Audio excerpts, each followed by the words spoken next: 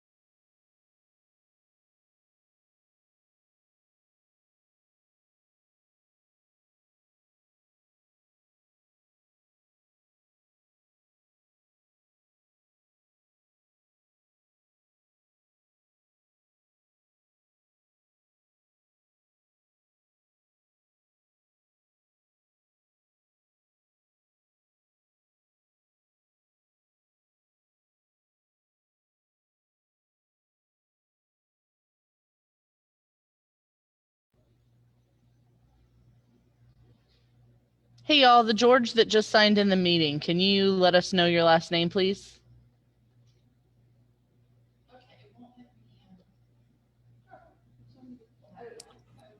Career. Perfect. That's what we thought. We just wanted to make sure. Thank you. Need a sound check on website. It's up on the main page. All right, we are doing an audio check. This is Rachel Gamble with Macon-Bibb County Public Affairs. We're good. Oh, is that the audio? All right, so our audio and video are working for Facebook and at maconbibb.us. So if you are watching on Facebook, let people know who don't have Facebook that they can also watch this meeting by visiting our website, maconbibb.us. We'll be getting started here in just a couple minutes. Thank you.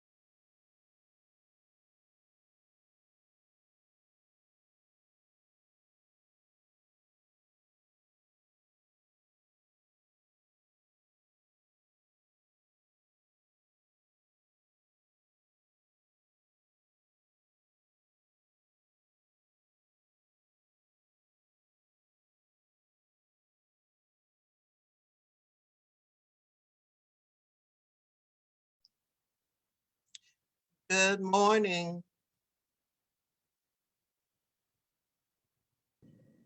Good morning. I like those curls, Miss Lucas. Thank you. Finally got a chance to go to the hairdresser again. Got some Christmas curls. I love it. Yeah.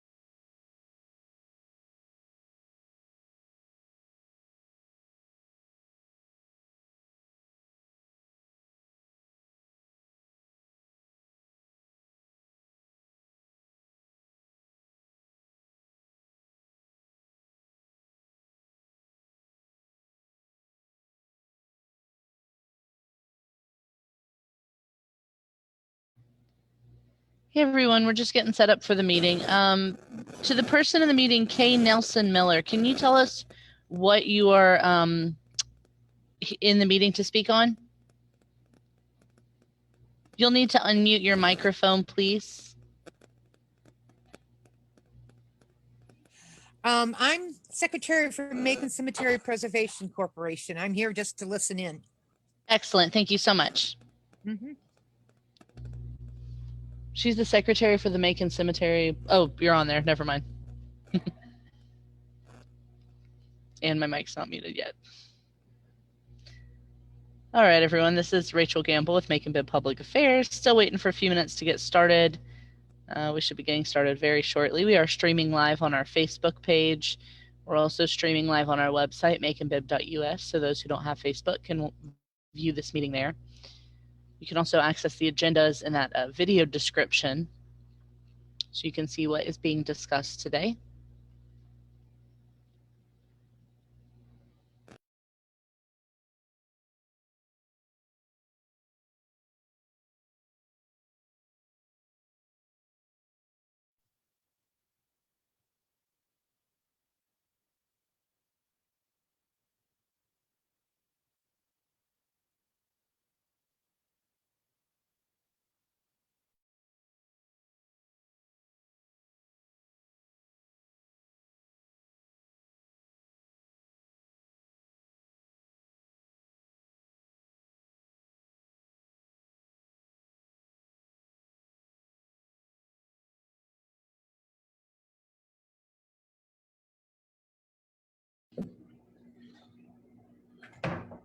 Rachel, This is Rachel. hey, is Sarah with you? She is. Can you have her call Commissioner Bivens? He said he having trouble logging in. He says not recognizing his password. Absolutely. Thank you.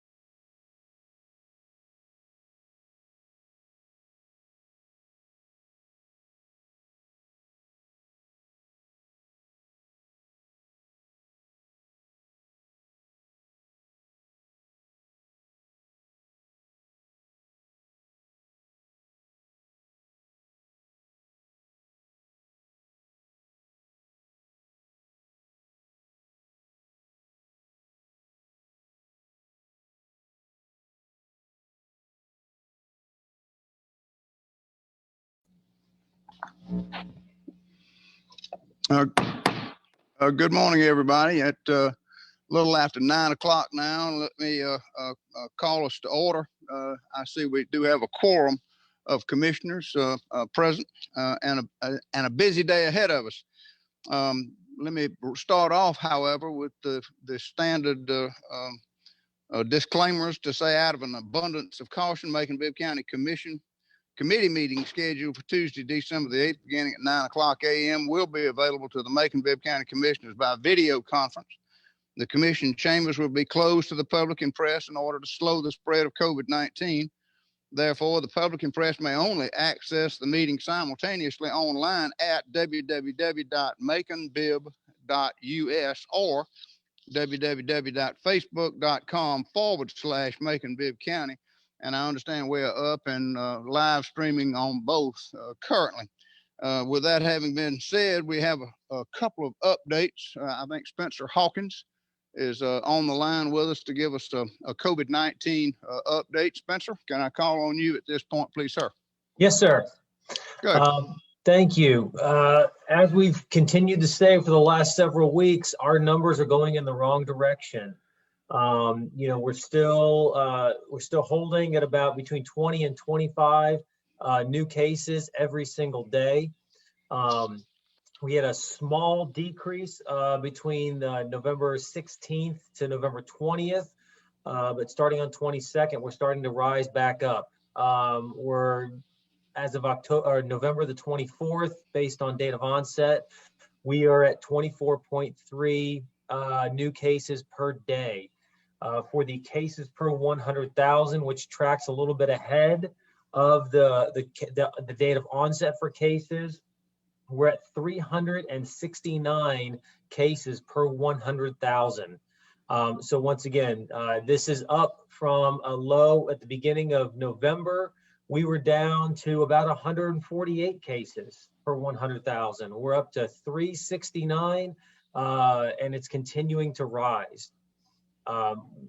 We need to continue to wear a mask. We need to continue to socially distance, avoid mass gatherings, and wash our hands. This is critically important for what we are doing.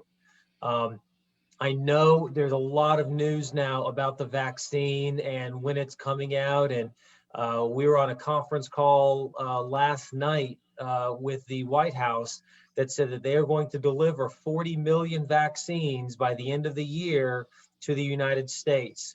However, those are specifically targeted for healthcare workers, frontline healthcare workers dealing with patients of COVID. Those are specifically for folks in long-term care facilities and those staff in long-term care facilities. Every indication shows that we will not be seeing mass distribution of the vaccine until sometime in the late spring or early summer. So we're talking May, June, or July for when we can get a mass distribution of this vaccine. So what that means is that for the next 6 or 8 months, we have to continue to wear a mask, to socially distance, avoid mass gatherings. This is not the time to gather with your friends. This is not the time to do any of that. You need to avoid those mass gatherings, avoid contact with folks who are high risk, with folks who may be infected with COVID-19. This is critically important. Dr. Anthony Fauci has said on numerous interviews over the last few days that he thinks the middle to the end of January is going to be a very difficult, very dark time for our country as it relates to COVID. So we need to continue to mask up, wash our hands, and avoid mass gatherings. And that's all I have per any questions, sir. Any commissioners have a question of Spencer Hawkins? If not, then Spencer, thank you very much. Please keep us posted and bring us some better news next time, would you? I hope so. Very good. That'd be great. We also have an update on the governor's most recent executive orders and the state of emergency. And let me call on Michael McNeil to kind of bring us up to speed on that. Michael. Thank you, Mayor. I have 3 executive orders to update y'all on today. The first one came out, and y'all, you may recall that these 2 of them came out right before, at the end of the day, Monday, before our last meeting Tuesday. So these are about a week old, but one came out at the end of November, Executive Order 11/20/2001, which suspends the laws which prohibit the release of individually identifiable personal information for the purpose of allowing the sharing of individual vaccination information with the U.S. Department of Health and Human Services, and allows the Georgia Public Health Director to act by regulation to implement a waivers process in accordance with this order. And so the governor is seems to be preparing to put some procedural mechanisms in place to allow for the vaccine to be disseminated as quickly and effectively as possible, and to allow for that information to be tracked and public health officials, know the extent of the vaccine administration process. The second executive order, 11/30/2001, extended the public health state of emergency through January 8th, and I think I touched on that last week. So we've got 30 more days of a public health emergency. Again, this is the procedure. This is the declaration that allows us under the Open Meetings Act to continue meeting remotely. And so that's in effect through January the 8th. And then the third order, 11/30/2002, this is the 12th Empowering a Healthy Georgia order. It's in effect through next Tuesday, December the 15th. And there were only a few substantive changes that I noticed in the order, also relating to vaccine distribution. The first one is that to the extent that there are any rules in Georgia law that would prohibit a pharmacist or a nurse from administering the COVID vaccine when it comes out, those rules are suspended. So you don't have to go see an actual doctor. You can go to a nurse or a pharmacist to get a COVID vaccine once they become available. The second one, there's a standard rule in Georgia law that when someone administers a vaccine, they need to wait with the patient and observe them for 15 minutes to make sure they don't have an adverse reaction to the vaccine. And so this executive order waives that 15-minute waiting period for the COVID vaccine as well, so that people can get as many vaccines out as possible. The third change that it makes is it specifically allows pharmacists and nurses to administer vaccines to patients who are sitting in their vehicle. So they'll be able to do drive-through vaccination clinics once the vaccine becomes available. Again, as Spencer said, even though they're kind of laying the groundwork, we're looking at a timeline of 4 to 6 months probably before any of this will really be needed. But they're definitely starting to think through the ways to get that out and get as many people vaccinated as possible. So the current 2-week order again expires next Tuesday, the 15th. So I'd expect another order for the second half of December, either Monday or Tuesday of next week. And if I have it in time for the commission meeting, then I'll be glad to give you guys an update at that time. Thank you, Mayor. Any commissioner have a question of Michael? Hearing none, Michael, thank you. Keep us posted and abreast. But with the state of emergency going through January the 8th, now we'll finish up the year with Zoom meetings, with the exception of the inauguration, which I understand will be on December the 30th at 11 o'clock. And that will be a live meeting, socially distanced and masked in the city auditorium, I understand. Good. All right. Then the only other general announcement that I have is about an upcoming press conference, a joint press conference between Macon-Bibb County and the Macon Water Authority about service delivery changes in stormwater. And that press conference will be tomorrow morning, Wednesday, December the 9th at 11 o'clock. And I understand it will be by Zoom, and invitations may be sent out to you later today so that you can tune in to that press conference tomorrow morning. Other than that, let's move on now to the committee of the whole and call to order the committee of the whole. I'll start by asking the clerk to call the roll so we can determine for sure that we've got a quorum of commissioners on the line. If you would, please, when she calls your name, unmute yourself and answer audibly so we'll know what commissioners we have with us for the committee of the whole meeting. Thank you, Mr. Mayor. Commissioner Allen? Here. Commissioner Bibbins? Here. Commissioner Jones? Here. Commissioner Lucas? Here. Commissioner Schlesinger? Here. Commissioner Shepard? Mayor Pro Tem Tillman? Here. Commissioner Watkins? Here. And Commissioner Wynn.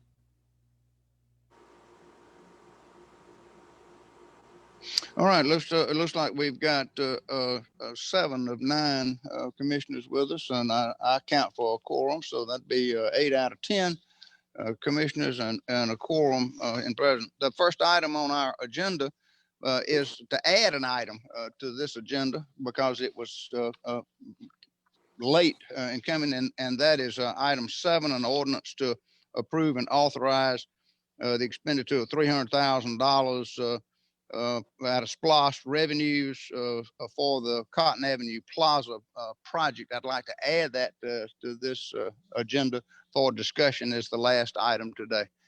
Can I get a motion? Got a motion by motion and second by Lucas. All in favor of adding that to the agenda for today, signify by saying aye. Aye.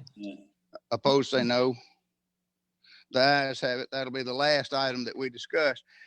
First item on our. Did we get to the Board of Elections? I guess not. I never got an email. Right. Mr. Mayor, Yes, Dr. Moffitt.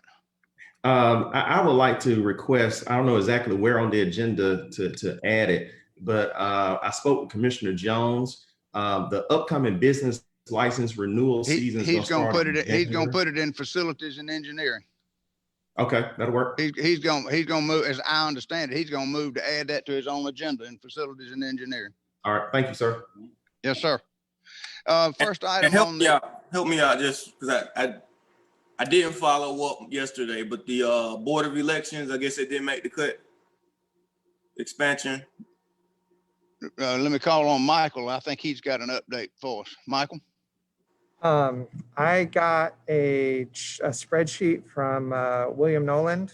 It was, I think, yesterday afternoon, that had some information about Board of Elections, about a hazard pay proposal or a training pay proposal. I'm not sure the exact terminology they used, but my intention is to have that ready for pre-commission for next Tuesday. It wasn't in time to get it ready for today.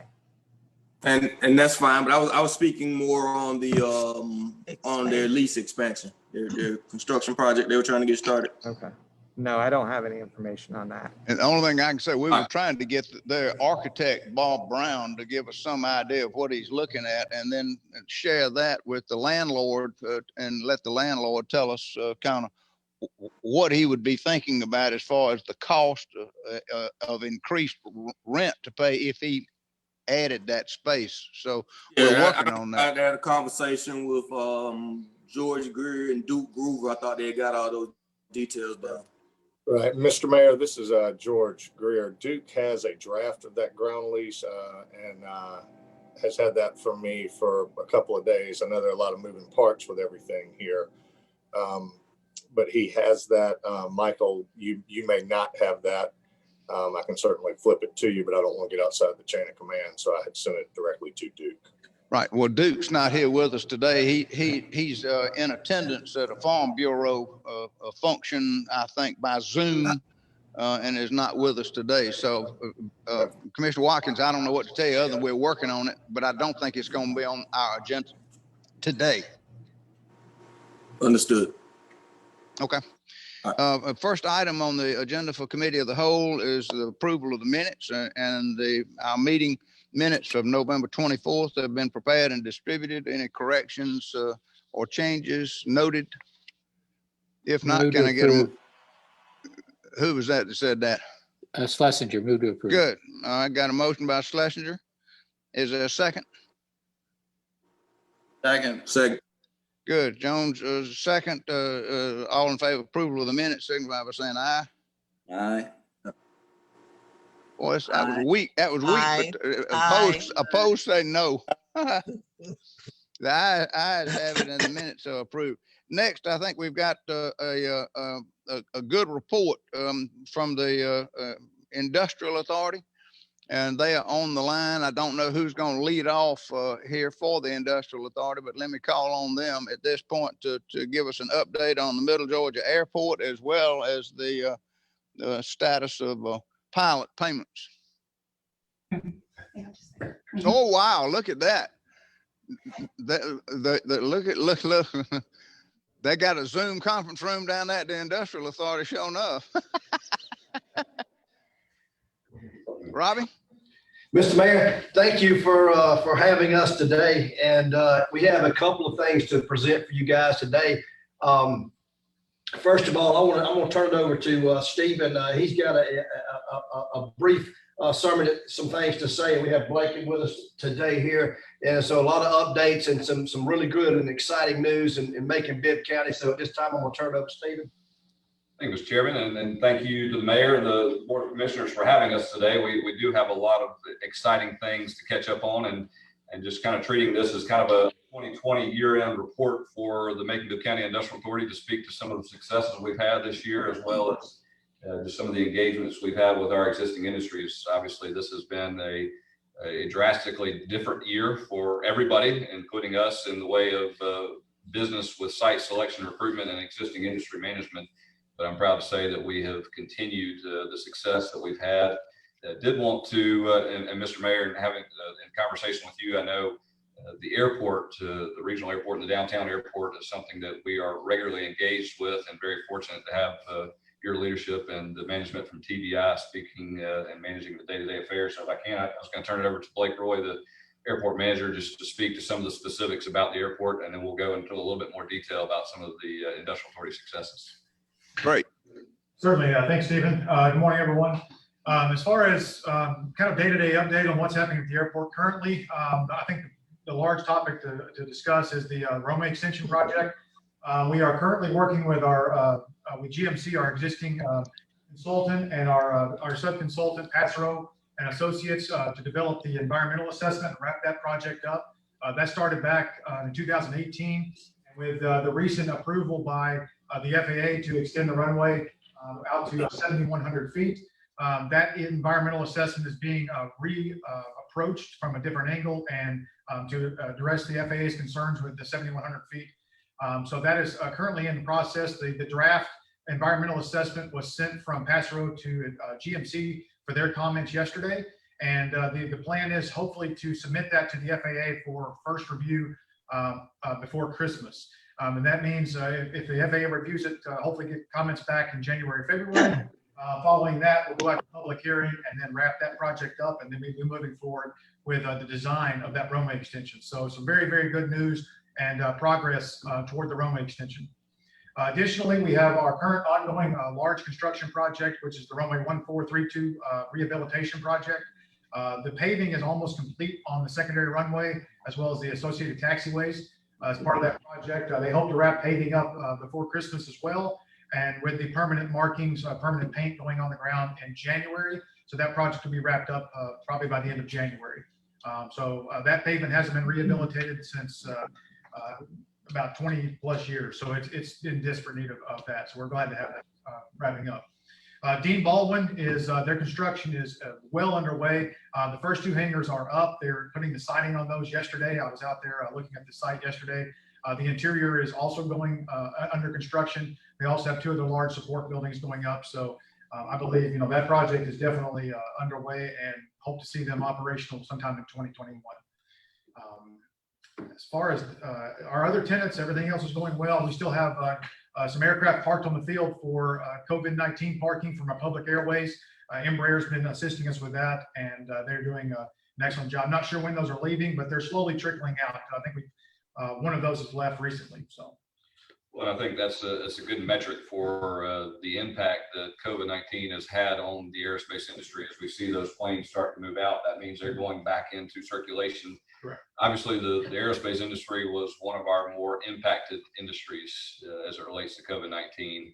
And I think we're very fortunate with the strong leadership and continuing the effort day to day to make sure that they have what they need. We did see some temporary layoffs with some of our aerospace industries, but we're seeing those pick back up, and very excited to see not only come back to where we were, but also seeing the construction with Dean Baldwin continuing on. So we'll, if you have any questions, we could put those off until the end, but we'll jump into a quick slideshow that we have prepared for you with a video as well that speaks to some of these successes. So bear with us as we pull that up on your screen.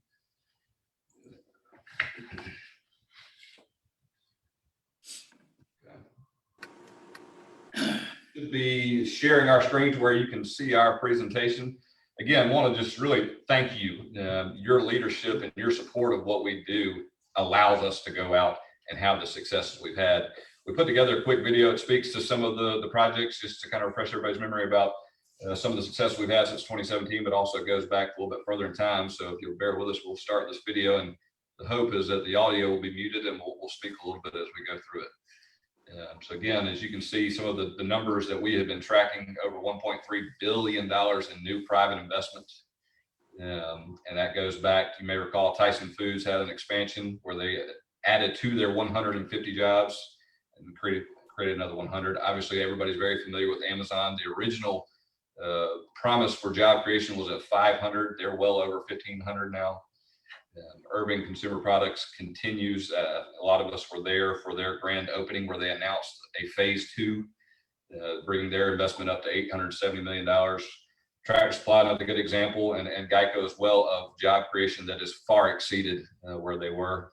very familiar with Kumho Tire out there beside Irving Tissue. And then graphic packaging, one of our oldest industries that is continuing to invest in their facility. And then Nichihai that recently did a doubling of their facility. Blake mentioned a little bit about our aerospace industry. We have their Stevens Aerospace as well as Embraer that continue to push through and bring people back on board. Again, keep in mind that all of this has happened during a very uncertain times, but you can see there the construction that Blake was referring to. And we were very fortunate to have Governor Kemp come down and visit with the CEO of Dean Baldwin just a couple months ago. So again, a lot of things to be very happy about. Just a quick slide that we, part of the authority report that I provide to the board of directors here monthly, you can see just a sampling of some of the companies that we work with, and you'll notice the trend that currently hiring. We're very excited to see that they are able to continue to hire and to continue. And really, we're recognizing just the international presence that our companies have here in Macon-Bibb County. Again, just speaking to Dean Baldwin, the CEO was here in town recently. As you may recall, we were planning to have a groundbreaking ceremony back in March. Obviously, for good reason, we did decide to postpone that. And so that's she did get to come to town for the first time to see the steel in the air and see her project underway. So it was a very exciting time, and we're able to bring some of the stakeholders out to take a look at that, as you can see here. Another story you may recall, Mid-Georgia Freightliner has facilities along Highway 247, did unfortunately have a fire at their facility. And we worked very closely with them to be able to not only rehab the facility that had the fire, but also expand their operations. You will see construction underway along I-75 in our I-75 business park. Again, we were hoping to have a groundbreaking ceremony, but due to COVID-19 decided that was not a good idea. And also, just on your behalf, we are members of the Georgia Economic Developers Association. We did have the chance to go up and speak to our counterparts in the association, along with Lieutenant Governor Duncan, just last month.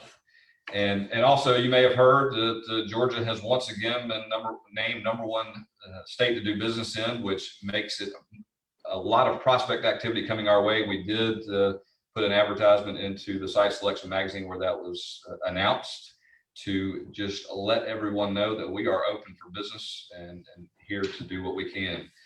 I would like to turn it back over to our chairman, Robbie Fountain, to speak a little bit about the pilot process. Thank you, Stephen. Thank you for the report. Mr. Mayor and Commission, gosh, it's been, even though we've had a pandemic here in 2020, we have still managed to have some success. And to piggyback a little bit more on what Stephen talked about earlier, so for the commissioners and people ask about people employing, there are a lot of people still hiring in Macon-Bibb. Stephen went through a lot of them. So if you're asked about hiring, I mean, we have Kumho's hiring, Nichihai's hiring, Irving Tissue's hiring, Amazon's hiring, Tractor Supply. So everybody is still hiring. They still need good employees. So if you do have some people, steer them towards some of our industries, because they are hiring, looking for new people. Saying that, to move on to some even better news, most of these people participate in a pilot program, which you, Macon-Bibb County, as well as the school board, the two taxing entities, allow us to go out and use that tool to entice and bring new industry in here. And from that, this year, Mr. Mayor, Macon-Bibb County Industrial Authority, and through our efforts to collect, we have collected this year and want to present to you and the commission a check on behalf of Macon-Bibb County Industrial Authority through the tool you allow us to use to bring new industry, $1,212,414.80. I would like to present this check to Macon-Bibb on behalf of the Macon-Bibb County Industrial Authority. And this is the money and the tools you let us, and this is us paying you guys back for what you allow us to do. So thank you again, Commission, for allowing us to do. Thank y'all. Great. We love checks.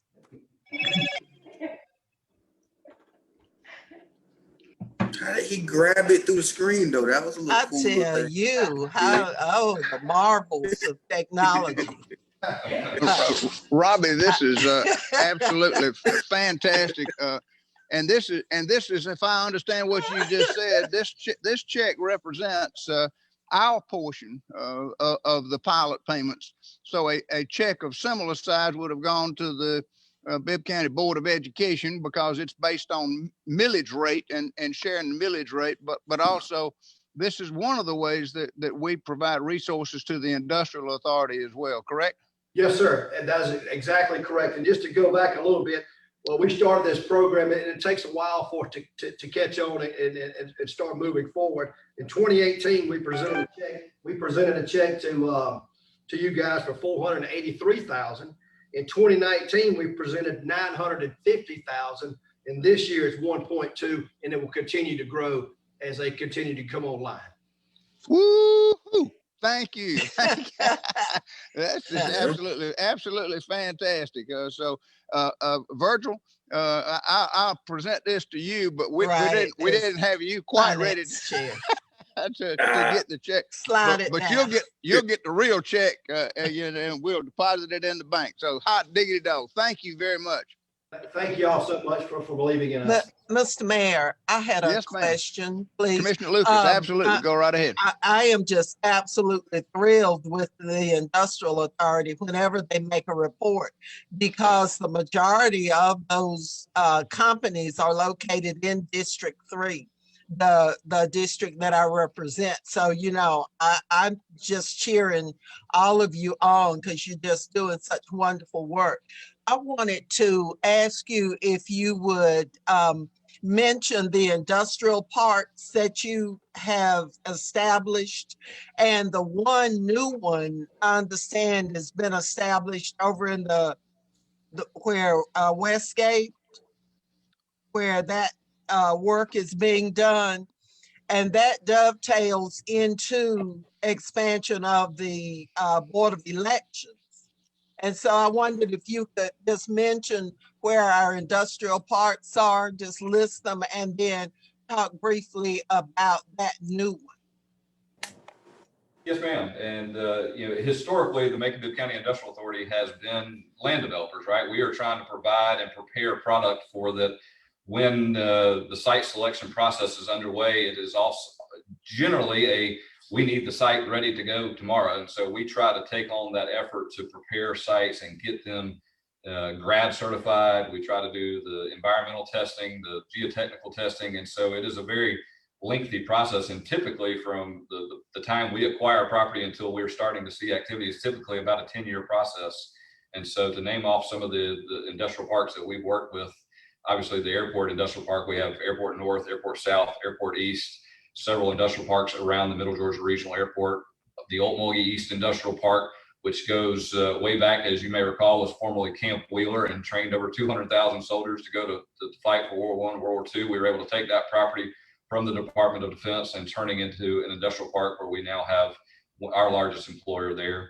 The Softy Industrial Park is a great example of a partnership with Norfolk Southern, in that we helped them develop that site. And now we have over $1 billion of private investment there in that park, about a $600,000 investment from the Industrial Authority originally. And so again, we try to prepare those sites so that we have product. But one of the other sides is not just sites, but it's also existing building space. We get a lot of calls for 100,000, 200,000 square feet.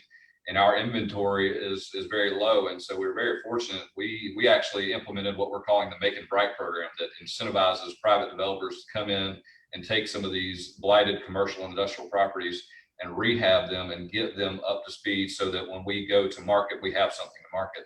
So a product of that was a conversation that was started with a gentleman by the name of Joe Sabah, who is out of New York, and identified the former Westgate property that, as we all know, was a former retail hub. And so he identified that as, you know, as we're looking at a suitable industrial space, we look at the proximity to the interstate, the utility infrastructure, access to workforce, things of that nature. And that property has it all. And he saw that and has made a significant private investment into rehabbing that facility. And we have no monetary involvement with that project. It's been purely just facilitation. we are starting to look and see how can we give it the best shot at success, and potentially going out and finding grant dollars to help put in some new ingress egress for heavy truck traffic. But they have gotten a lot of activity from site selection prospects looking, and we really hope to be able to get that facility back up and running. Well, now, aren't they looking at the possible expansion of the Board of Elections site as impetus for some of that other development there? And aren't they going to do all of the work themselves if we just extend our lease with them? Yes, ma'am. I think you will find that the ownership there is very much so wanting to be partners with the community and providing amenities and assets that are mutually beneficial. And so I think you'll find a willing partner to do whatever he can to make that work. Okay, I mentioned that because Commissioner Watkins had earlier stressed the importance of our looking at that. And I think, Mayor, you said that you were going to look at that. Yes, ma'am. With the idea of bringing something to us. So we Yes, ma'am. certainly support that. Right. Thank you. Good. All right. Thank you, Commissioner Lucas. Again, Robbie, thank you very much for a wonderful report from the Industrial Authority. And Stephen, great job out there. And woohoo, $1.212 million in pilot payments coming to us. That's the cherry on top of the ice cream sundae. Thank you very Would you say what pilot means? Because we have new commissioners who might not know what pilot stands for. Well, thank you. They have payments in lieu of taxes. So these are outside of taxes, and they ramp up over time, which is why Robbie was saying that the longer that they're here, the more pilot payments, so that by the end of the pilot schedule, they're paying as much in pilot as they would be in regular ad valorem taxes. So it ramps up over time, and there's a great incentive to get businesses here in the first place, an additional tax base. So payments in lieu of taxes. Good. Thank you. Thank you. Next item on our agenda is a blight bond update and the projects. And I'll call on Cass Hatcher. I think he's been waiting patiently for us to kind of bring us up to speed on where we are with some of the blight bond projects. Cass? Sure. Let me try to. Good morning, everyone. I'm trying to share a slide here with you. Cass, this is Rachel Gamble. Is this the same one that was sent yesterday? No, I've had some changes to it. Okay, so you're gonna run it for this. You don't need me to pull up the one that I have. I think you cut out there a little bit. Can you repeat that? Sorry. Can you hear me now? Now I can hear you. Yeah. Turn it up some. Okay. Well, good morning, everyone. This is a quick update on the blight bond funds and also some of the projects I'm currently working for the county. We can't hear him. We're having a real hard time hearing you, Mr. Hatcher. Is there a way you can speak closer to your microphone? Can you hear me now? That's a little better. Okay, then let me. I'm doing it through my computer, so. Yeah. Hello? Hello? Yeah, go ahead. I can hear you, Cass. Okay. Good. Just going to give you an update on the blight bond. Right now, of the $9 million that was originally allocated for the blight bond funds, you can see we basically have completed, exhausted the majority of the funding. See the number of structures we've demolished, 178. Number of projects that we've worked in Parks and Rec has been completed. There's one pending with the Culver Street project, and we're working with Julie on that. And then all the capital projects has been done at $2.6 million. So right now, I think Julie and the finance department is kind of doing a reallocation and closing out the remaining blight bond funds. So for all intents and purposes, we are basically finished with the blight bond funds, unless there's something else outstanding that finance can let me know of. But I think we've already closed out everything there with the blight bond. We exhausted all. Going to the next one, the general funds, $300,000 that was allocated a year ago. We've demolished 10 structures there using the general fund to remove some blight. And then we just recently tore down 3 structures using the proceeds from tax sales to tear down the 3 structures at the Omogi Indian Mound to expand that property. So that is already completed and done. As it relates to the 2018 SPLOST Blight Focus projects, right now, Pleasant Hill neighborhood is right now what we're focusing on, renovating the Booker T. Washington Center, and I'll talk a little bit more about that. And also the preserve in Percy Street as it leads into Linwood Cemetery. And also we're working on the historic train building. If you've driven by that building in the past couple of days, you'll notice that a new roof has been put on, and I'll update you on phase 1 of that project as well.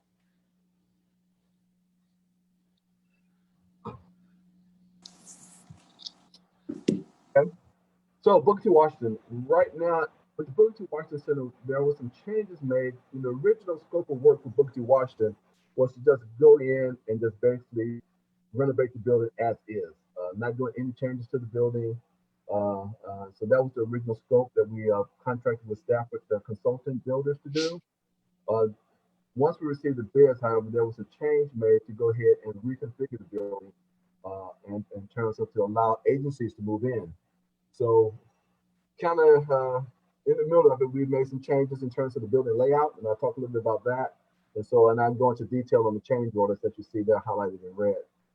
Within the project also includes the demolition of some properties and the acquisition. Those are the 3 structures. If you're looking at the center, that is to the right. Right now, Land Bank Authority and working with the county attorney to do condemnation on those properties. So once the county acquires those properties, I'll be tearing down those 3 structures and clearing out the property, and that belongs to the county that will be adjacent to the Booker T. Washington. Mr. Mayor, excuse me. This is such important information, but I don't know about anybody else, but I'm having a hard time hearing Mr. Hatcher's report. Is there any adjustment we can make so that we can hear this important report? Mr. Hatcher, do you have your cell phone that you could call in and we can still see you, but we'll hear you through the phone and it might be a little clearer? Okay, then let me You're closer to the mic. Have you tried that one yet? Yeah, I just come to my computer. I am sorry about that. I'm sorry, maybe it's just me, but I want to hear everything he's saying. Yeah, yes, ma'am, I understand. Let me. Is it just me? No, no, it's not just you, Miss Lucas. Thank you. Let me call in. Old ears. Yeah, Mr. Hatcher, do you have the number you need, or do you need me to send it to you? Let's see it right now. I'm putting it on my cell phone. All right.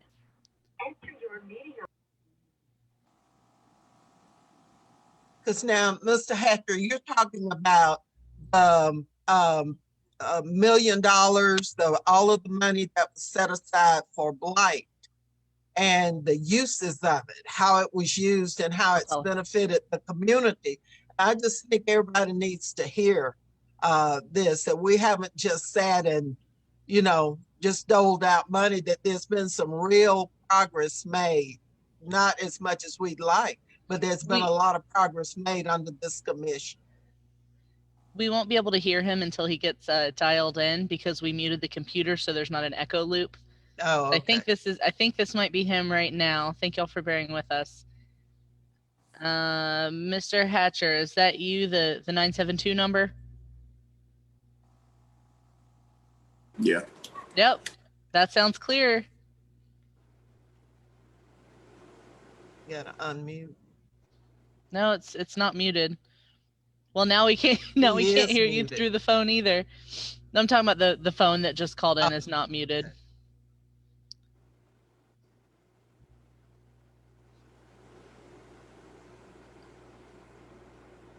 It says the phone volume is up and should work accordingly.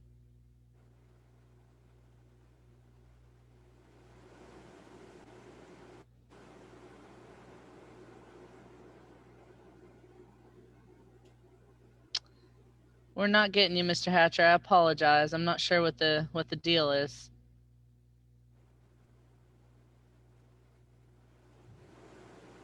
Cash, you may need just to go back to the computer and we'll just try to listen carefully.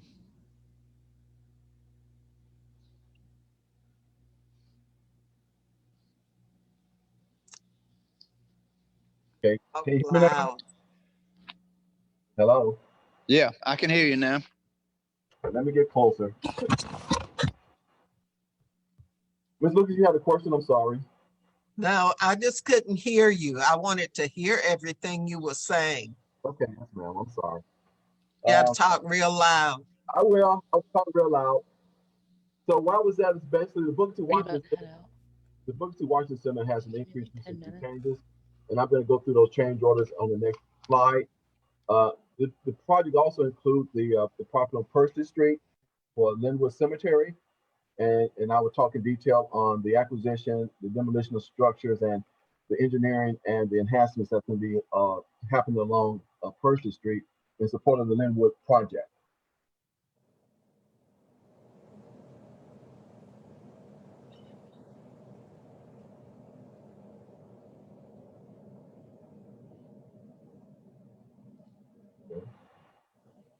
Okay. Okay.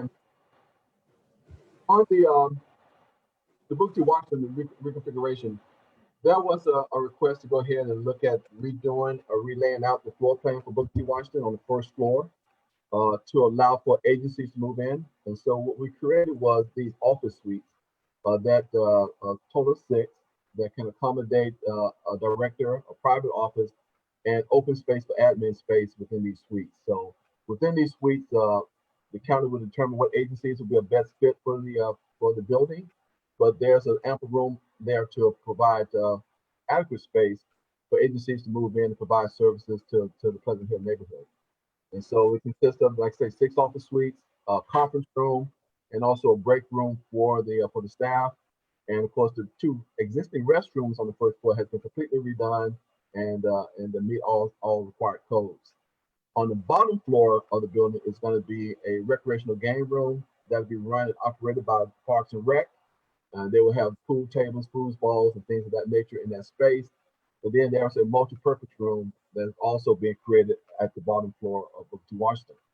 One of the things that we ran into, one of the biggest challenges was there was a restroom downstairs. It was a single restroom, did not meet ADA requirements. And there was concerns, of course, with Parks and Rec about who entered the restroom. It was a unisex restroom, and so we were able to basically reconfigure the restroom to create 2 restrooms, one for male, one for female, and both of them meet ADA requirements in terms of handicap accessibility in case someone's there in a wheelchair and they need to maneuver through the space.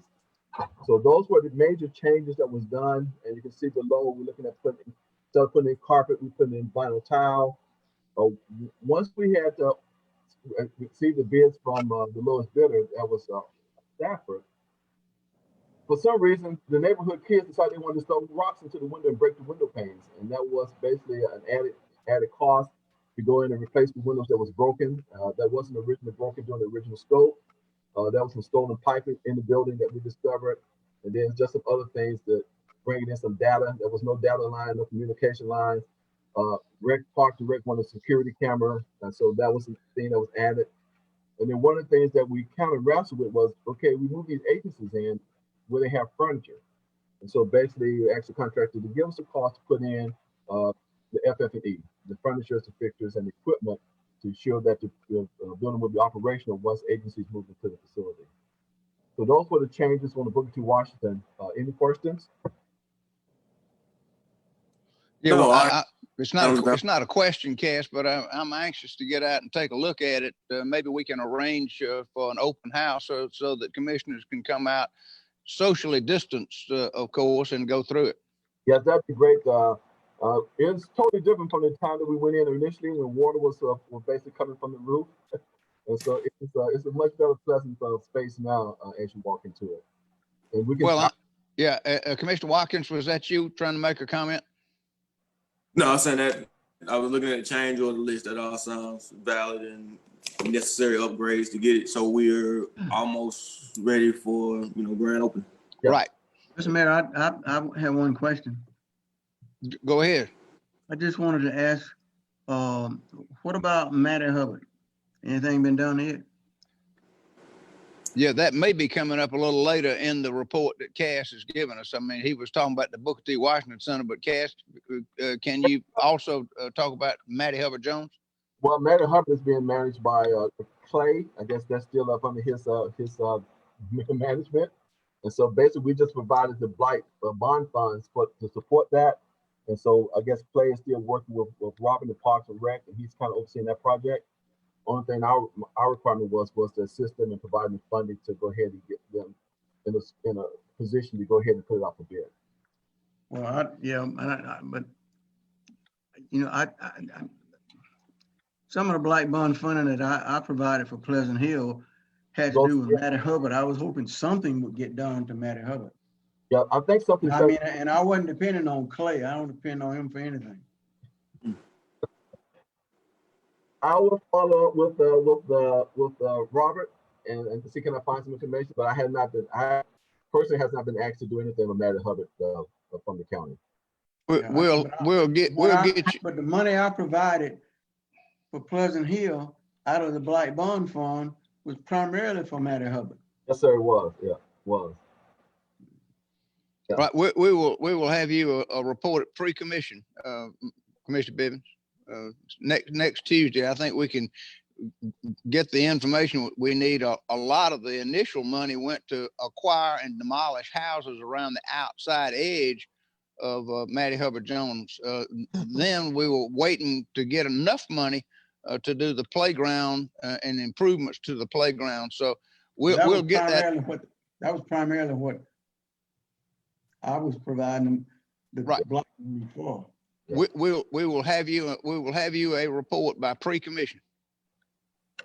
Dr. Moffitt, make a note that we need to have a report ready by pre-commission on Matty Hubbard Jones and where we are with that. Okay. 10-4. Thank you. Go ahead, Cass. Okay, so here are the milestones for Booker T. Washington. The installation of the exterior glass to be finishing up today. Go ahead and balance the HVAC AC system.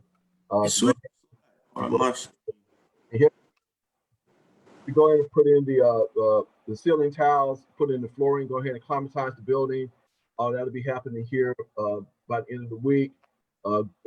FF&E is ready to be installed once the finishes are done, and to have a substantial completion of the building December 21st. Excellent. Pool house, I've actually contracted to focus on the main building. You meant to change the slide. I hate to cut you off, but I'm still on slide 3. Okay. Go ahead. Can you see it? Nope, still on 3.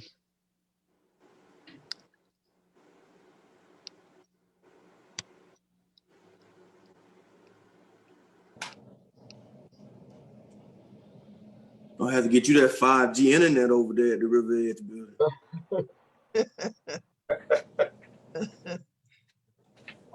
Sorry about this. Can you see it now? I'm on slide number 5. Nope, you're on 3 as far as I can see. I think you just frozen. Like unshare your screen and come back in maybe. Because your mouse is stuck, like from what I'm looking at.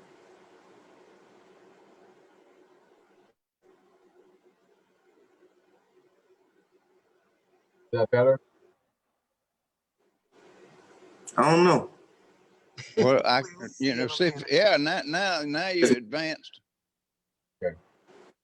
So we went over the budget and went over the change orders. So are you seeing right now the milestones? Yes. Okay. So the milestones are basically, you can see by December 21st, we'll be substantially complete with the facility. And then instructed the contractor to really focus on the main building, and then we'll focus on the pool house since there won't be any swimming done here in the near future. But the goal is to go ahead and finish renovation of the pool house, install the new pumps. We're converting the pool to a shallow pool. It's going to be ADA accessible with a system that's going to be put in place. And the estimated completion date is May of next year to have the pool up and operational for Parks and Rec. Just because I'm curious what the shallow pool means. Yeah. That basically is they're going to go in and in the deep end of the pool, I think it's like maybe 12 feet or 8. They're going to basically backfill it in and make it up to maybe about no more than 6 feet. And so basically, so anyone can, it won't be a diving pool, it'll be a pool kind of that small kids can play in. So you won't be in Folks don't dive no more. That's where we at now. Used to be all the rage. Used to be a line to dive and to go into the slide. Okay. It's the same design that that was done at Memorial, and so just following the guidelines of Parks and Rec. All right. Okay. Mr. Mayor, can I ask Cass or ask you a question to ask Cass? Yeah, go ahead. Yes, go ahead, Commissioner Al. Okay, will there be cameras placed around this facility? I noticed that on some of the paperwork, it says stuff had been stolen. Will we have cameras on the outside? Yes, sir. Okay, that's all I need to think. Yes, sir. Cameras will be added. On the gateway to Linwood Cemetery, basically with the land bank is in the process of acquiring these properties, 3 structures and some vacant lots. Once they have a control of them, those will be torn down. Engineering department already has a design that was done for this work.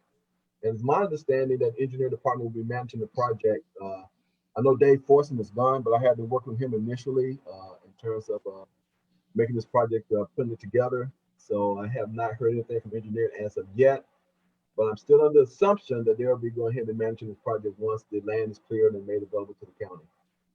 Cass, I may be able to give you a little bit of an update. I understand legal is working on the condemnation Yes. of these properties. And there's a hearing, I think, in the middle of this month, something like December the 19th, but don't hold me to that date. When there's a final court hearing, that'll give us title to these 3 properties. And once we have the title to the 3 properties is when they'll put the engineering specs out to bid and hopefully have a construction, bid back in early January and be able to make a selection and start with the construction early next year of the sidewalk project. That's correct. Mr. Mayor, just to show you how little improvements in an area can spur or attract additional improvements. I passed through by Linwood just the other day, and there were 2 new construction projects, 2 new homes that were being constructed right in that area, one on Grant Avenue and another one right across from Linwood. So, and I haven't seen new construction in that area in a long, long time. So it just seems to me that the improvements that are planned for and taking place in that area have already started people doing better in that area. I don't know who the contractors are or whatever. All I know is it's 2 new homes that are being built from the ground up. My understanding is that's part of the mitigation that's being done by the Georgia Department of Transportation. They moved and rehabilitated 7 houses off of Middle Street, and they are in the process of, over the next several years, of building 17 new homes in Pleasant Hill. Well, and I think those that you see are 3 of the 17 that are being built by the Georgia Department of Transportation in Pleasant Hill. Okay. I had a quick question. Yeah, Mr. Watkins, go ahead. In terms of blight for 2020, how many of how many of those projects got done this year? Like in terms of residential demolitions? This year? Yeah.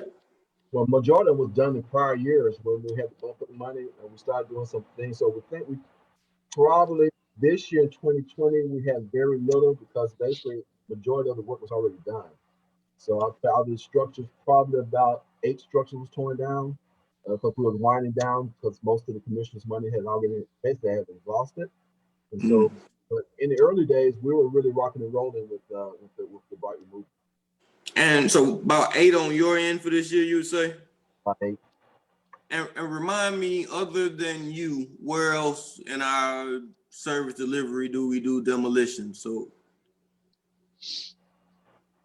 other than me, basically, I don't know if code enforcement or public works is doing it anymore. But I've been the only one who's been doing it for about the past almost 5 years now. That's what I, so that 8, it's safe to assume that 8 would be the 2020 contribution? Probably. Yeah. Okay. All right. But you're gonna have bigger contributions. I can go back. I do them by task order, so I can go back and look back how many we did per year, and I have that data that I can pull out and can show you what the track. I'm fairly familiar. I was just trying to just keep up with what we did this year. I hadn't heard much on it, but mainly I guess because no money has been allocated. But, yeah. Can I add one little update to that? As you remember, for several years, we're kind of clicking along at about 120, 125 houses, but that was using general fund money where we didn't have to purchase the property because that takes so much longer. And then we end up with it on our records. And so we floated the bonds and said we would use the money that we had general fund at that time to help pay off the bonds. So we have that covering the debt of these 2015 bonds. And last year, we just scraped, or the previous fiscal year, we just scraped together some general fund money, and Cass went through it very quickly because we have a lot of properties that we could do. We don't have to own them in order to take them down.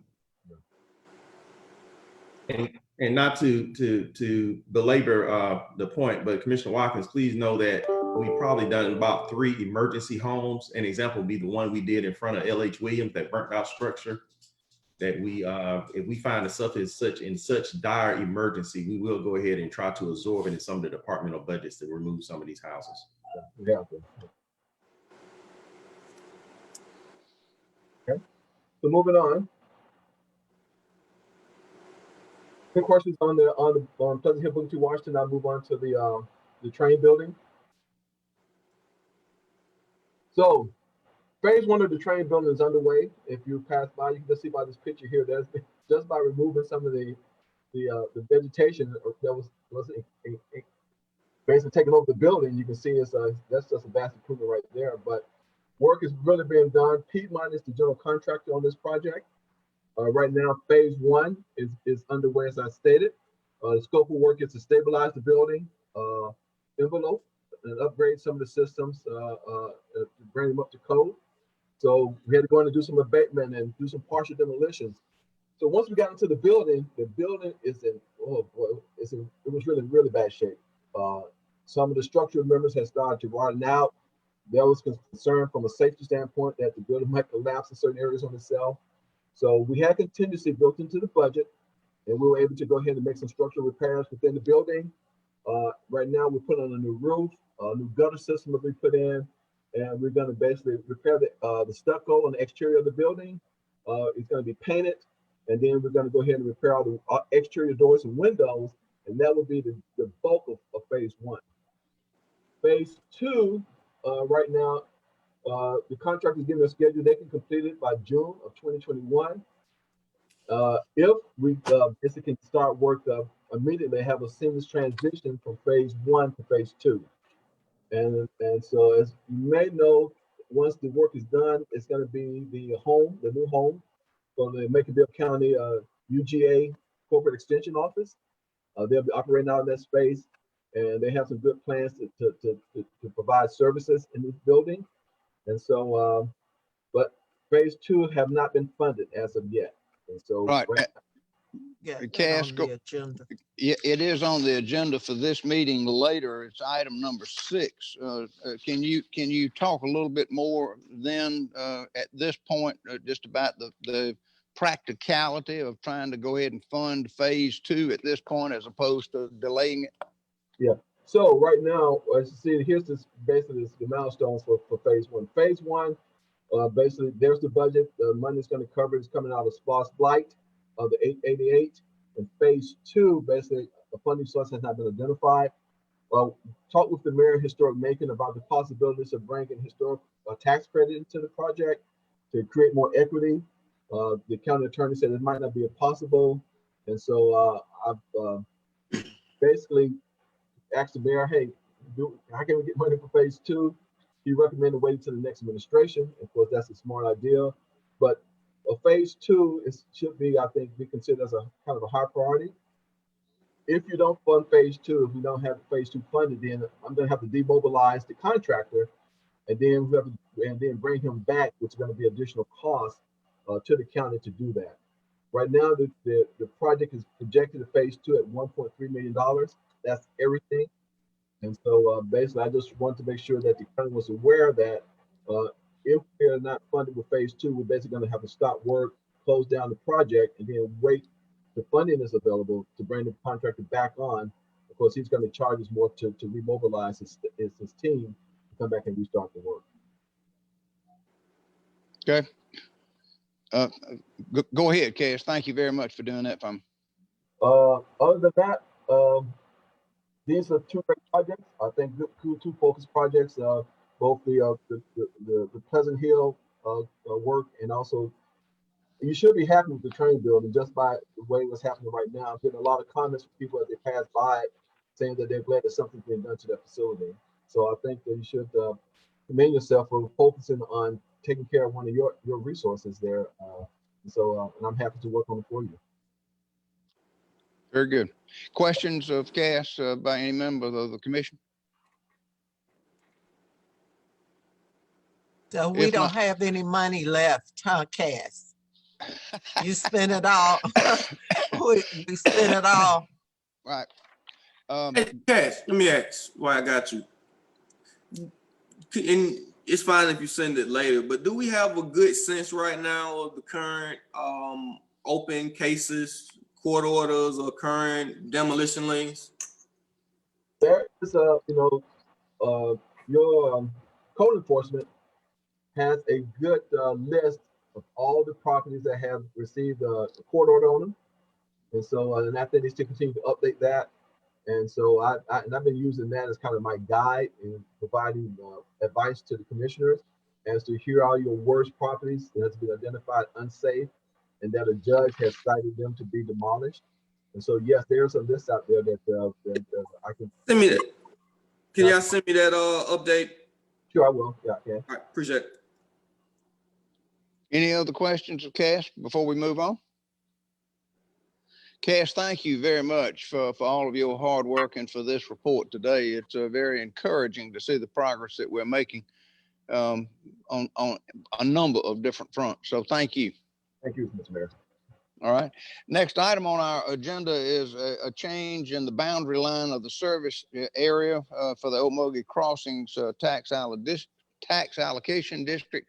I think Greg Borkey from the Middle Georgia Regional Commission is on the line with us to lead us in that discussion. Greg? Yes, sir. Thank you very much, Mr. Mayor. So this is the proposed amendment to the redevelopment area that's been discussed previously at a public hearing on December 1st, as well as one that we briefly talked about at your last committee meeting of the whole, I believe just prior to Thanksgiving. So since that time, we finalized the changes to the redevelopment plan, which specified potential uses of funds for redevelopment within the expanded area. We have not made any changes to the boundary as initially proposed for inclusion on this time, and the Regional Commission has not yet received any comments regarding the tax allocation district updates. Did just want to briefly recap the area that we're looking at here, and I'll share that on this map here right now. We've got the full extent of the area here. You can see the areas that are shaded in this sort of light blue and hash marks here as the ones that are currently within the redevelopment area. And then you can see the two insets here of the dark blue parcels, cleaning up a couple along the riverfront there for inclusion, as well as parcels along I-75 and including the Linwood Cemetery area within the redevelopment area, which all this means is that it would allow the Board of Commissioners to expend funds collected within the tax allocation district within this area for public improvements, should the commission decide to do so. Questions of the commissioners of Greg Borkey about the proposed revisions of the service area of the Ocmulgee Crossings tax allocation district? If not, Greg, let me get you to take your map down, and we had the language of the title or the caption that we put up just a minute ago. Yeah, please. Right, so this is an action item. This is a resolution to amend the 2016 Okmulgee Crossings Redevelopment Plan and the Okmulgee Crossings Redevelopment Plan area, adopting and approving the expanded Okmulgee Crossings Redevelopment Area, approving execution and delivery by the county of an amended intergovernmental agreement between the county and Bibb County School District relating to the dedication of the tax increment in the expanded Okmulgee Crossings redevelopment area. We've been in contact with the Board of Education. They've been very receptive to this. They understand what we're trying to do with it. I understand that it is on track for action by the Board of Education next week at their meeting on December the 17th. So if we pass it today as committee of the whole, it would be on our agenda for action next Tuesday night for final approval. And then the Board of Education, and hopefully we can get this, the boundary service area, and that factors into the next two items on our agenda. But I need a motion on this resolution. So moved. And I'll second. By Alan and second by Lucas. Further discussion? Then all in favor of changing the service area to include this additional territory in Linwood Cemetery and the two little small parcels along the river signify by saying aye. Aye. Opposed, say no. The ayes have it and the resolution is approved. That then leads us then to a discussion about historic Riverside Cemetery.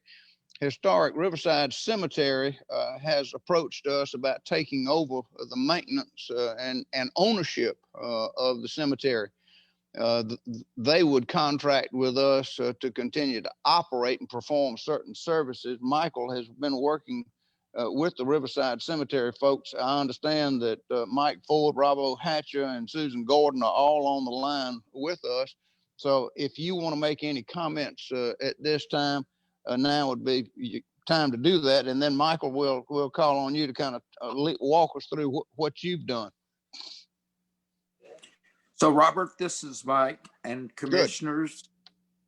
We're proposing to make this cemetery into one. Most people view that as one cemetery, and so we think we can bring something to this merger. We bring cash that you can spend, and we bring 4 properties that are all leased at this moment, but would be great economic development tools for the city for the future. So our board suggests that we move forward with this merger. We've reviewed the legal document from the city and it's very close, maybe some nits and gnats. Robbo had to drop off, but Susan's still on. So we'll take questions. Good. Let me get Michael to walk us through the agreement. Then maybe we'll have some questions. So thank you, Mike. Michael? All right, thank you, Mayor. And I can bring that agreement up on the screen here. So there's 3 entities involved in this proposal. One is the county, and then Riverside Cemetery, Inc. is the name of the entity that owns the land where Riverside Cemetery sits. There's also a historic Riverside Cemetery Conservancy, Inc., which does the operations of, the tours, the selling of plots, the carving of memorials and things like that. And so this is a 3-party agreement between those entities. So for the cemetery, Riverside Cemetery, Inc., because they own all the land, the proposal is that they would convey all of their land to us. It's 7 parcels of land. 1301 Riverside Drive is the cemetery itself. And then I believe the first 2 here, 66 Madison Street and 1297 Riverside, that's a warehouse and offices and a parking area. And then these last 4 are just pieces of land that Riverside Cemetery owns that has tenants on it. And so they would also help us obtain attornment agreements with the current tenants, basically signing over the leases to us. We would become the new landlords for those 4 properties, and we would collect the rents associated with those leases. Pay all monetary assets held by cemetery to the county. So they're going to give us all of the money that they have, which I understand from Ms. Gordon is approximately $150,000. There is a application process. There's a perpetual care trust fund, which I understand has about $1,200,000 in it. And so there's a process where you have to file with the Secretary of State to transfer control of that perpetual care trust fund from Riverside Cemetery, Inc. to the county.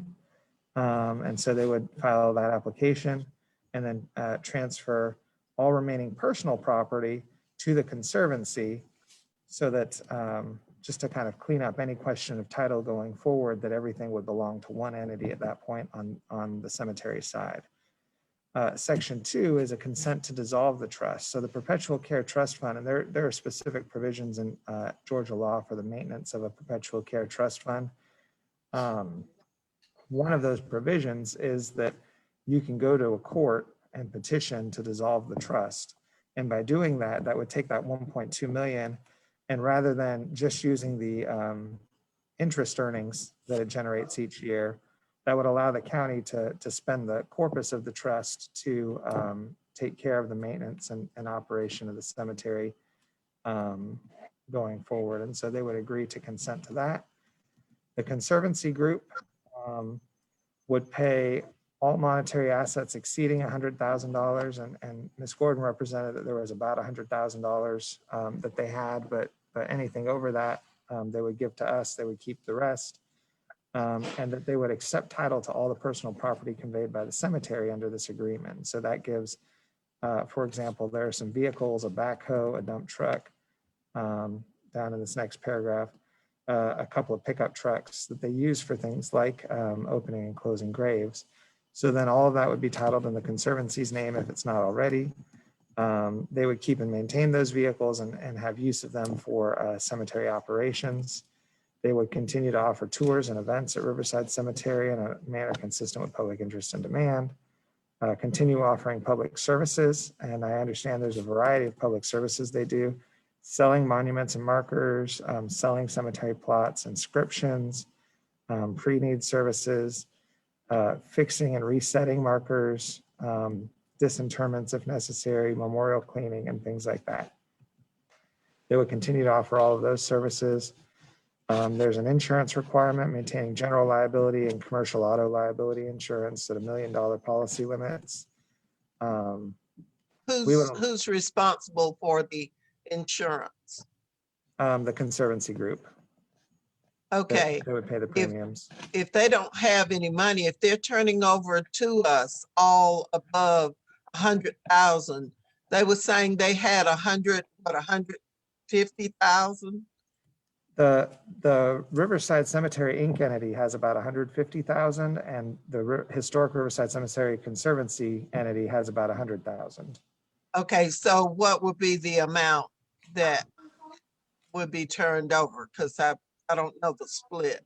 So this would give the county everything except for $100,000, and so the Conservancy group would keep $100,000. Okay, I know that there are some other funds, and I know you're probably going to get to that later on, because we couldn't possibly accept it with just that. I know that there's some other responsibilities that we're taking on, but I know that there's some other funds that you're going to talk about that we'll be getting.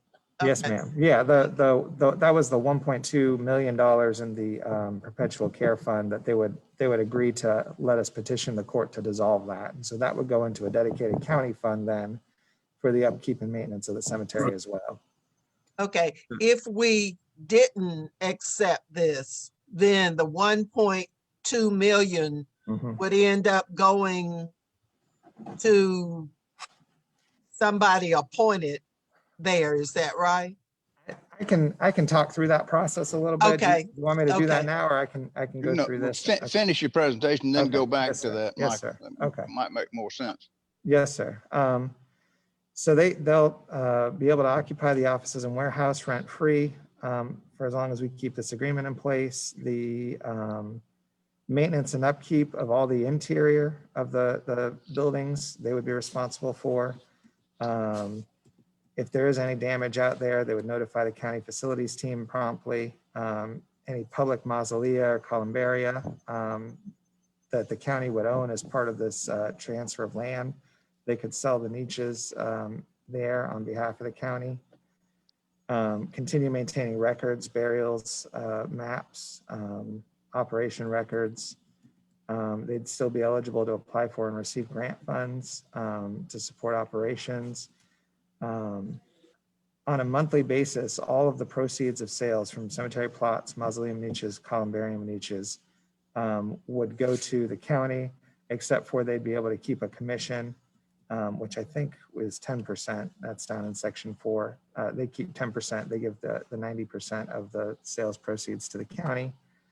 And all funds that they receive would be used solely for holding additional events, funding beautification or improvement projects, or they could donate excess money to the county to support the maintenance costs.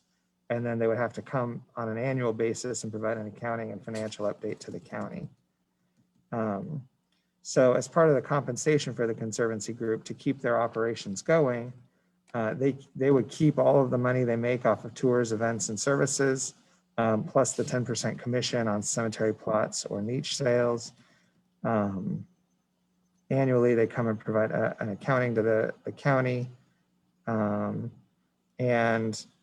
at that time each year, the Conservancy and the county, it says, shall have the right to review operational revenues and expenses. Then each party shall have the right to request an equitable adjustment to either have a reasonable surplus paid over to the county or a reasonable shortfall made up by the county on mutual agreement. So we don't know exactly, in isolation of all the maintenance and groundskeeping expenses and things that the county would be taking over, we are estimating that the costs, the money that they would make from the events and the monument services and things like that is enough to keep them going.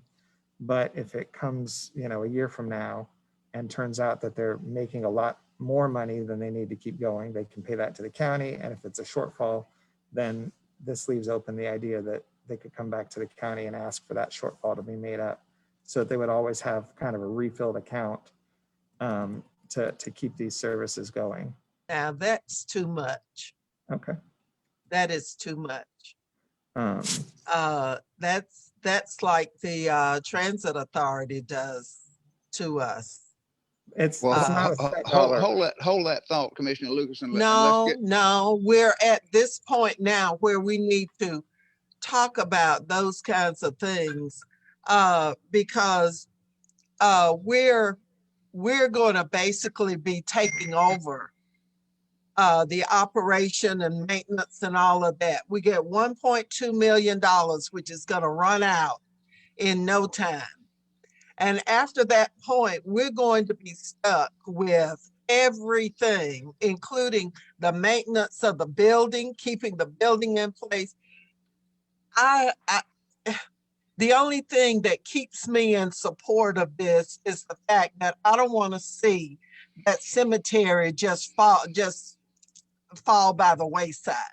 I know we got to do something, right? But we're taking it over, but we're allowing a group to really maintain their status that they have at present, and we're paying all the cost.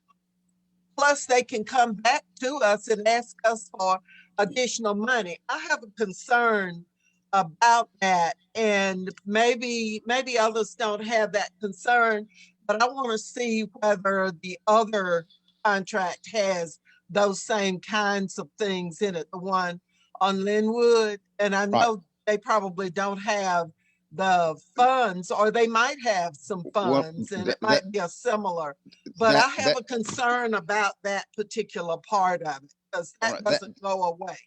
Right. That's a good segue, because what I would like to do, with everybody's permission, is to let Michael finish with this presentation about Riverside Cemetery, and then go on and walk through the same agreement or discussion of the agreement with proposed agreement with Linwood.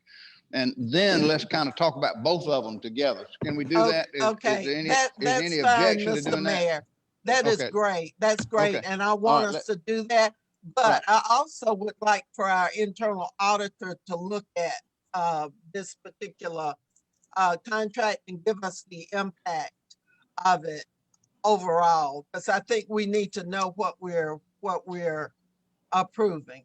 I think there's a lot of information that we really need to know, even though I'm going to vote to support both Good. proposals, but I still think we need to know realistically what we're approving.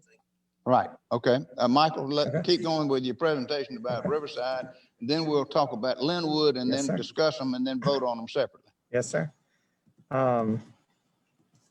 Section 5 is if the conservancy ever dissolves for any reason, then they would transfer all of their assets.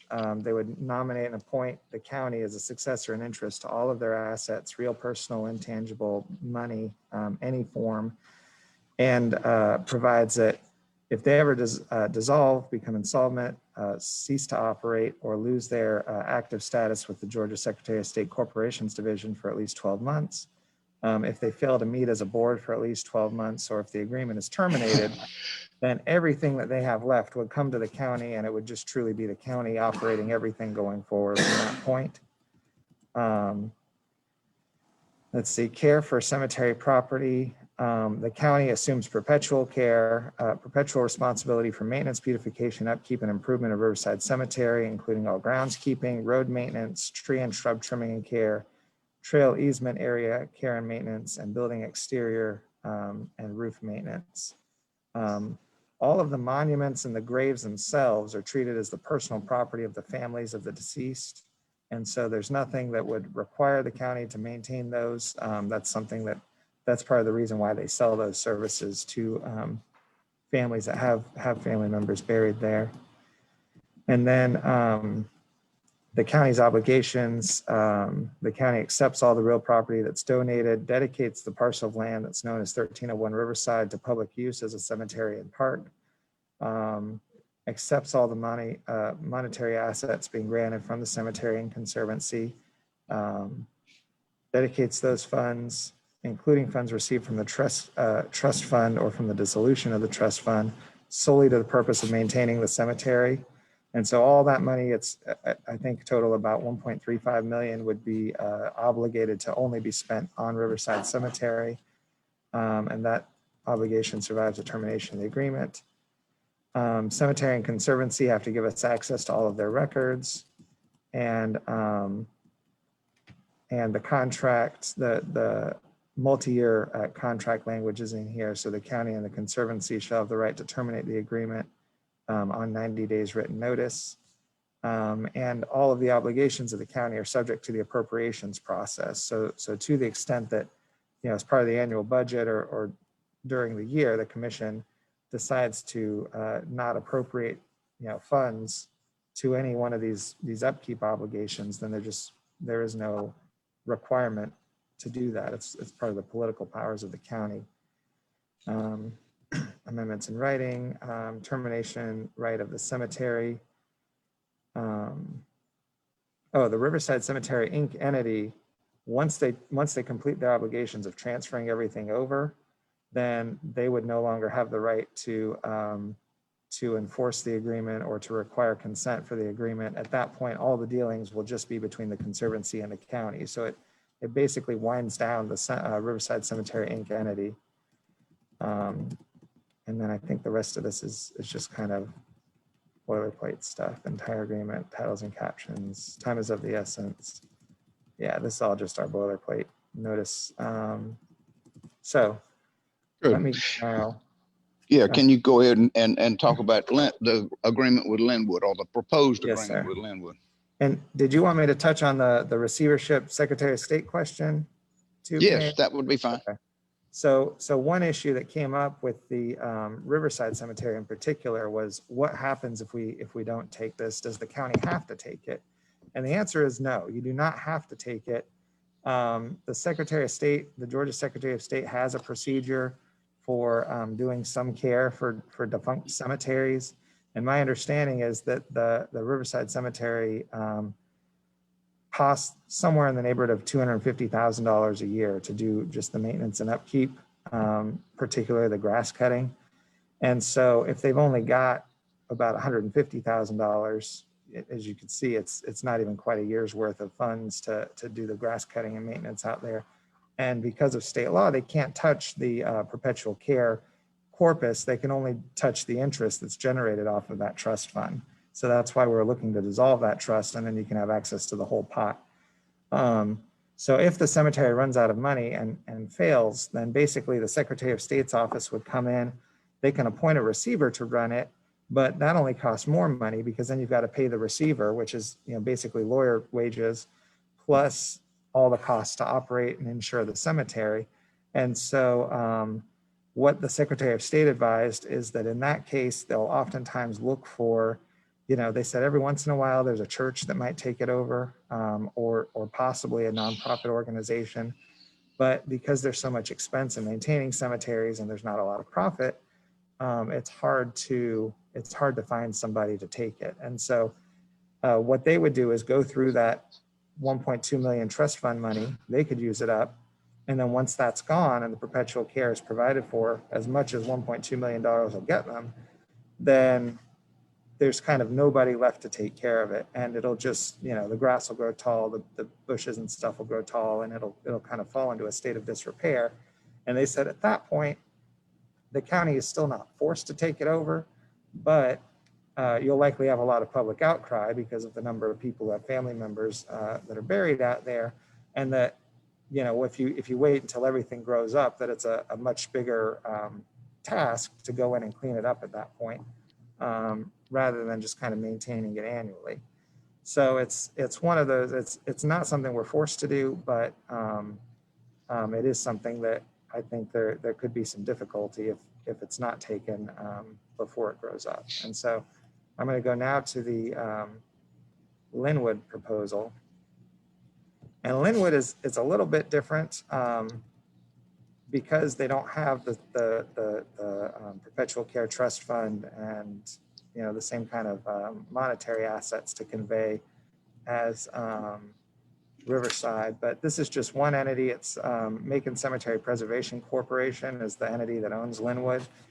That property includes, let's see. So this is the proposal in here. So one is we would agree to expand the TAD. That's what we just talked about, that the committee just voted to approve. Expand the TAD redevelopment area to allow for the expending of TAD revenues in Linwood Cemetery. Two, a recreational path through a portion of the property that's known as 1866 Pursley Street to connect historic Linwood Cemetery in Pleasant Hill to the Okmulgee Heritage Trail Network without disrupting burial sites located in historic Linwood Cemetery. Three, streetscape improvements to that portion of historic Linwood Cemetery along Walnut Street and Pursley Street, including removing blighted properties, clearing overgrown vegetation. And we've got some contracts that the commission has previously approved, one with Ingram and Associates from last December, and a resolution from March of 19. The county agrees to allow the Macon Cemetery Preservation Corporation or successor organization to maintain a suitable monument or marker along the recreational path, subject to mutual agreement, for purposes of informing users about the historic significance of the path or of the cemetery, and offering information about visiting historic Linwood Cemetery. County agrees to assume perpetual responsibility for maintenance and upkeep of the cemetery and shall allocate staff and resources to ensure compliance. Grants Cemetery Preservation Corps a non-exclusive right to holding services, tours, and memorial events at Linwood to operate the cemetery to provide for opening and closing graves for new burials, to charge members of the public or request donations, provided that they won't be required to hold any of those events, just the ones, to whatever extent they're willing and able to do so.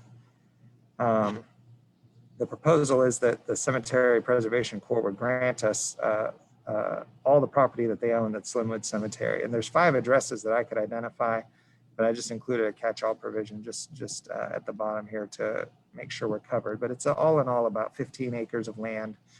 And that is all Linwood Cemetery, or the parcels immediately around Linwood Cemetery.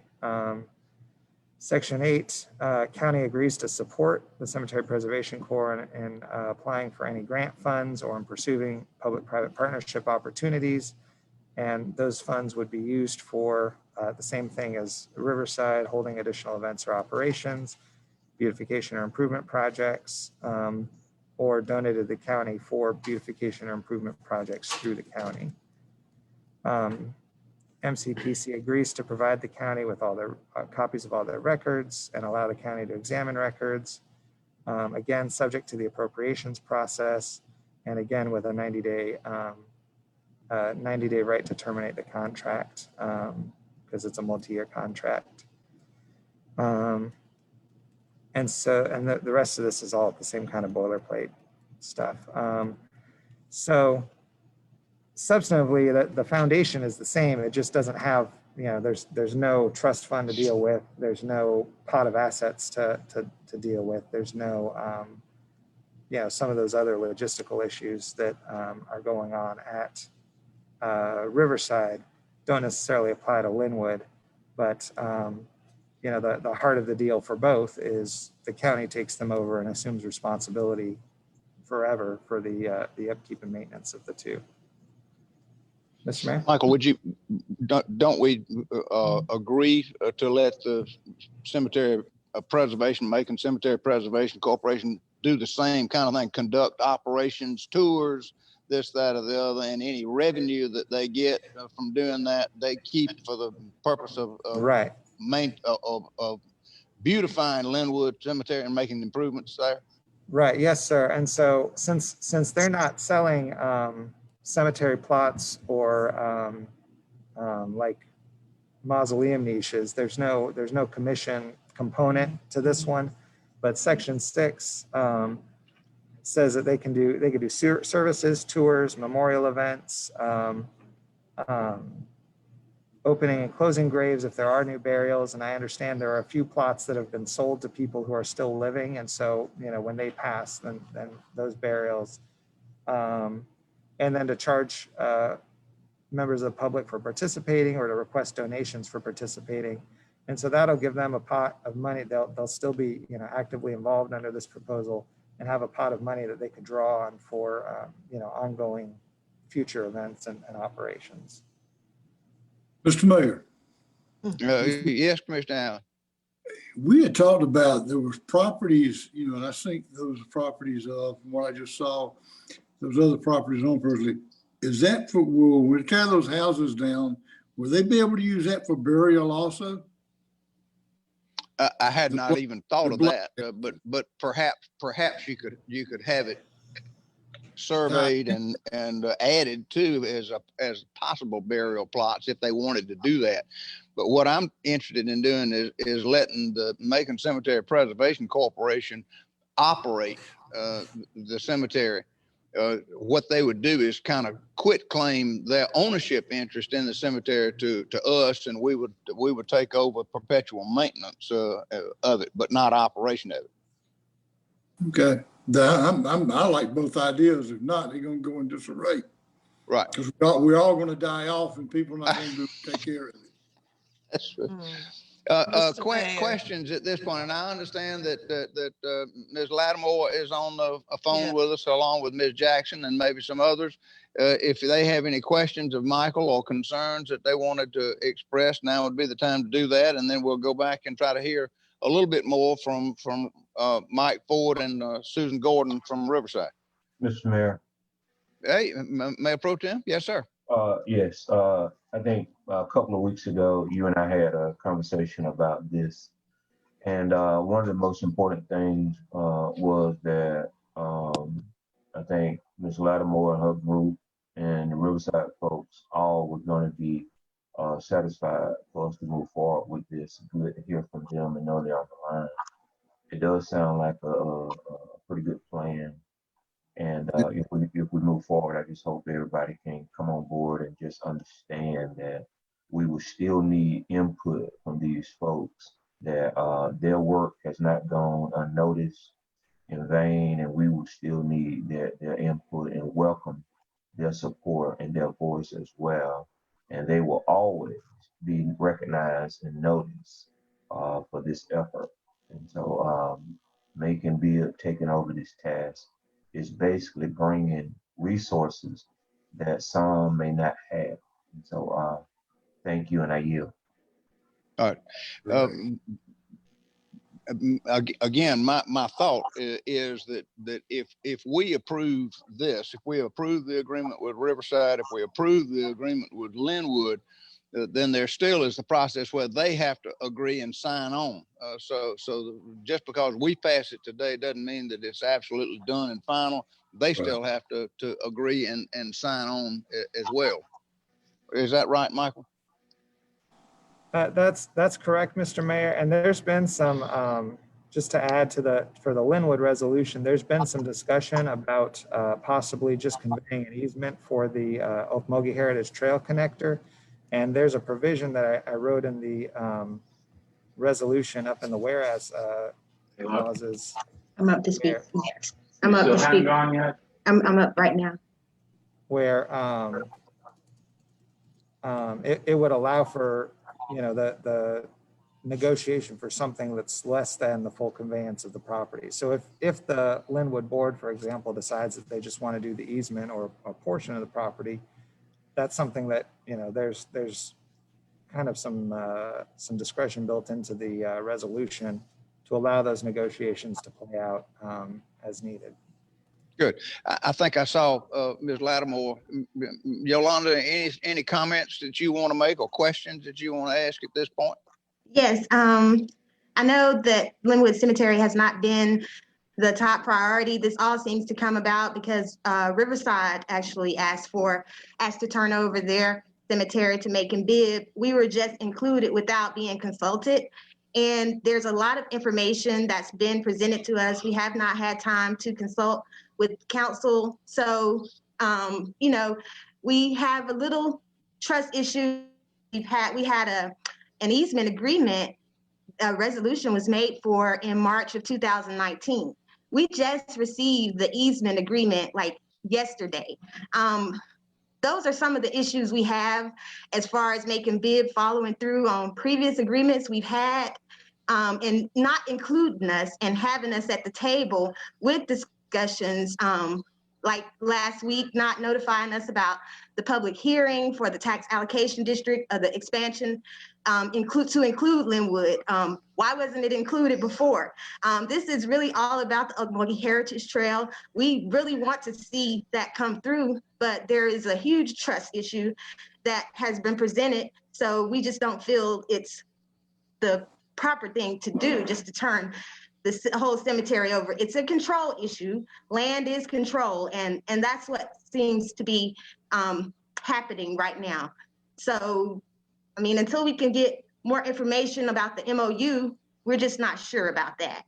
Now, we do want to proceed with the Okmulgee easement trail, which we thought that was, taken care of, but I'm not a legal counsel or an attorney, and I didn't know that the actual easement agreement had not been signed, although the resolution was made last year of 2019. So there's just some things we need to work out before we just make that decision of turning over the cemetery and the acquired properties to Macon-Bibb. I think it would be nice for us to have a good public-private partnership and, change that trust issue. And I think we're being rushed for this to kind of happen before your administration ends, Mayor Rickard. I know we're being rushed, and there's a lot of information that we just really have no knowledge of, the language and all this happening. I think that's about it right now. Okay. Mr. Mayor, if I can follow up. This is Mayor Pro Tem Tillman. Let me, if I can follow back up. I think I heard Commissioner Jones and Mayor Pro Tem. So Commissioner Jones, let me call on you, then I'll go to Mayor Pro Tem. Yes, sir. I haven't had time to really study this in detail. I see a couple of weak points. I would like Michael to just summarize, give me the Cliff Notes versions on the financial obligations of each. Could he go back and do that? Spend 5 minutes doing that? Sure. It wouldn't even Riverside take. and the Conservancy and the Linwood one more time. Sure, it wouldn't even take 5 minutes. So for Linwood, there is no asset transfer that's proposed in this agreement. The county would take over all of the land, take ownership of all of the land, and as part of owning the land, would have responsibility for maintaining and upkeeping, keeping the vegetation clear and maintaining the cemetery as a whole. The only financial component for the Cemetery Preservation Corps, which owns Linwood right now, would be that they could continue to hold events and that they could charge people or collect donations for those events, and they could use that for further events or for maintenance or upkeep projects at the cemetery. So that's basically all of the financial arrangement for the Linwood proposal. For the Riverside proposal, Riverside Cemetery Inc. has 7 parcels of land. One's the cemetery, one's a warehouse and office building, one's a parking lot, and 4 of them are non-cemetery properties that have development on them that are currently leased out to tenants. And so they would give us all of those 7 parcels of land, sign those leases over so that we would start collecting that rent from the tenants rather than Riverside. They also have tenants, Michael? 4, did you say? 4 tenants. And one of the Riverside representatives on this call may be able to speak to the rent amounts that are collected on those leases, but we would get that. There's also approximately $150,000 in an operations account for Riverside Cemetery Inc., plus the 1.2 million approximately in the Perpetual Care Trust Fund. All of that would be signed over to the county, so about 1.35 million. And then there's a conservancy group that would keep $100,000 and give us anything that they have over $100,000. And then they would keep the vehicles and other personal property so they could continue operating the cemetery. And they would be able to earn income from services out there, such as carving or cleaning memorials, selling memorials, just different kinds of services that they offer out there. And then selling plots as well. Selling plots and selling niches. But because we would own the land, we would own the plots and niches at that point. And so we would get 90% of that. They would keep a 10% commission from those sales. All right, if I may. And I noticed you mentioned in there with the Conservancy, there was a reasonable, it was the way you worded it, I think it was reasonable request to adjust proceeds, which seems a little vague to me. And there's no obligation on either side for that. It's just a matter of kind of leaving open the possibility that neither party has a good estimate. If you take out all the responsibility that they have for the maintenance and upkeep and the things that they're spending money on, $100,000 may be way too much for them to operate these events and other services, or it may be not enough. And so, once we get a year into this, it allows us to look back and see what the actual experience was retroactively, see, well, what's really an appropriate amount of capital for them to have on hand. And if $100,000 is too much, then we can ask them, well, you guys seem to only use 30,000 or 50,000. Why don't you just give us the rest and we'll put that in the maintenance fund? Or alternatively, if they say, well, the events and things that we're doing, it's really costing us 150,000. So can you, put us up to that level rather than 100. So but it's up to discussion. you potentially go to a second level of negotiation after a year then. Right. And I think you said each agreement has a 90-day right to terminate clause. Right. Right. I like I certainly, we need to preserve and protect all the cemeteries. And so I like the concept. I'm just not so sure of the agreement yet. I need to study it some more. Mr. Mayor, if I may, Yes, go ahead, Mayor Pro Tem. Just a follow-up. Commissioner Lucas brought this up to me probably more than 2 months ago, if not longer. She has always expressed how we needed to help Linmore Cemetery. And just to the opposite of what Ms. Lattimore said, Riverside Cemetery had never come up. As a matter of fact, Mr. Mayor, when you and I talked about it a couple of weeks ago, Riverside Cemetery never came up. So I think for me, it's the total opposite, that Riverside Cemetery may have heard that we were interested in helping Linmore. So the whole thing is just trying to reach out and help folks. And if folks already have a plan and they can do all of their fundraising and resources, then I'm fine with that. And a trust issue with whom and of what, needs to be clarified, because I mean, trusting of whom, because I mean, as far as the government coming in and offering resources and their finances and so forth, I would think it would help. But if there's any recollection that somebody wants to clear up, and if they don't want the help or the support, I mean, I'm fine with that too. But I just thought, and Commissioner Lucas making shed some more light, but just, I mean, she's always been talking about this and trying to say she's been trying to get the group and our government to take over to be able to help, especially Linmore. So to me, Riverside has just came in on the late end for me. So I yield back. All right. Mr. Mayor. Mr. Mayor. Well, I got Commissioner Bivens, and then I've got Commissioner Lucas. Okay. Commissioner Bivens? Yeah. Mr. Mayor, I know the Mayor Pro Tem keeps saying Linmore, but I understand the concerns that Ms. Lattimore has. I mean, that there's a pattern to how these things work out, and I think when this came up some time ago, when it came up about that trail, one of the things I insisted then was, well, we ought to help clean up Linwood Cemetery. So we finally agreed to that.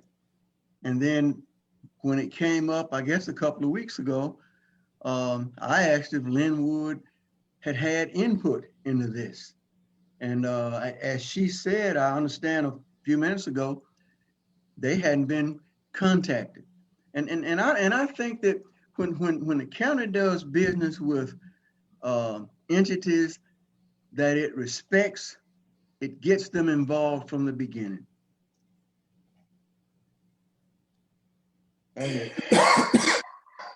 Am I next? Yes, ma'am, you are. And then I got Commissioner Allen behind you. Okay, thank you.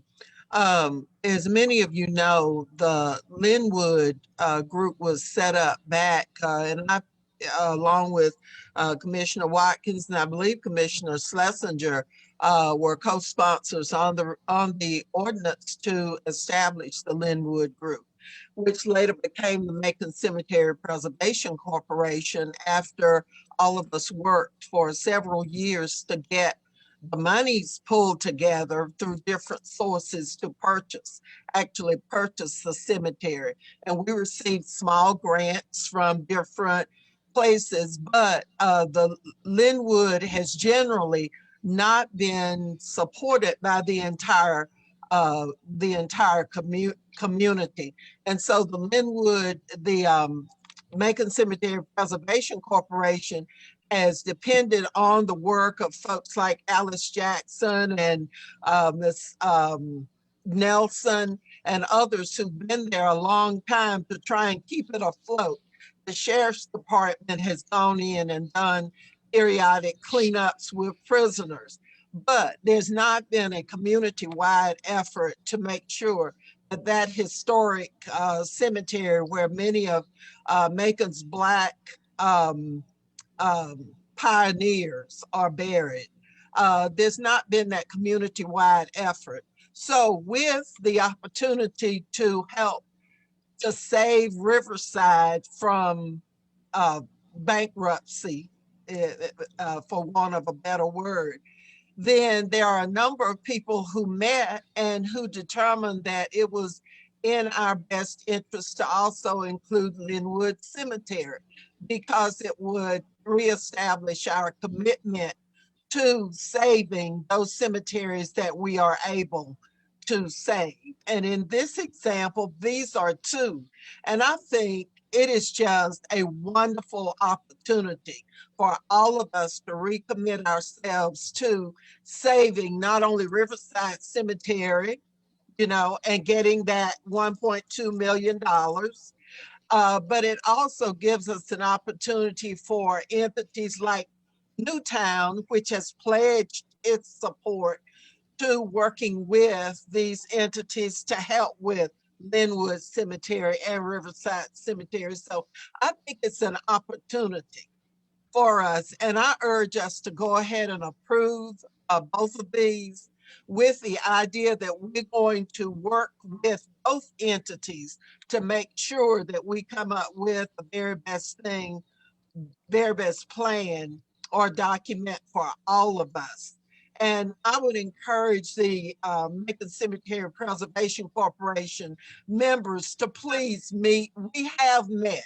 And I have even been on a Zoom call where I explained to the membership the benefits of going along with this particular plan. It will provide additional resources for Linwood, resources that they have not had in the past. And so I think it's just a win-win situation for everybody.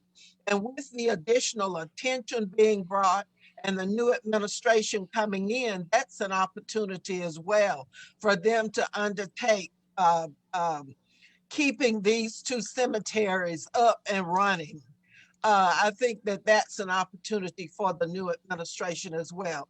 So I understand the trust issues. I understand that things have not always been done in the past like they should, but I think this is an opportunity to put everything out in the open and for us to renew our efforts in Riverside Cemetery, the Nogi Heritage Trail, and Linwood Cemetery. So I just encourage Linwood Group. There's more than one member of that group. So all of the members need to get together and look at this deal and see if it does not work in the best interest of Linwood. So I would just encourage that, and I encourage all of us to go ahead and support these two proposals because it gets us one more step forward in preserving historic cemeteries. Thank you, Mr. Mayor. Thank you, Commissioner Lucas. Commissioner Allen? Thank you, Mr. Mayor. Mr. Mayor, I've been involved with both of these cemeteries for a long time, on and off. And I totally agree with Ms. Lucas. But, you know, right now we've got our administration, we got the next administration, which Ms. Lucas and our finance chairman will be on. I think we ought to go ahead, and I'm going to make a motion that we go ahead and pass both of these. And we know we can get the Riverside done. They want us to get it done. It's going to take longer than 3 weeks to do what has to be done. Then Linwood, it will give Linwood time to come back to the table to talk to the new administration. And that way we'll have it already in play.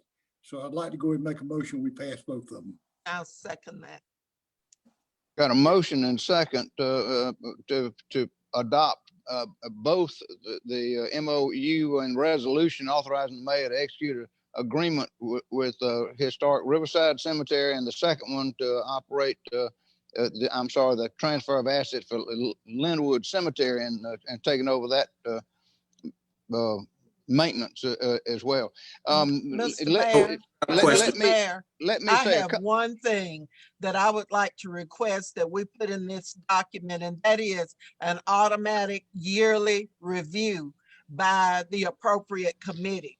Because what happens when you approve stuff You get into a new administration and you forget about it. Right. And I then think you don't. So I would like to have an automatic, a shall in there. I think that Can we do Michael, that? correct me if I'm wrong, but I think there's an annual review provision in these, and certainly the commission can decide when they want to have this annual review. That's right. That's for the other parties, for the Cemetery Preservation Corps or the Conservancy Group at Riverside to come back to the commission and do an annual update. So that would be part of that discussion. Mr. Mayor, Okay, would can this we be do it for both? You can. Sorry, Mr. Mayor, wouldn't this also, I mean, since we put it in there that it comes up with the new administration, could this not be with Elaine and our finance chairman to bring this up at the first meeting they have to make sure this does not fall by the wayside like other things have in the past? Sure, that they could certainly do that. I understand Commissioner Watkins Yes. wants to be recognized. Commissioner Watkins? I was wondering, I guess I'm clear on my notes. I'm able to understand for Riverside Cemetery when it comes to the annual maintenance and upkeep, that current day there is an organization that does the management and upkeep there now, and they would continue to do it, but any new land that was sold, the county would 90-10 split, but we would also have some financial obligation to keep them above 100,000. So I guess we would annually fund that operation, but they have a contract to maintain it. Am I understanding that correctly? The Conservancy would have this contract to operate and conduct tours in Riverside, to sell burial plots, to provide different services, and revenue that they earn goes into the fund, right? So, to be spent in Riverside is my understanding. And that's interesting. So when it comes to day-to-day upkeep, the cutting of the grass, the fixing of roads and that type of thing, Macon-Bibb. Erosion problems, that's Macon-Bibb. Correct. That's Macon-Bibb. Correct. And part of this is the Riverside's already in the tax allocation district. If we pass the expansion of the service district next week, then Linwood would be in the tax allocation district. So you could use tax allocation district proceeds to do the maintenance. No problem. Okay. So get me right on that. Riverside is in the tax allocation district now. And we're able to use proceeds to do maintenance? No, not currently, because you can't. There has to be there has to be a public benefit to any improvement that you do on private property. Right now, Riverside's private property. Right. So this would expand. This would make it public property and allow us to spend tax allocation districts to maintain it, and that would be true for Linwood as well as Riverside if we pass all this. So currently, Riverside Private Corporation maintains Linwood. Maintains Riverside. Correct. And how much annually do we know that costs someone to do? I think we've had, and Mike Ford may be able to chime in. It's about $250,000, $300,000 a year that they spend on maintenance, primarily grass cutting. All right, now keep me up. If I'm remembering correctly, the TAD has $20,000 in it total, collected over like the last 6 years. That's true. And that's currently all it's got. It's got about $20,000 in it now. So the Linwood Cemetery, its maintenance and upkeep is currently done by, I guess, the private group. Right. Primarily by a volunteer, although as Commissioner Bivens pointed out, in consideration of the easement that we were trying to get for the Okmulgee Heritage Trail connector, we agreed to do the streetscape project and a one-time cleanup. Right, I understand, and that's what Mr. And help me out. So the annual cost of maintenance and upkeep at Linwood. You froze. I froze.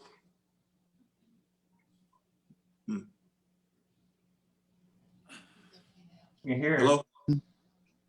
I can hear you. Maybe you, Mr. Mayor. We can hear. Okay. Go ahead. And maybe Ms. Jackson or Ms. Lattimore can help me out. I guess I'm curious about what the cost and maintenance that happened at Linwood now cost, and what would be the role of the current group after the transfer. Michael, can you hear me? Yes, I hear you. Did I get lost in all of that? You did. You know, between the two of us, we failed to communicate. Can you ask me your question one more time? Yes, my question is about the maintenance and upkeep relationship at Linwood Cemetery. I guess I need to know what's happening there currently for Macon preservation, what that annual cost is, and what the relationship with Macon-Bibb County and that organization would be afterwards. Because right now it sounds like, I know at least at Riverside, that the conservation group would have a very active role. So it's just, and I remember just a couple of years ago, years ago, they were, I'm sorry, the columbariums at Linwood. So I just wanted to follow up on that because I know they were actively still trying to do sales as well. Right. We may want to call on either Ms. Jackson or Ms. Lattimore, one or the other. My impression as to Linwood is that all of the maintenance that is done there is primarily volunteer work. Now they may have been able to scratch up some money and have some lawn mowing service that helps, but to my knowledge, it is mostly volunteer work. Macon-Bibb County has done little, if anything, for Linwood Cemetery. When we negotiated, even in-kind work has a dollar amount associated to it. If they're going out to cut the grass every week or every 2 weeks to keep it, we may call it in-kind from my perspective, but that's somebody's gas that's fueling it up. And oh sure, oh yeah. But I'm just saying it's provided by volunteer effort. Is my impression as to Linwood, and we Macon-Bibb County have done little, if anything, in Linwood to date.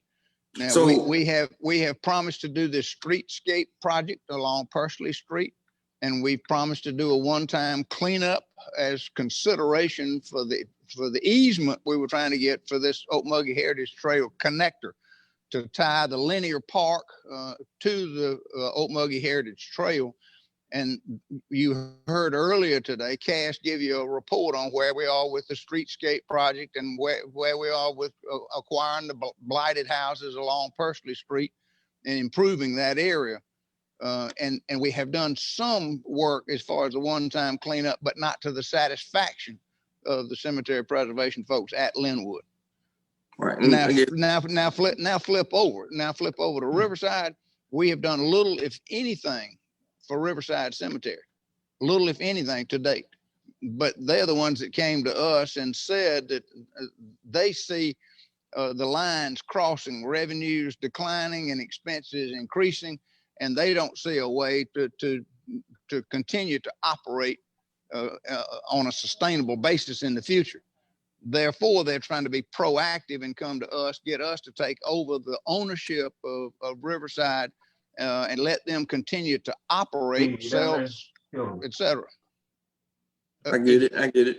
And I guess what I'm noting as a slight difference here, Riverside is more than happy to turn over their title to the county. Correct. Not just of the cemetery, but of these other properties that they own and get revenue from. Correct. Correct. And the perpetual care fund. And if I'm understanding correctly, the $300,000 annual that the perpetual care fund and the money that they're turning over, that possibly we got 3-4 years before it really needs to come into the fund balance, but it's coming to the general fund. If the tax allocation district proceeds don't increase the way we hope for them to, then you're right. It would ultimately come to the general fund. You're right. And so and I get it. I have actually no problem with Riverside Cemetery, and I'm a little concerned that we haven't as an organization discussed this, I guess, with Linwood Preservation. And I guess we have discussed it, but we are going as far as to ask them to turn their title over as an organization for. Am I mistaken on that? We're offering that to them. Okay. We're offering that to them. And that by turning it over, then it would become public property and we could spend tax dollars to maintain it. Okay, and I guess where I'm concerned, and I think where they're concerned, is they mentioned the trust and the relations. What I've known about Miss Jackson and Miss Lattimore as it concerns this cemetery is that they have a love and a passion for it. Their concern was back in the early aughts that Macon-Bibb or no one was maintaining it. It went from a forest to now we can notice it as a cemetery over their leadership, which time decade has probably passed. Macon-Bibb has shown, as you already stated, very little interest up until the time for this path to be cut through it. And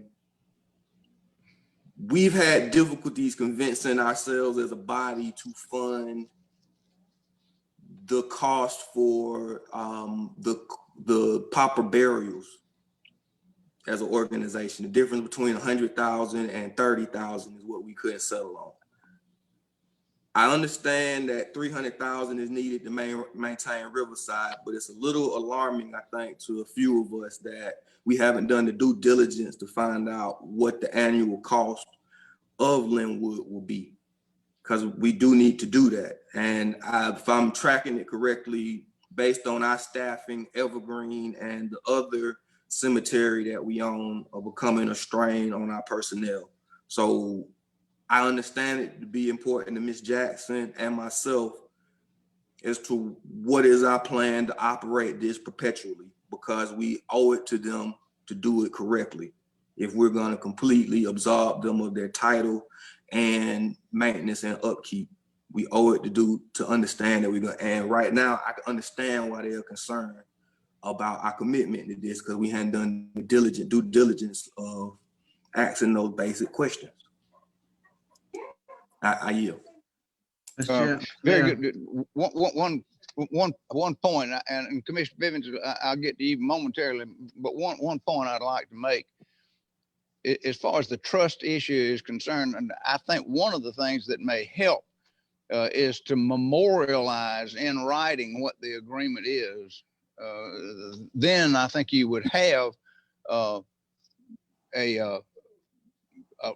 document that you could refer to and basically hold people accountable for. So we've never had that in writing before. So I think this is an excellent time, and this MOU would continue to allow the Macon Cemetery Preservation Group to operate Linwood, to do tours and ownership type of things. But the legal title would be in Macon-Bibb County, along with the responsibility to maintain it. So I see this as being a public-private partnership with both Riverside and Linwood. So Commissioner Bivens, let me call on you next, and then we'll see who's after that. Yeah, we were going to be voting on this in a minute, and I just wanted to be sure. My understanding is that whether we pass this or not now, it won't go into effect, for instance, unless Linwood's members decide they want to. That's correct. Okay. That's correct. I mean, so based on that, I'll vote for it. But I think they need to have the opportunity to decide if this is what they want. Correct. And that's exactly right, which is why Michael said that they can decide not to transfer ownership of the cemetery to us, but to continue to negotiate for the easement that we've been trying to get for more than a year. They can just do that much, or if they wanted to, and transfer ownership to us while they continue the operation at the cemetery. Then we would have the right and the responsibility to help them maintain it, the entire cemetery. That's correct, Mr. Mayor. That's correct. Come on, Wayne. Let me just say, please, Macon Cemetery, y'all see that Riverside they have advocates here. and they've made their case for our taking this over. Linwood Cemetery has an opportunity now to benefit from your hard work, to benefit from development in that area, and to have the support of a group made up of, one of the members is Josh Rogers with Newtown, who committed in a meeting to working with the cemeteries, historic cemeteries. So please, give strong consideration to this. And I think it will benefit the entire community and will give you some relief in your efforts that you put in. Because I know it's been difficult, because we started out doing the same thing, working on trying to get the little money here, little money there for Linwood. But this is an opportunity to become a part of the group that's supporting historic cemeteries. And I just think it's an opportunity for us. So I'm going to vote to support this. And I know that everybody will meet and come up with the right solution to this. And I do hope that the Cemetery Preservation Group will eventually decide to sign this agreement. It's going to work out for everybody. You got a motion second, Mr. Mayor. Right, we do. Got a motion and second on both items B and C, Riverside and Linwood. Is there further discussion? Hearing none, all in favor of these two resolutions signify by saying aye. Aye. Opposed, say no. The ayes have it, and the resolutions are approved. That takes us to item number 5 on our agenda. These are sidewalk improvements around the Willie Hill Annex building, soon to be this Marriott Signature Series. Rachel, it's Kathy. I hope you can find the email that I sent to Rachel a little earlier this morning from Rhett Holmes, and share the screen and pull it up, please. This is another public-private partnership that we are talking about.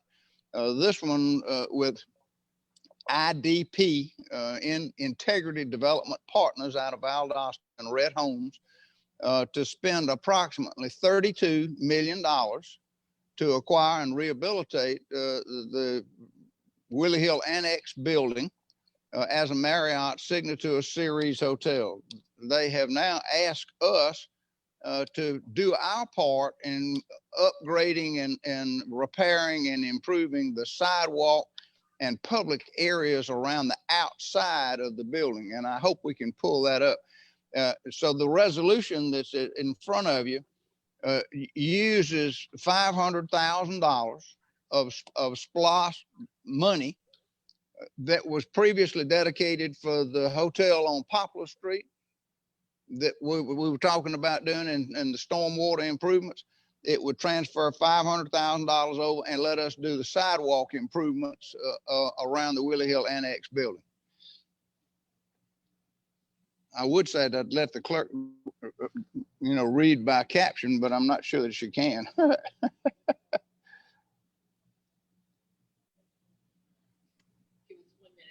Did she find it? From somewhere. Where is it? Is it a previously approved project? Is it, what bucket is it in?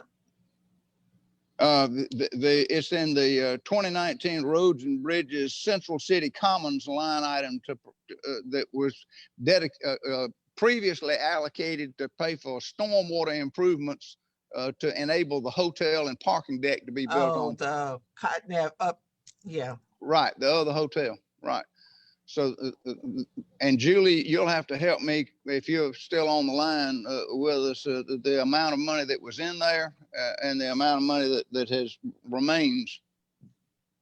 There's a little over $800,000 remaining in that line. And so the request is for $500,000 of that to go to this project. It would remain for that $300,000 that you previously discussed about using at the Cotton Street Plaza, and maybe up for discussion again today, would also still be available in that $800,000 left in that line item.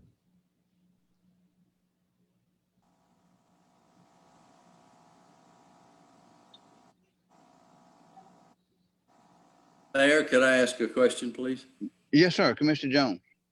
On We finally got the sidewalk improvement diagram pulled up, and what the point I'm trying to make to you, you see the outline of the building in green, and the purple is the sidewalk around the outside, and we are 500,000. right. But go ahead, Commissioner Jones. I didn't mean to cut you off. No, sir. You were giving additional explanation, which I wanted. So and I know that's a lot of sidewalk area around that building, the way it sits. So I was just, so it's strictly for sidewalk that will go. No, it's not. Do What you see additional is it? I guess more detail. Okay, you see the triangle up at the front? Yes, sir. The triangle at the front that would point toward the government center. Right. That is still public property, but leased to the hotel. And part of this is to make, to level that area and make it easier for the public to access. So there are some improvements. If you'll give me just a half a second, Okay. I may be able to pull up a document that would help me.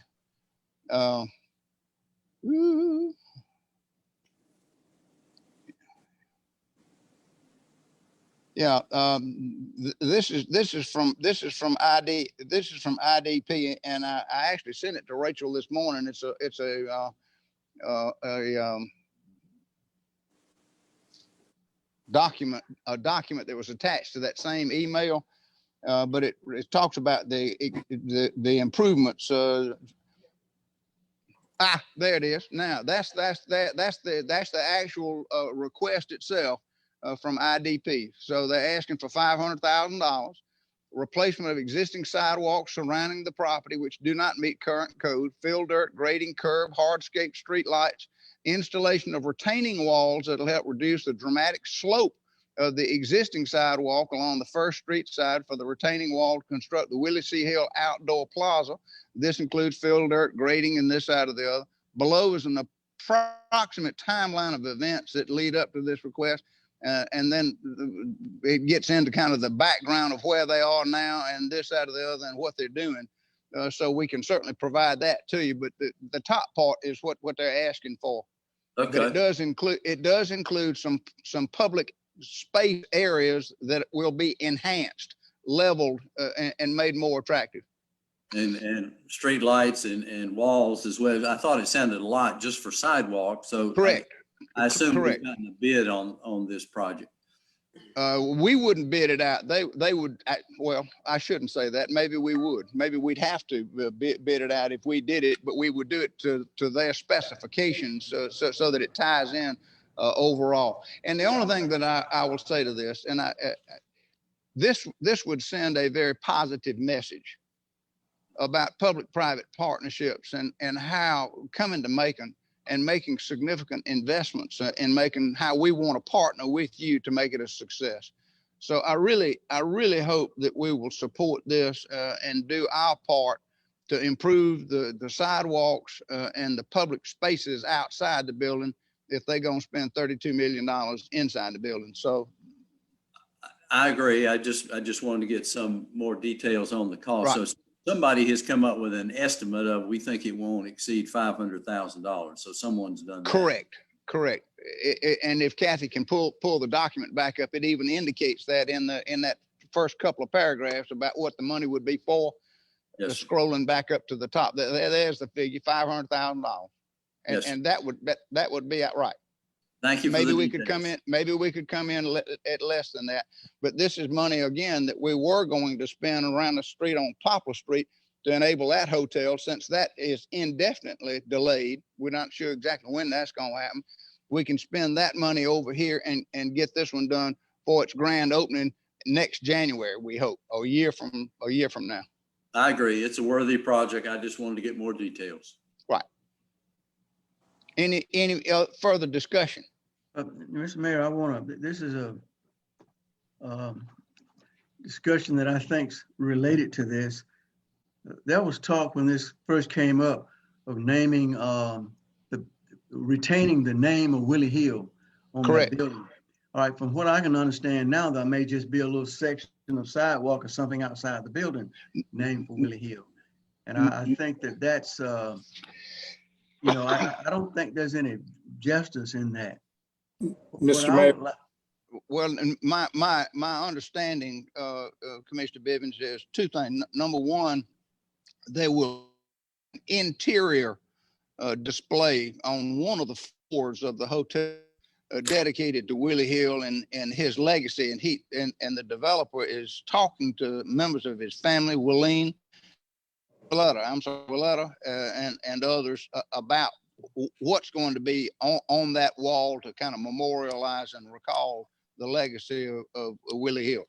The outside will also have this plaza that would be named for him, and a very, very nice plaza.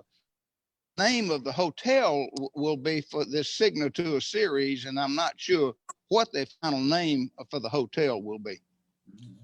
Mr. Mayor, this is George Greer. If I could offer some context on that to y'all to further answer Commissioner Bivens' question, I'd be glad to.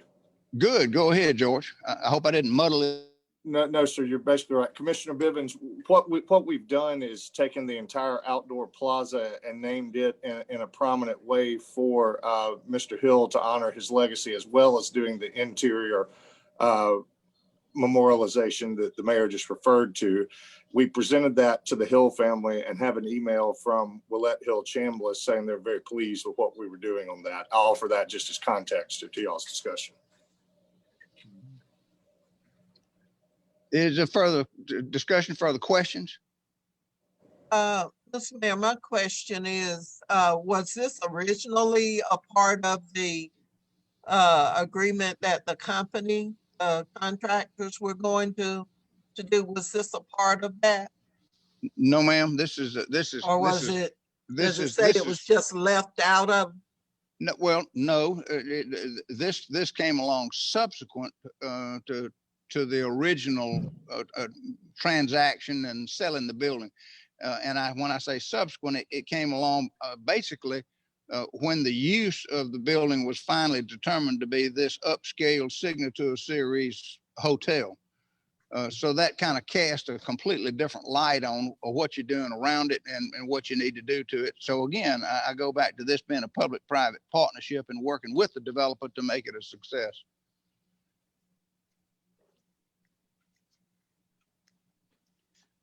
Well, I'm interested in what the families, you know, I don't know if they were, I hadn't talked with them, but I was going to make another proposal, is that you know, that Sears building gets named for Willie Hill. The sheriff's downtown annex you talking about? Yeah. That would certainly be something that you could suggest and recommend. Okay. That would certainly be something you could suggest. I'll see if we can put it on. I'll see if we can get it on pre-commission next time then. that'd be fine, sir. Is there further discussion, Commissioner Lucas, about this item? Commissioner Bivens, do we need to, since we've already got the commitment on this, do we need to start looking at anything else? Because the commitment is to do what has been promised on this building. And I would like for it to be kept rather than us retreating from it and going somewhere else. If we really want to keep that designation there in the plaza and also on the second or fourth floor, one of the other. I'm not sure which floor it's on, Commissioner Lucas, but the developer has agreed to name this for Willie Hill, the plaza and the memorial wall on the inside.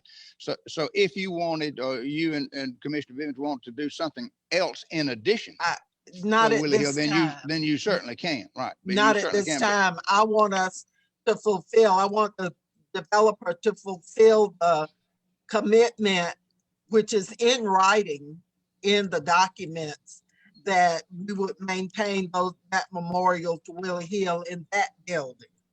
Right, and I'm confident that he's doing what is included in the contract. Well, I mean, if I decide to turn something in, anybody who wants to can vote for it or against it. That's fine. That's fine. Can I get a motion on So this? moved, Mr. Mayor. Second. By Allen, second by Jones. Further discussion? Hearing none, all in favor of the ordinance signify by saying aye. Aye. Opposed, say no. The ayes have it. The ordinance is approved. Next is the item that about the train center in phase 2. I've been asked to put this on, and you heard Cass talk about the benefits of not having to stop and restart the project. Julie has identified some additional funding that comes out of blight funds for next year, as I understand it. Julie, are you still there? I am. Good. This is just the allocation that's on the timeline for next year. We use that exact amount, 1,134,474 as a proposed source of funds for the second phase. Right. So you're basically taking it out of blight funds for next year, but you're finishing this signature blight project that is commenced, and you're doing in a more cost-effective way. And the only thing I'll add to this is that the extension service is really excited about the potential and possibilities of this being their new home. And that is the intended use that I hope that you'll make for the building. So moved, Mr. Chairman, Mayor. Got a motion by Allen. Is there a second? Second. By Schlesinger. Further discussion?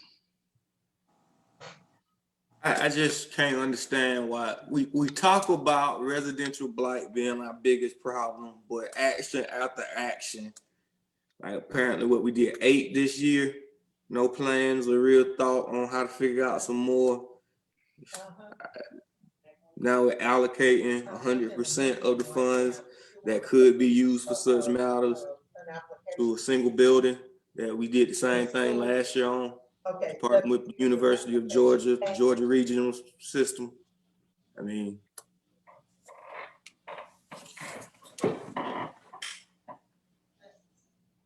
well, admittedly, I sense reluctance, but like I say, I'm convinced that this would do a lot for this community in a lot of different ways. So you got a motion and a second. Is there further discussion? You can't do your work at home and turn your work. Hearing none, all in favor of the ordinance signify by saying aye. Aye. Opposed, say no. no. Was that Commissioner Bibbins? I'm sorry. No, Watkins. Watkins. Got one no. Watkins. In the ayes have it. The ordinance is approved.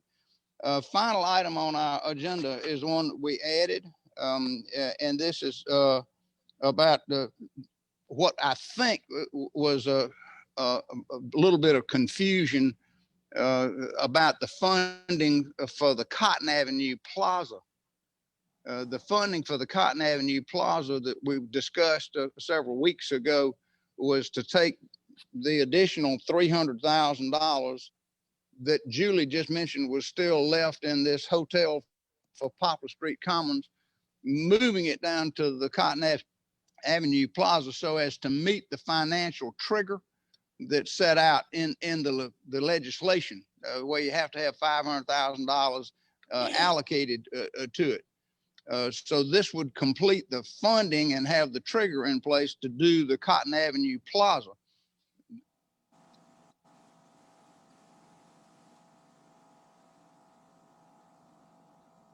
I think we've talked about this before, but and Commissioner Lucas, did you get in touch, or did Michael McNeil get in touch with you about this yesterday? Yes. Any comments then that you have about this? I still support it. And is this the one that we need to reconsider? No, we just reintroduced it. Okay, So well, we just reintroduced it as opposed to trying to reconsider something that we looked at a couple of weeks ago. okay, so is it appropriate to move to approve? It is. So I so move. Got a motion by Lucas. Is there a second? By Schlesinger. Second. Got a motion and Yep. a second by Schlesinger. Further discussion? Hearing none, all in favor of the ordinance signify by saying aye. Aye. Opposed, say no. No. Got one no, Jones, but the ayes No, have it. Bivens a no too. I was muted. And I want to make a comment when I get a chance. I'm getting okay. So Bivens, I got two no's, Bivens and Jones, but I believe the ayes still have it because we've got 8. Right. 5. So the ayes have it. Now, Commissioner Bivens, you said you had an additional comment, sir. Yeah. Evidently, you know, we continue to come up with money to do Poplar Street. And even though it came up after Rosa Parks, if we can keep finding money to do Poplar Street, we could find something to do Rosa Park if that was a genuine interest. And so that's why I voted against it in the past, and I'll vote against it now too. And I appreciate that. The only thing I'd say is last week we approved $954,000 for Rosa Park Square. $954,000 last week for Rosa Park Square. So, but I understand your frustration. There's nothing else on our agenda, believe it or not, for the committee of the whole. Therefore, I'll adjourn the committee of the whole, and we'll go to our next committee meeting, which I believe is Facilities and Engineering Committee, and that will be led by Chairman Jones. Chairman Jones, let me turn this over to you, please, sir. Yes, sir. Thank you, Mayor. Call Facilities and Engineering to order, please. We have Jones, Allen, Schlesinger, and Bivens here, so we have a quorum. The first item is the approval of the minutes. Do I have a motion to approve the minutes? So moved. Second. Got a motion and a second to approve the minutes from November the 24th. All in favor, say aye. Aye. Those opposed, same sign. Then we have a 6-month progress report by Safe Built. I noticed Don Wilkins was with us. Who's going to give that? Is that coming from Don or who?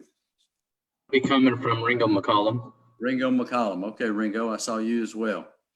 You want to give us that report, please, sir? Yes, sir. If I could get the opportunity to share my screen. It is, it's ready to share. The setting is on. Okay.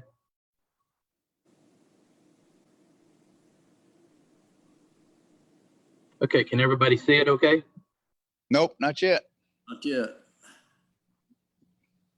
You're going to have to hit something that says share your screen. Yeah, that's what I thought I did. Let me try it again here. If it doesn't work, you could also send it to me. I can give you my email address and I can pull it up. Okay. Okay. Oh, there I think he we goes. got you. It says you started screen sharing. There he goes. All right. Now everybody can see it okay? Yes. Okay. All right. Well, good morning, everybody. I just want to thank you all for allowing us to give this presentation. What we're going to do this morning is give you an update on the business since our partnership was executed back in March of this year. This review is going to be, as we move into 2021, known as a quarterly business review. And it's going to be given at the end of each quarter as we move into 2021.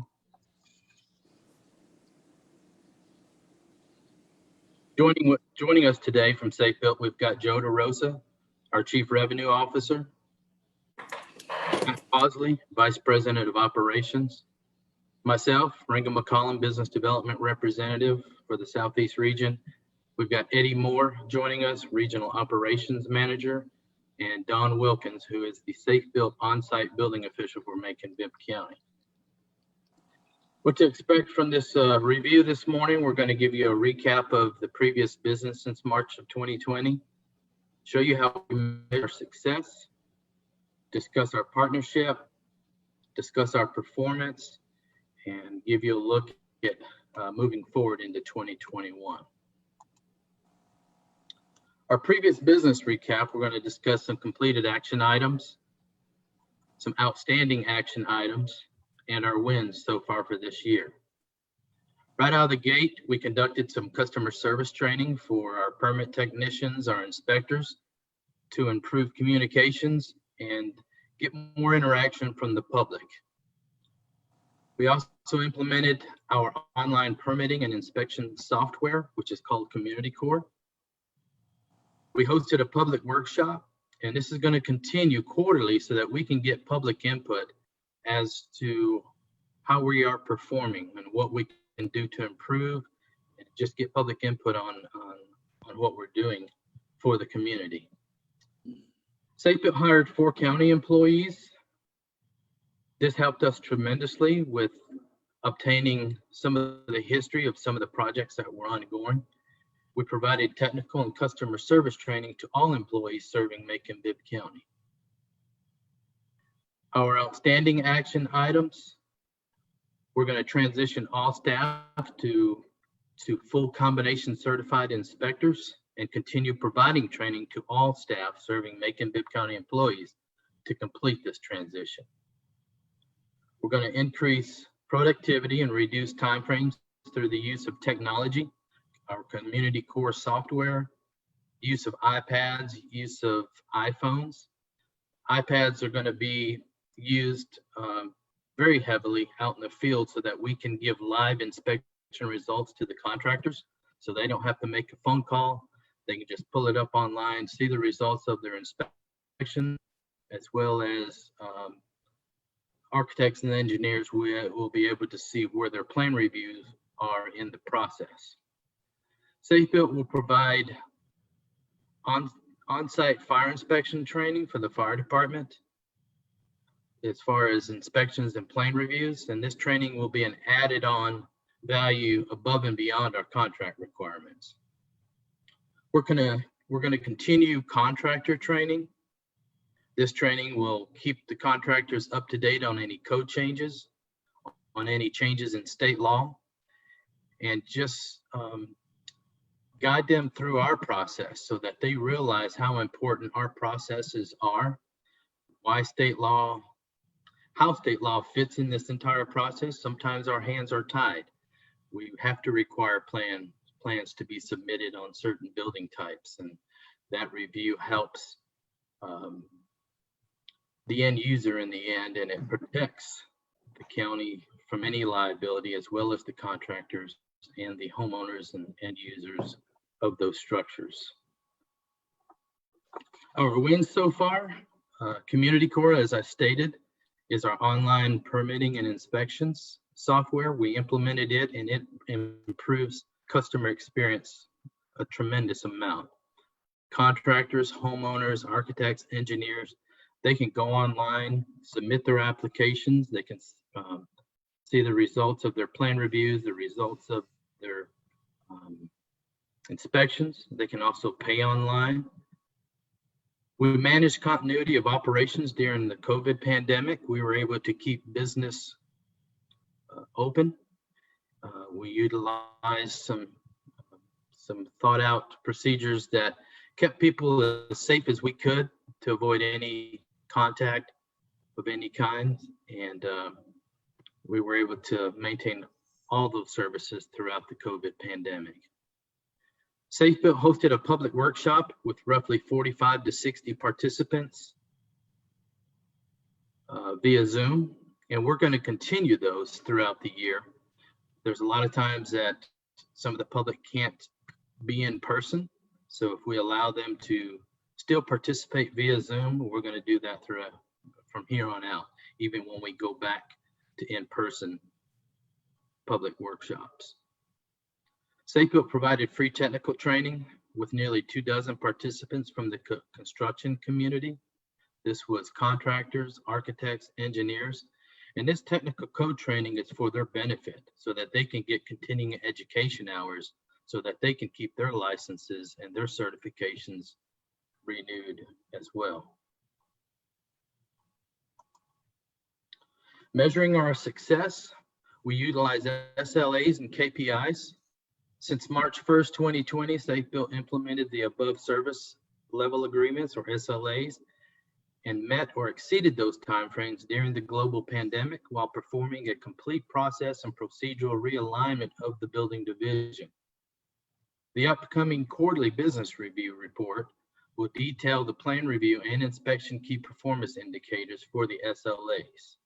The KPIs will be tracked through Community Core, which will offer Macon-Bibb County transparency and visibility into the permitting and inspection process. So as you can see above, our SLAs for residential, we get plans reviewed, and if it goes to approval within 5 business days, or at least the first comments.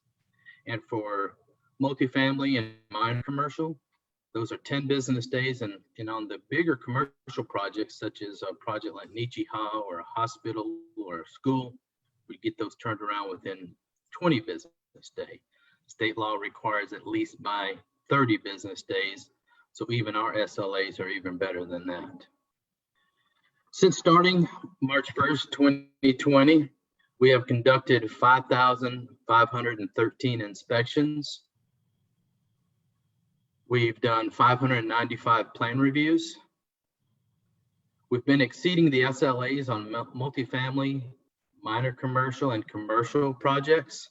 And we are currently meeting the SLAs on residential plans if they submit them. It's not a state requirement to submit plans, nor is it a requirement locally for residential plans to be submitted. But when they do, we are meeting or exceeding those SLAs on those reviews. October was our busiest month so far since March, since we started. We were under the pandemic, and we performed 1,095 inspections, and 2020's permit activity increased by 0.3%. Revenues for this year are currently through the end of November are 963,000. So we still have December to add to that. Last year's revenues total for 2019 were 927,000. Just wanted to also mention that Safe Built has a net promoter score, an NPS score of 83, which puts us in best in class category. This is a metric that measures customer loyalty. So anything 70 or above is considered top notch, best in class, excellent. So I just wanted to throw that out there as well. As you can see on the right-hand side, this is just a snippet of some of the services that Safe Built provides. We've been providing these for over 25 years to municipalities.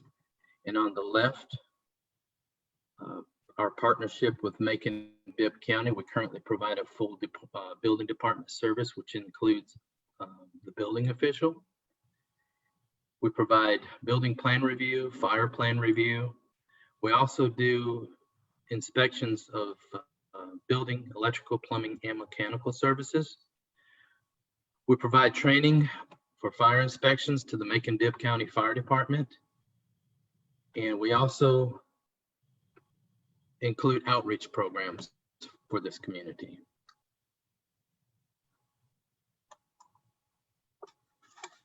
One of the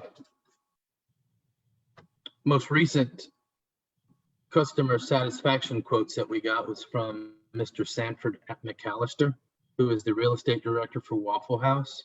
He states, "I work with Don Wilkins at the City of Atlanta and now and again within your system. Don is willing to do what so many frontline customer representatives are not willing to do. Listen. He considers the facts and uses good judgment to move permitting processes forward as opposed to the more common response. Let me tell you the list of things you do not have, or the list you have done incorrectly. Don and Safe Built seem to have a facilitate attitude rather than an I'm in charge roadblock attitude. Looking forward, as we move into 2021, we're going to continue to provide a very high level of service monitoring by monitoring the KPIs. We're going to transition to a full combination inspection team. And Safe Built employees will continue to follow our core values of integrity, improvement, respect, teamwork, and service. We're going to continue to provide outreach programs, contributions to local events such as the Cherry Blossom Festival as requested. We're also typically we're involved in a sponsor of the local food banks in the areas, and we also participate in winter coat drives. We're also going to provide citizen and contractor engagement through education regarding code requirements so that we can keep everyone up to date on any code changes or state law changes. And we're going to continue to work with Macon-Bibb County Department directors and staff to provide outstanding customer service so that we all could be one big team. If all of the departments are working together, communicating together, then that makes for an awesome team. And we really, truly want to be a part of the Macon-Bibb County team.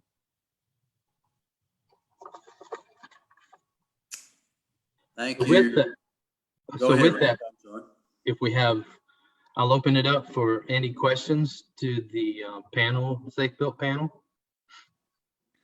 I've got a question for you on, I know one, and Don Wilkins will remember this because we discussed it, but there's a citizen, a small business owner who owns a few houses, some duplexes. And he had a situation where one had been vacant for about a year. And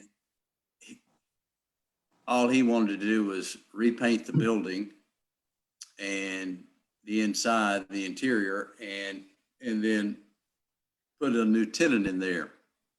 So Don advised me that they were required to re-inspect the property because Georgia Power required that, and I haven't had that conversation with Georgia Power yet, but it was due to Georgia Power requiring that it be re-inspected before they would cut on the power.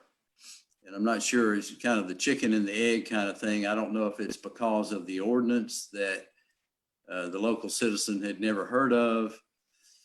And so Don said that was in accordance with a state ordinance, but it seemed to be new to the Macon-Bibb County community. You or Don want to comment on that? I haven't talked to Georgia Power yet to confirm, is this what you require? Because that's what Safe Built is telling the citizen, the small business owner, well, we have to do it because Georgia Power won't cut on the power first. So I don't know if it's because of your ordinance that Georgia Power requires that or vice versa. So no, we don't have any ordinances, and Safe Built doesn't have any additional requirements other than what state law requires us to do. I would think that maybe it was a vacant tenant space and maybe the meter had been pulled. And of course, in the event to get that meter replaced, an inspection would had to have been done, approved, so that Georgia Power could put a new meter on that tenant space. That would be my guess. I'm not sure. I don't know the history behind that, Don. So I don't think that's the case. The meter was still in place. Okay. Yeah. For some reason, Commissioner Jones. Yes. I'm sorry. This is Don Wilkins. For some reason, I guess the power was off to that dwelling or that apartment building. And for some reason, the utility would not reconnect, and they require that an inspection be performed by the local municipality. So that process has been in place here in Georgia, and specifically here in Macon, predating Safe Built's involvement in the municipality. Actually, your constituents' issue started with the Macon-Bibb County staff prior to Safe Built's involvement, and they were negotiating as to what was necessary to get that inspection started and done. And then Safe Built came on board in March, and then you asked me to take a look at it. And basically, inspections are required by the local utility through the municipality to actually release that meter for them to reconnect. Okay. Mallory? Commissioner Mallory. Allen. Yes, sir. I got a question for Ringo. You know, you gave us a good report, but there's two sides to every coin. Your negativity, are you getting very much negative from our community? And if you do, what percentage would that be? It's just a simple question. Yeah, I can't speak on that because I'm not down there no longer. I spent 10 months down there, and I know we got a lot of positive feedback during the time I was there for those 10 months. Don might chime in and give us maybe a percentage on any negative comments that's being turned in. So Commissioner Allen, as with everything in life, those folks that are satisfied with the process, they tend not to take their satisfaction to you. But we actually hear quite a few folks satisfied, and we also hear folks that advise us on things that they'd like to see us do better. And I haven't seen an overwhelming balance on either side with folks that are overwhelmingly upset with the process versus those that are overwhelmingly thrilled with the process. But we are moving forward, and hopefully for the satisfaction of the customer. So when you're having issues with the people, you are sitting down and working out with them a mutual agreement? Those folks, yes, sir. Those folks that are willing to come forward, like in everything, I tell folks you can't hide your problem under a bushel. And as in any relationship, whether it's a customer service relationship or a romantic relationship, you have to air your differences, and we have to be aware of your dissatisfaction in order to drive that issue to resolve it. So anybody that approaches us and says they have an issue, we bend over backwards to create time and opportunity to sit down and air those differences, and we seek a resolution. Mr. Chair, may I add to that? Yes, sir. Dr. Keith Moffitt. Yes, please recall that this commission put in place the Board of Appeals, that if a citizen had an issue that they could just make notes to the Board of Appeal, and then we go through an official process to address that issue. As of today, no one has filed a appeal to go through the official process. We have had businesses that have contacted us on occasion that were kind of sore with the growing pains of the process. And as Don said, we try to work through them at best. My interpretation of where we are now is that the inspection process is 100,000% better. The larger industries are telling us that they're able to get the inspections electronically on time, and everything goes according to plan. That the biggest concern that we have with the plan review process on the smaller projects, because it is new. It's a very new process for some that were used to doing things the old way. But again, if someone has a legitimate issue, we're encouraging them to just file the appeal. And remember, that board consists of community experts who will look at the issue and then make recommendations for any changes we need to do to the code or the policy. So again, as of today, we have had not one appeal, but we do tell people that if they're not getting their answered through Safe Built properly, let's go through that process. So, well, Dr. Moffitt, I think basically it's just a learning experience for something that is new. And I agree with that. Keith, my one question would be on, does the public know how to reach the appeals board in case there is a problem? I know they can find you and maybe that's where you refer them, but do we have that on our website somewhere or any other ways? How do we educate the public as to, we do have an appeals board, and I'm glad you reinstated that. That was a good idea. Okay. I do not know Don, how is that publicized? If not, we will make it publicized. We will publicize. So Dr. Moffitt and Commissioner Jones, it's on our webpage, on the Building Division webpage.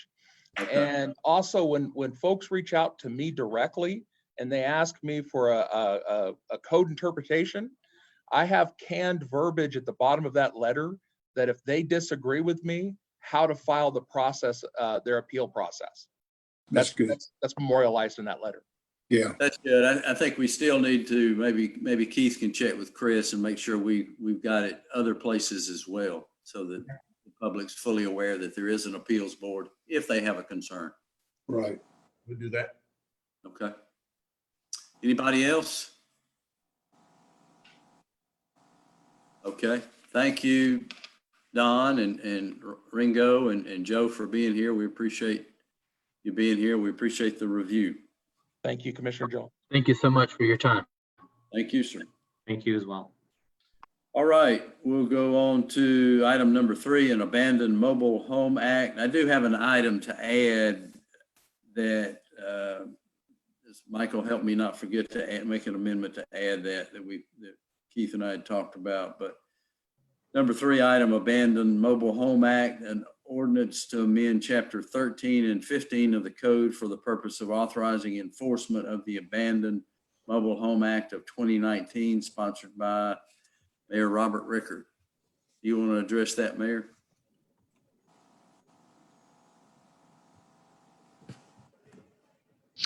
I'm going to call on Michael to kind of walk us through this. It's my understanding that this is a recent legislative act that allows us to incorporate this into our local code of ordinances so as to inspect and determine whether or not a mobile home is livable or not, and if not, then what you can do about it. Michael, can you lead us in that discussion, please? Yes, Mayor, I'll be glad to.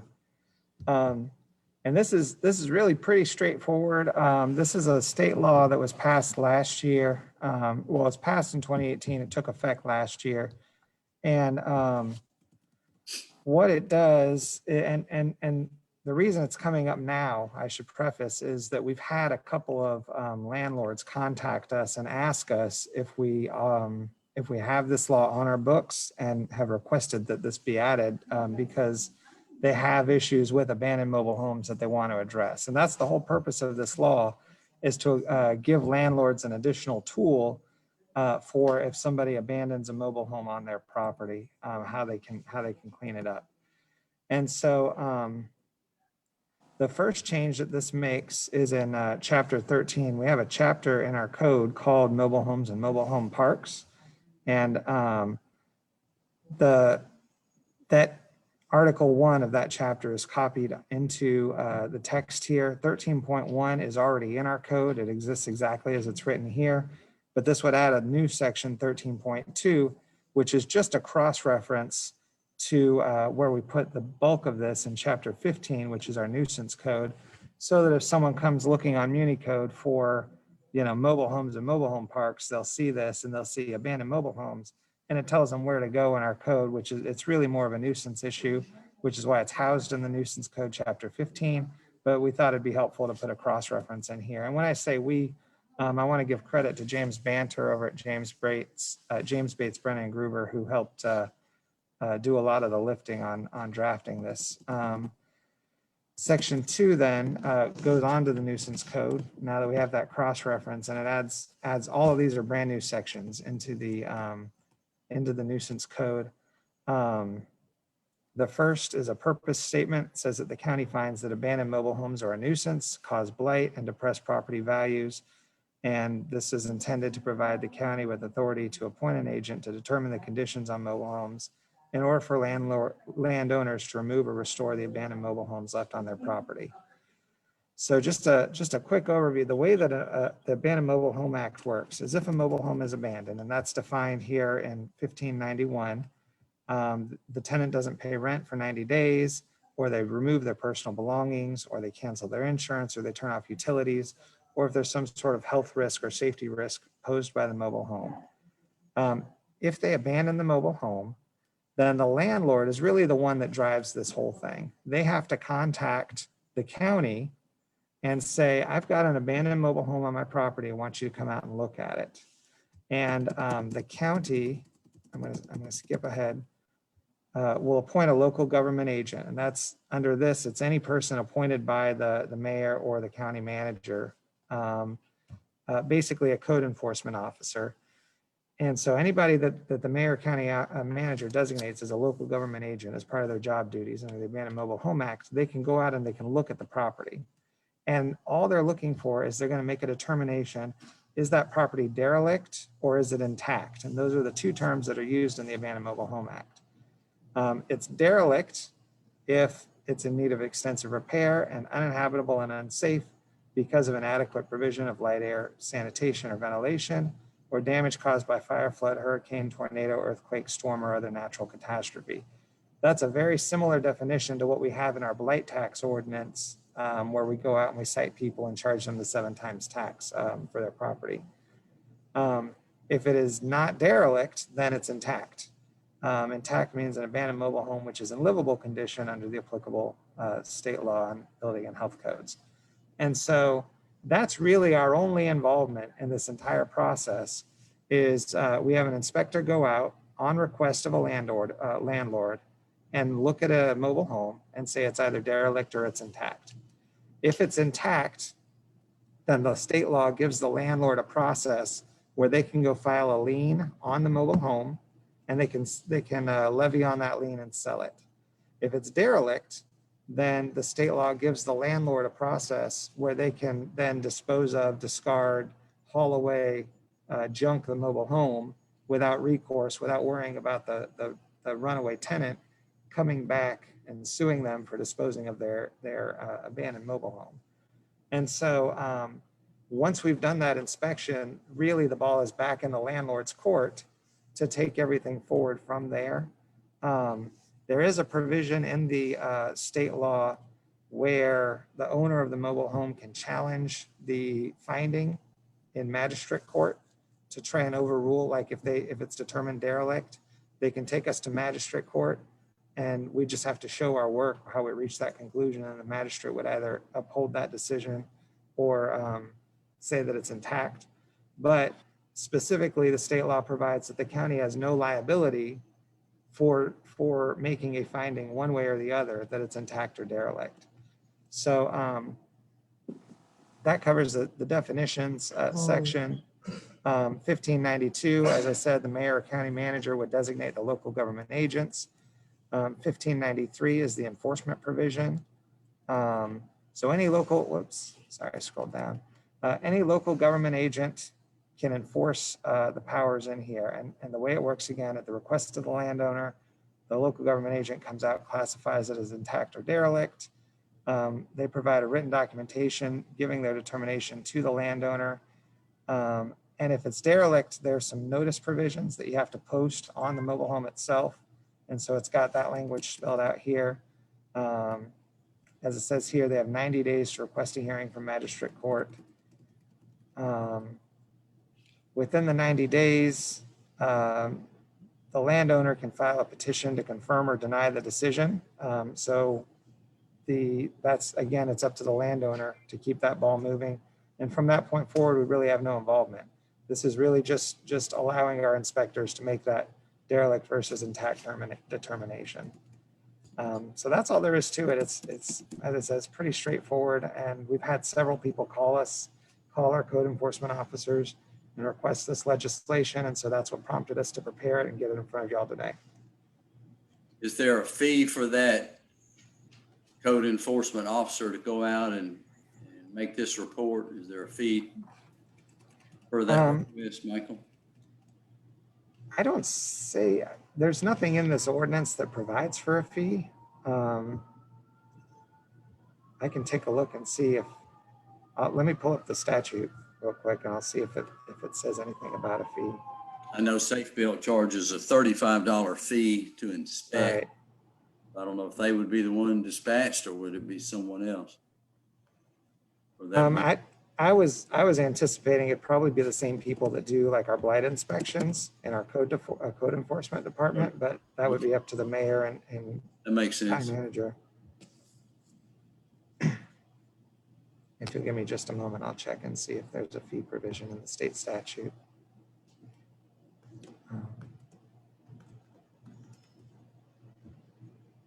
Were there any other questions while I'm looking at that? Mr. Chair, may Thank you. I'm not on the committee, but I appreciate the opportunity to ask. Since someone who abandons their property, they've left, and so of course the owner of the mobile home park would not have a way, more than likely not have a way of contacting that previous owner. Is there a provision for this language being put in the original lease that's signed or whatever, so that at least there's notification to people about this particular thing? If you abandon your property, then the owner of the park has the right to do this. Does the law call for any of that? Some kind of notification needs to be done along the way for the person who leaves the mobile home. That's a good point, Commissioner Lucas. I believe the position of the Georgia legislature would be that ignorance of the law is no defense, and the fact that they've passed this into law, that everyone is deemed to be on notice. But certainly someone that runs a trailer park that leases out lots could put language about this, in their leases. There's immunity for the county for our role in it. Yeah. But, that doesn't necessarily protect if the landlord does this wrongfully. If they say you've been abandoned it for 90 days and it hasn't been, it's only been 60 days, they might still get sued for wrongful, disposal of the property or something. Right. So it may be in their interest to put some terms like that in their lease agreements. Yeah. How could we, if the members of the committee feel like this is something that needs to be done, how could we go about amending our local legislation to say that the owner, upon signing the party signing the lease, that the person signing would have that documentation, that language put in as a part of their lease? I just think that there's a need to tell somebody that if they abandon their stuff, even though it's good common sense that you just leave your stuff, you don't have any rights to it after a particular period of time. But I just think folks ought to be notified up front, and that could become a part of their lease. How could y'all as a committee do that? Well, I'm going to defer to Michael. It seems like that should be in the landlord's lease. Yeah. That would be proper notice to the person, and maybe it is, because I'm not involved with the rental. My gut reaction on this, and I haven't fully researched that question because it was just asked, but my gut reaction on this is that the state law gives landlords the rights to take this action, and that if we tried to narrow that to say you can only do this if you have this term in your lot lease, yeah, I think that we would be preempted in putting that restriction, because they have a right under state law, regardless of whether they, it doesn't say anything in the state law that they have to give a specific notice. Well, all I'm saying is a suggestion for an addition to the lease that just says, if you abandon your property, then I have these rights. I just think that makes sense, and there ought to be a way that we locally can suggest. We can absolutely suggest. How many motorhome owners, how many mobile home parks are there in Macon-Bibb? We had a bunch of them. I know there are a bunch, but how many are we talking about as far as maybe a letter suggesting that they include that as a part, since we're going to enforce this law? Anybody know how many? I don't think anybody knows. Sounds like what Commissioner Lucas is saying, and you could put it in there as a matter of disclosure, and so it wouldn't preempt, so just as a disclosure statement. Right, as a suggestion to them to include that. Absolutely. But do they not send a letter out to the person by U.S. mail which gives them 30 days to get the stuff out already. Right, so It's they have to abandoned. contact, yeah, so they have to contact, to the best of their ability, the owner of the mobile home, and there's a service of process provision in the state statute. But, sometimes people will just flee, they'll move to another state or something, and they don't leave any forwarding address or phone number. And so to the extent that you try, based on your information that you have, to contact them, I believe that's good enough, that you don't have to actually make contact.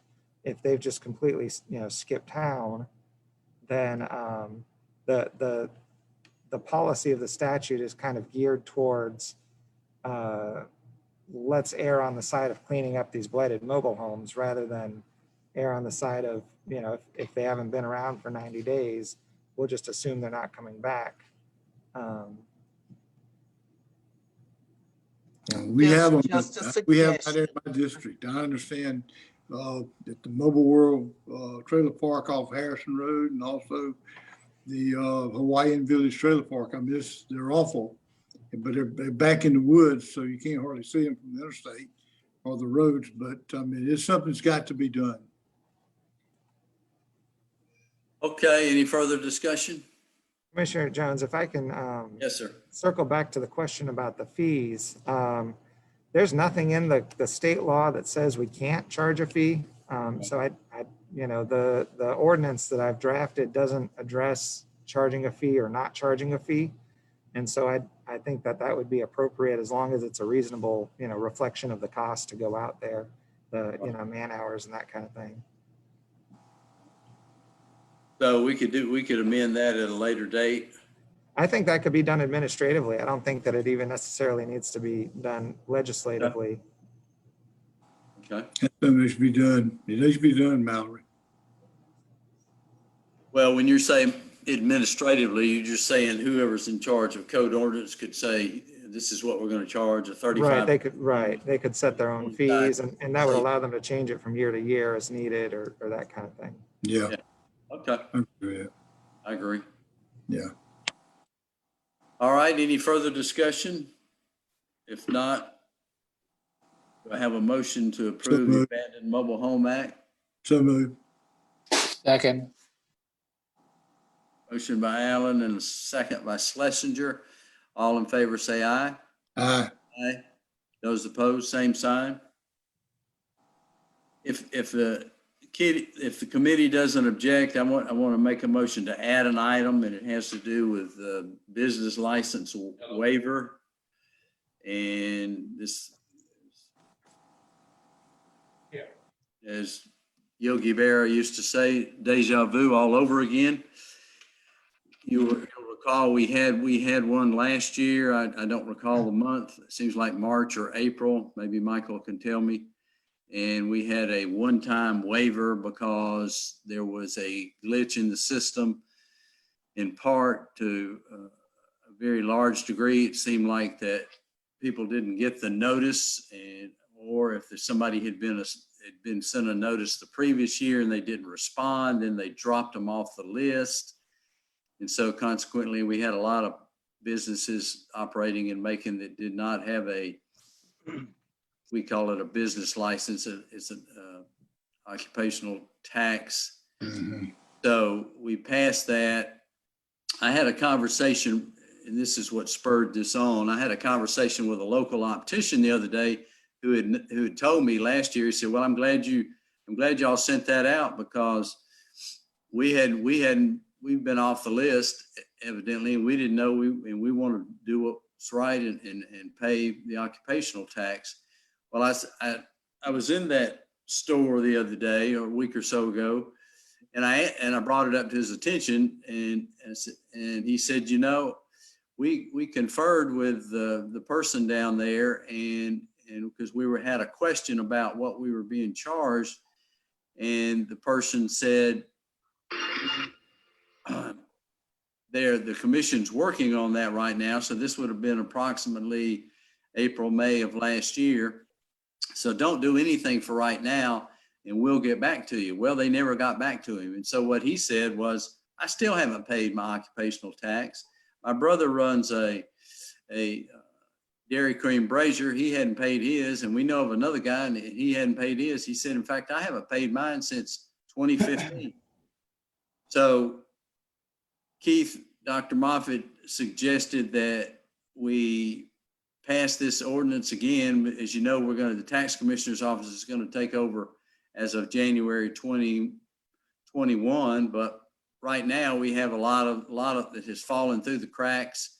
And so they suggested that we have this ordinance again and say, okay, everybody who hasn't paid, and you're out there, whether you haven't gotten a notice, we need you to pay your occupational tax or your business license and catch up for 2020. And then it'll be in a much better place next year with the tax commissioner's office. So if Dr. Moffitt or I see Commissioner Wade McCord has joined us, somebody want to add to that? Mr. Chairman, if I may, Commissioner Tillman. Yes, sir, Commissioner. I don't think we ought to be doing this. I don't think we ought to keep doing this. There's no incentive for folks to pay their fee. If somebody hadn't followed up, it's their obligation to follow up, because we know when our driver's license need to be renewed, insurance card need to be renewed. We want to make sure our business is in order. And just because one person contacts you or me, that don't give us the right to bring a resolution and say, okay, we're going to do it for everybody just to help you. We just shouldn't keep doing that. And people should be responsible for themselves, and the whoever's in charge of that department needs to be held accountable. I'm working, you're working, everybody's doing their part in their job. And so if folks are not functioning, then you make changes. We don't just keep accommodating folks in this matter by creating resolutions and saying we're going to forgive you of your taxes. We don't forgive folks of their property taxes. So why are we going to keep forgiving folks of occupation and business license taxes? I yield.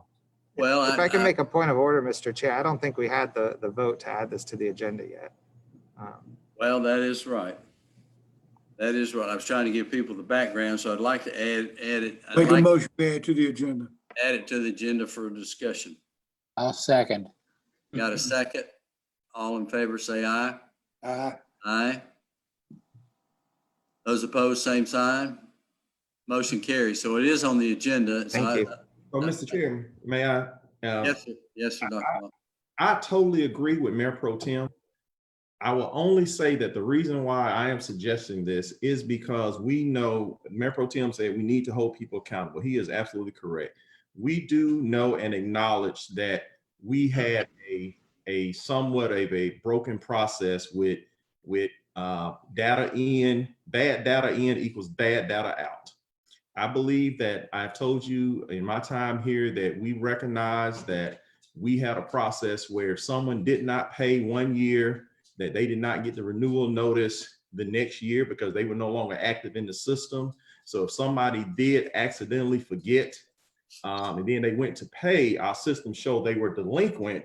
And then it was not only delinquent, now you have late fees and penalties that were assigned to that. So your resolution did not forgive the payment of the year. It just excused the late fees and penalties for what we can agree to disagree, that a renewal notice is a bill, because some people say, well, I treat it like a bill and I pay it when I get my renewal notice. If you did not send me a renewal notice, then I didn't know I needed to pay. That is a whole debate there that I agree with Mayor Pro Tem that a renewal notice is a courtesy reminder. But we do run into situations where people say, I did not get my renewal notice. We do acknowledge that a couple of years ago, prior to me getting here, we did not send out renewals that year. And so some citizens felt like or reported they were confused on that matter. I'm sorry about my video. The other piece of that is that in turning this over to the tax commissioner and working with him, I'm trying to give him a close to smooth process as possible. And we do acknowledge that, well, I've asked him in order to clean this up, if he would send a renewal notice to every business that we have in our database that goes back to when we consolidated. We do know that is going to bring up the opportunity for catching those people that felt like, oh, I hadn't got a renewal notice in a couple of years. I haven't gotten my business license.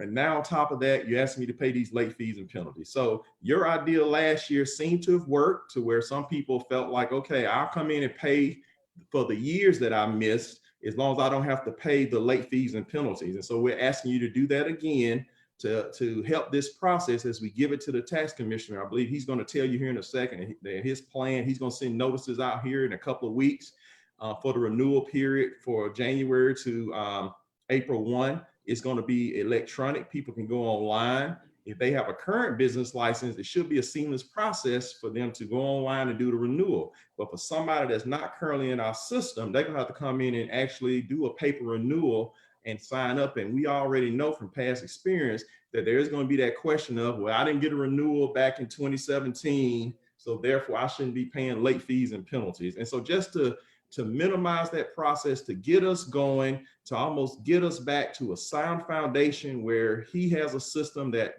works, that he can incorporate. I'm asking that you do this again for this business cycle. But I agree with Mayor Pro Tem. I don't want to say that we're rewarding bad behavior, but we're going to own our part of it and saying that it was a somewhat broken system, that year we didn't send renewals, and that certain people feel like that we need to send the renewals, therefore that gives them that incentive to pay. So with that, I'll let the tax commissioner tell you about his process for this upcoming tax season. For this upcoming business license renewal season. Let me make this comment first, Wade, and I agree in part with Commissioner Tillman. The bottom line is you're either going to get a lot more money in or you're not. And the only way to do that, and that's why Keith asked me to sponsor another one. I said, well, if that's what we need to do. Right now, you don't have a good accounting of who's in the system and who's not. So if you give them an incentive, nobody's trying to reward, we're trying to incentivize people to send in their money, and once the new system gets in place, we'll have a good accounting of that. But we've constantly heard from businesses to say, no, I hadn't paid it, never got a notice. And that notice is a bill. And it's not apples to apples, regardless of what you compare it to. Your tax bill, yeah, you get a notice that you owe your taxes. So that's what that notice, that's why the small business owner looks at it as a notice to pay my occupational tax, that business license. So the bottom line is we're going to get a lot more money in if we do this versus if we don't, in my view. So with that, I'll turn it over to Commissioner Wade McCord, please. Are you unmuted, Wade? There we go. Okay, can you hear me? Yes, sir. All right, thank you all so much. I'll try to be brief. I'm hearing everything that you're saying, and I agree with it all. Just to let you know, two quick scenarios is, as you know, we have started the alcohol renewals process, and it's going very well considering it's our first time. One thing that we have found is when people, sometimes I can honestly say I've not seen it on the alcohol renewal license itself. However, alcohol handlers have come in wanting to renew their alcohol handler's license, and we go into the old database, try to find their license, and it's not there, and we tell them they're not renewing. They apply for the first time, and they pull out their alcohol handler's license that they were issued. So we have had difficulty trying to find that information in the quote old system. Just because of whatever reasons, not going to get into that. It's none of my business, but we're having a lot of difficulty finding these. Secondly, we were notified by another county as far as how we were issuing business license for the 2021 year. We made contact with that county, and we told them that that hasn't happened yet. The renewal process for business license starts in January. A little bit more investigation found that that there has been licenses issued since as early as May, and can't tell you when and how long it's been going on. And IT has been, IT department has been involved trying to find this information out as well. Apparently licenses that have been issued have been printing out as a 2021 business license certificate. That coupled with, there could have been licenses issued for 2019 and 20, but they didn't have a 2018 and prior, or they may have paid 2018, skipped 19, and they renewed for 2020. The data that's in the system is not easily obtained. It is not. We're having trouble even using system database managers from the IT department to try to figure out this data.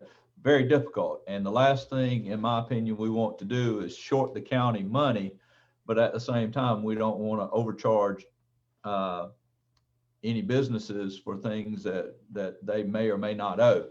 So I think what we're asking for, or I'm assuming what we're looking at, is allowing the ability to collect and come to an understanding with what is owed as of the time that a person comes in to renew their business license, and allow me the latitude, if you will, of being able to make that call, trying to be fair to the county and the taxpayer. But again, it's a legislative call. I'm here to follow the ordinance and at the county level and state law. So I yield back to you, Chairman. So if we did this, Commissioner, if the ordinance was passed, does this give you does it not give you some order and some accountability as to actually who's there? If, because of course we're trying to check the old system for any type of alcohol right now license that we're renewing. So the same thing will happen at general business license when we start renewing those. We have to not only search the records, but if a company or a business has a business license certificate that may not be in the system, it could be in the system in a different manner, just trying to find out what is going on and what we have as true records in order to go forward is definitely where we're looking at, trying to be able to go through this process. And there, you know, without a doubt, I can charge penalty, interest, no issues whatsoever. I can charge for delinquencies, no issues whatsoever. As far as the actual taking of the money, you know, we are working through our programming. Unfortunately, having future year business certificates out there puts a whole new wrinkle in this ball game of how much we can find and rely on what's in our the current database of New World. And that's what gives me a lot of reservation about penalty and interest. We may show that there's a business license in one name for 1 year and a different name for another year, just because of the punctuation, just because of the input. It could be a different name first, different name last, just a lot of things we got to work through. And I think having some latitude here of being able to work with businesses to be what's best for the business in the county would be greatly appreciated by the business community. Dr. Moffitt, who runs that department now? I know you had Kendra Flowers down there, and who runs that? That is correct. It's three people that currently oversee that process. Okay. So I'm not trying to criticize anybody, but the person who I talked with, the optician, I mean, he gave me the exact names of the people he talked to, and he said, I still haven't paid it because they were supposed to get back to me. So to me, it seems to me that if we gave a waiver one more last time, as the country song says, Bert, one more last time, that we're going to stimulate people to say, hey, I need to pay this and do the right thing. They're going to waive the penalty and interest.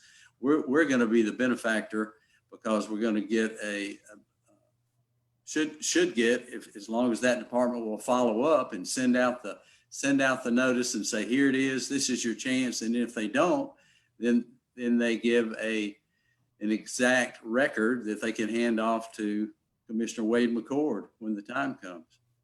Correct. And just one aside in this process, because we're going to this new electronic system, I've asked the tax commissioner to work with the vendor to make sure that we have all the data fields on the front end. So when Commissioner Watkins has been very instrumental in asking us about our vendors and things of that nature. So all that information will be captured for every business this year that gets a business license. All their demographics, race, gender, business size. It's about 10 fields of data that's going to be captured for every business that applies to a business license with us. I just think, again, we'd be the benefactor. We're going to get a lot more money that we're not going to get otherwise. We're going to have better data to hand off to Commissioner McCord, and to me, the benefits far outweigh worrying about whether somebody's we're incentivizing somebody to not do the right thing. I think what we're doing is incentivizing someone to do the right thing, and let's catch up, and then you're going to start anew, and then we're going to have a much better system come January to give accurate data and hold people accountable. Correct. And I think the majority of the small business owners in Macon-Bibb County want to do the right thing and they want to pay it. It's just that it's not been handled very efficiently, to say the least. Correct. And Michael has one other item that we need to deal with that I believe he noticed yesterday when we were discussing this, that when we did this the last time, that it did call for a public hearing before you made this, before you approved this resolution. Michael, I'll let you explain that. So we can vote on it in committee, but before it passes final commission, there's a state law that says that any legislation that relates to business licensing, you have to have at least one public hearing before it gets, final approval. So, that wouldn't prevent the committee from going forward today, but we would need, I guess, before pre-commission or sometime in the next week, a public hearing on this. Okay. Maybe we could do it at 4 o'clock next Tuesday. Mr. Chair, may I ask something? Yes, ma'am. How many people did we, how many people were involved in not having to pay the late fees the last year when we did this? I don't have that data. I'll depend on Dr. Moffitt. Yeah, I would have to get that from you. I don't have it in front of me. Okay, I was just trying to quantify the amount of money that we forfeited on that. I kind of agree with the Mayor Pro Tem on folks paying their fees, but what we're talking about is the late fees and the interest. Is that what? Yes, ma'am. Okay, because the chair initially, I got the impression from him that we were talking about we were talking about waiving the fees themselves, but we're talking about waiving late fees and interest. That's correct. Okay, and I would be interested in getting the information on how much we gave up last year by doing that, and then any idea of where we may be this year. Because if it's not a whole lot, then you can see it being something that gives an opportunity for the department to get its to get the system in place. But if it's an awful lot of money, then we can't afford it, and certainly not a third year in a row if we were to do it again next year. So no, it would just be this year. More importantly, how much more money did we take in after that we weren't going to get otherwise? Well, that's good information as well. Okay. Yes, sir. Commissioner. Yes, sir. Thank you. I don't know if you're going to actually you will get an amount, I'm assuming, you will get an amount of businesses that renewed for are paid for their prior year when they renewed in 2020 after this. But I think the bigger picture to look at is how many are out there that have still not renewed.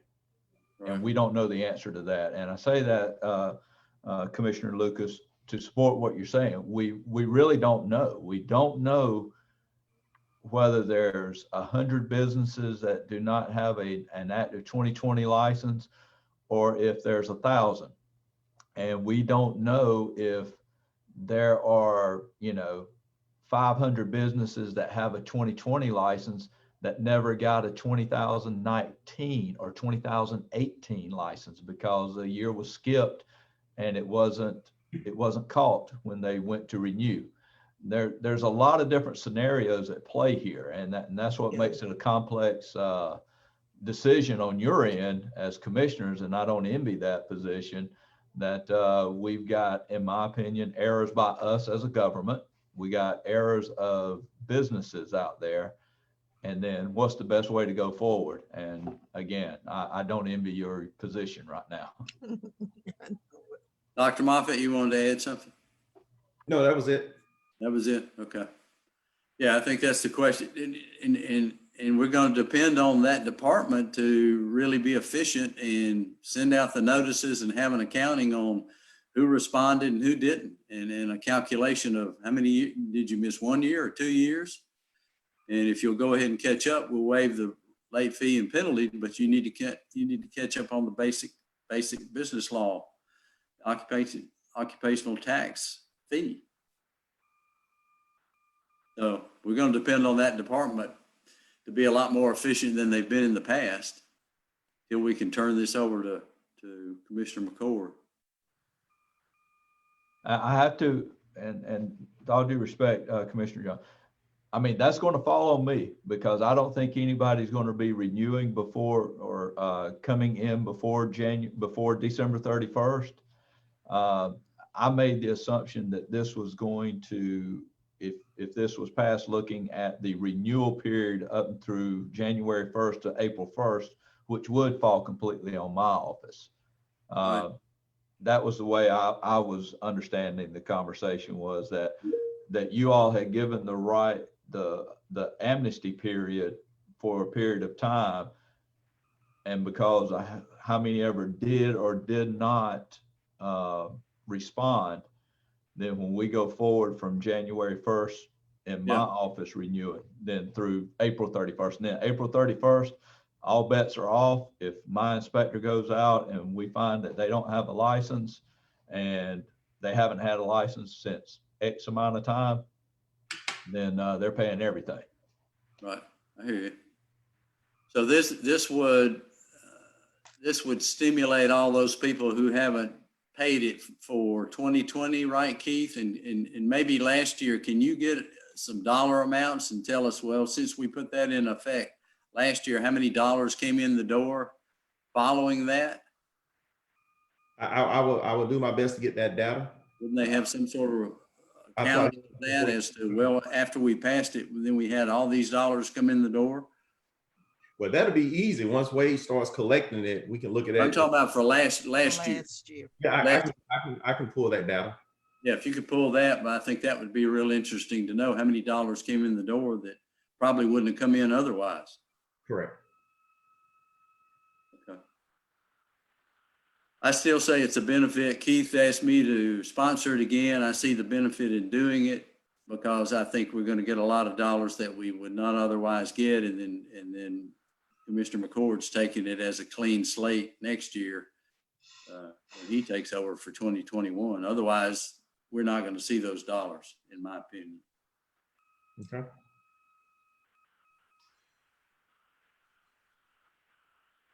Is there any further discussion? If not, is there a motion to approve? So moved. Got a motion to approve, and we got a second. All in favor, say aye. Aye. Aye. Aye. Have 3 ayes. Those opposed, same sign. Commissioner Bivens, did you vote? I was muted there. I voted yes. Voted yes, okay. I was just muted. Okay, sorry. So it passes 4-0. And we'll look forward to getting that data, Dr. Moffitt, as to how many dollars came in from the time we passed it before. That would be interesting data to have, I think, for all the commissioners before we vote, before the full commission. Yes, sir. Thank you, sir. And if we want to have a public hearing next Tuesday at 4, I guess we could do it kind of like we did the public hearing before on the two measures. So maybe Ms. Ross can set that up. Okay, item number 4 is historic Transco coaling tower. We've talked about that before. It's a resolution authorizing acceptance of the 7th Street Transco coaling tower as a donation, sponsored by Mayor Robert Rickert. Mayor, do you want to discuss that? Two developments. Rachel, I don't know that you got the email to pull up the parcel of land that the Transco folks indicated that they would donate or contribute. I thought I did. I got several emails on documents to put up today, so let me look really quickly. May I ask a question about the property? Has there been an inspection done, Mr. Chair? Anybody? You know if there's been an inspection done to see if there's contamination on that area or not? Because I noticed in the documents where the owners were listing the things that we must do. I think the mayor's going to something about they're not responsible for any contamination that's there, and they're not responsible for a lot of stuff. I just wondered if there had been a determination as to whether there was contamination or not. Because I know it's in that area of the brownfields, you know, where we had a lot of contaminated areas down there. Yeah, Michael, you want to respond to that? My impression, Commissioner Lucas, and that I was going to talk about that momentarily. Legal recommended getting a phase 1 environmental report. Right.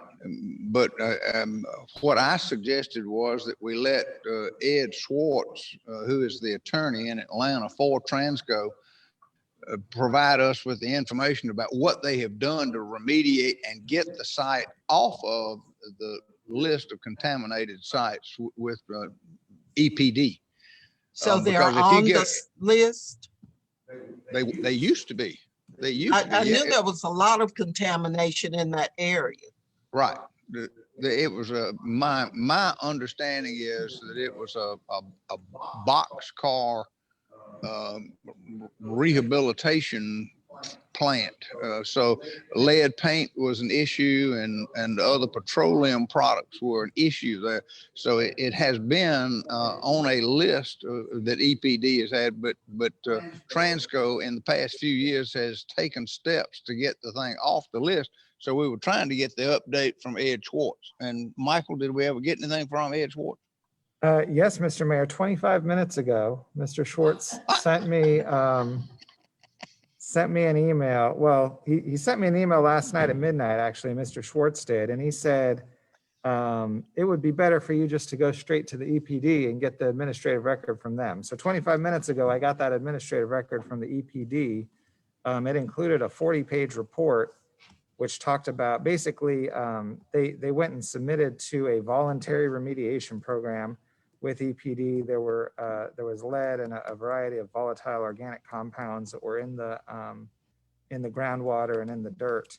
And they completed this remediation program. And so, because of the volume of the document and the technical nature of it, I don't have, a full assessment, sitting live in a meeting over 20 minutes to do this, but I have forwarded it on to our environmental counsel, Rebecca Davis. I've asked her to take a look at it and, just see if there's anything in there that she thinks would give rise to any kind of future environmental liability. But you know, the immediate impression that I have is if they went through this program and if EPD has signed off on it, then I would think that any contamination is at a minimum controlled, but I don't know all the details of the program that they went through or the review process. Well, Mr. Chair, my question is, has EPD signed off on it? And it doesn't sound like the attorney has the information. The reason that what was a red flag for me was what Transco was asking us to agree to. And they were asking us to agree, if any of you looked at the document, they were asking us to agree to a whole lot of stuff that seemed like they were saying, well, we're getting rid of something. And so y'all don't come back to us if you take it over. Don't come back to us if you find something wrong. So I would strongly suggest, I'm not on the committee, but we need the committee needs to table this until we can get a definitive answer on it as to whether it's been cleared by EPD and what kind of remediation was done there. Because all of that, depending on that determination, that's gonna determine what we can do there as a county and what kind of cleanup we may be responsible for. So I'm just leery of that. Mr. Chair, thank you for letting me make those remarks. Make some good points. Mayor, do you want to respond to any of that?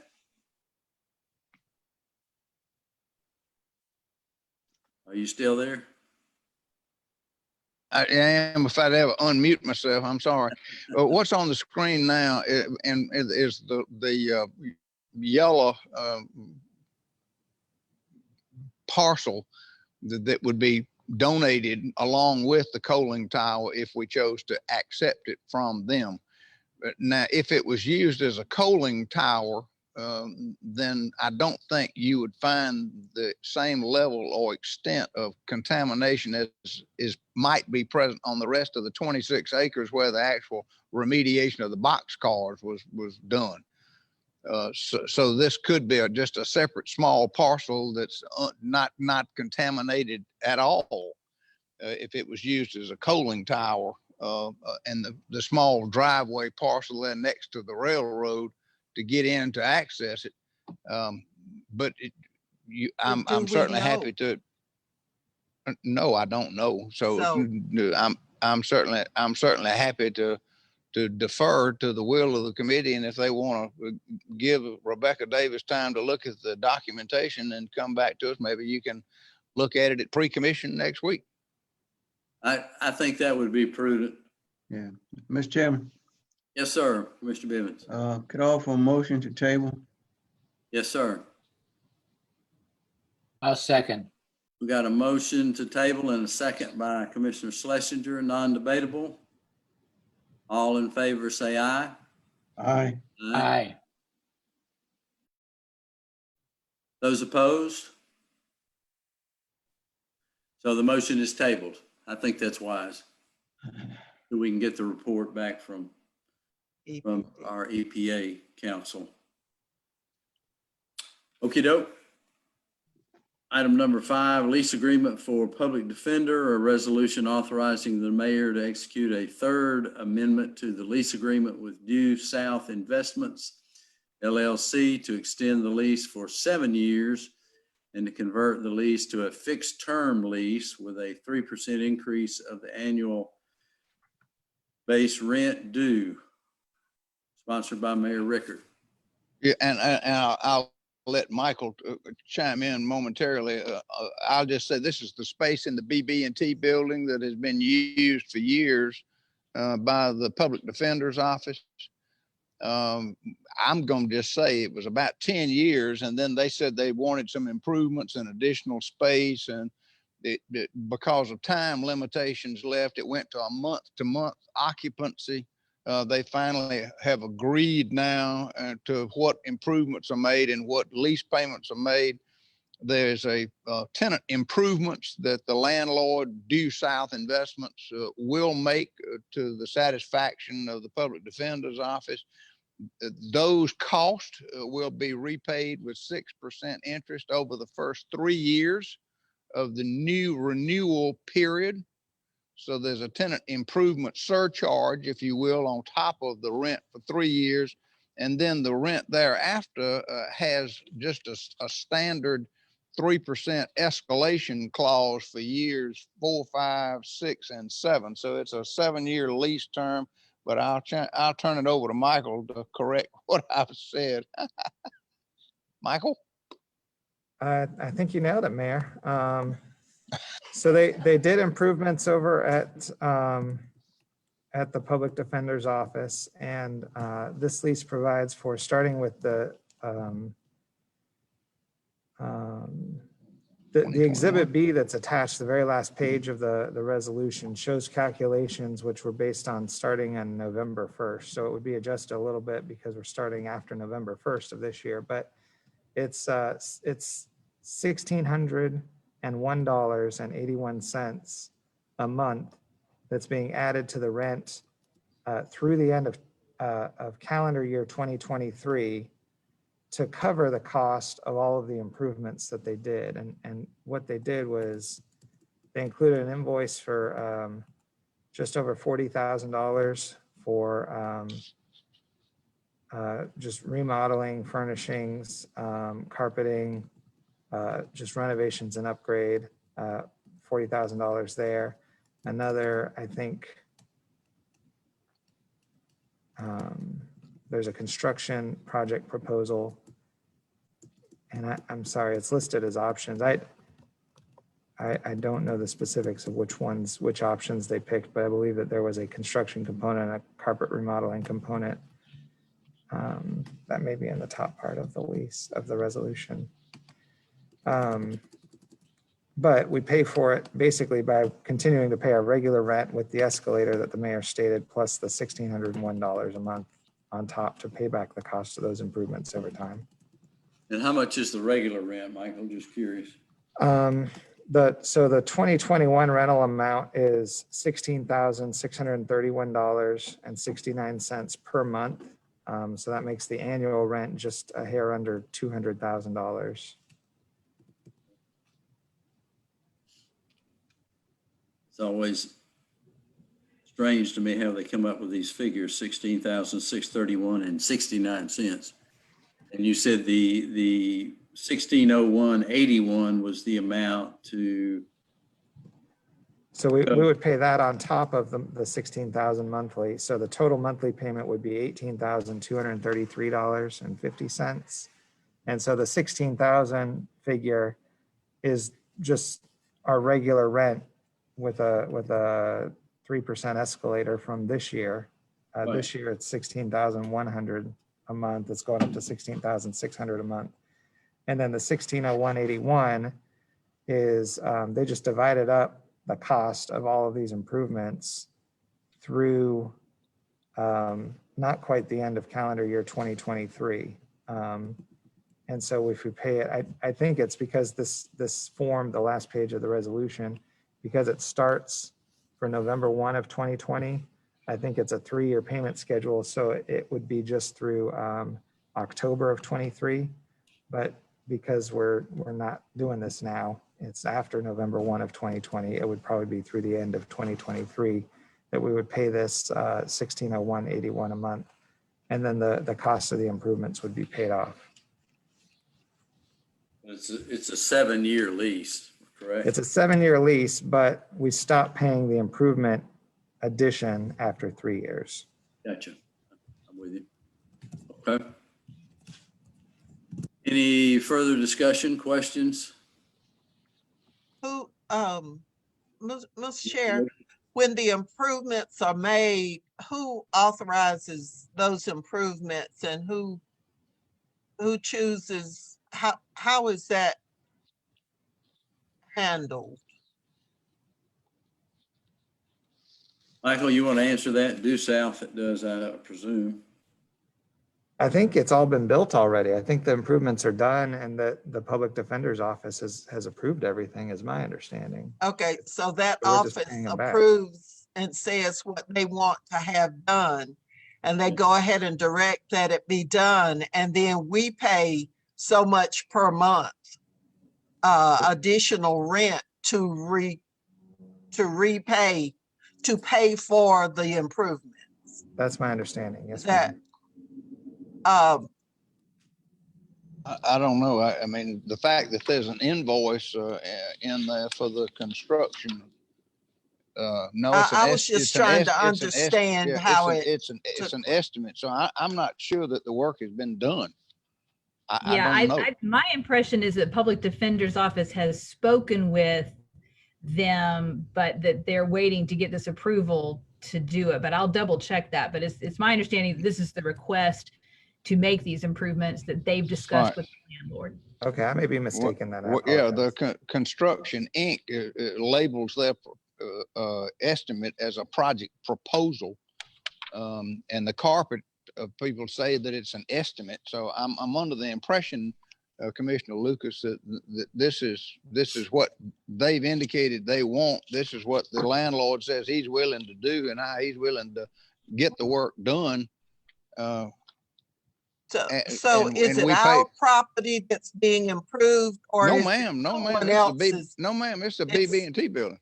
BB&T, and the public defenders operate out of that space that we're paying to improve. That's correct.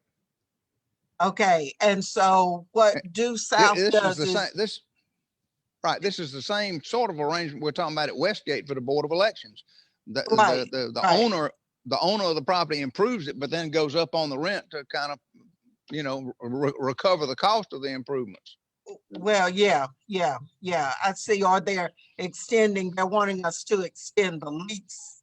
Correct. So this is in exchange for doing 7-year lease contract, but of course that gives us the use of the improved premises for 7 years. Right. The only difference is that we're not increasing, we're just extending our lease. But on this building, we're paying additional money per month, $1,600 per month additional to pay for those improvements. So I was just trying to understand the process of how it's done in somebody else's property. We're paying for the improvements.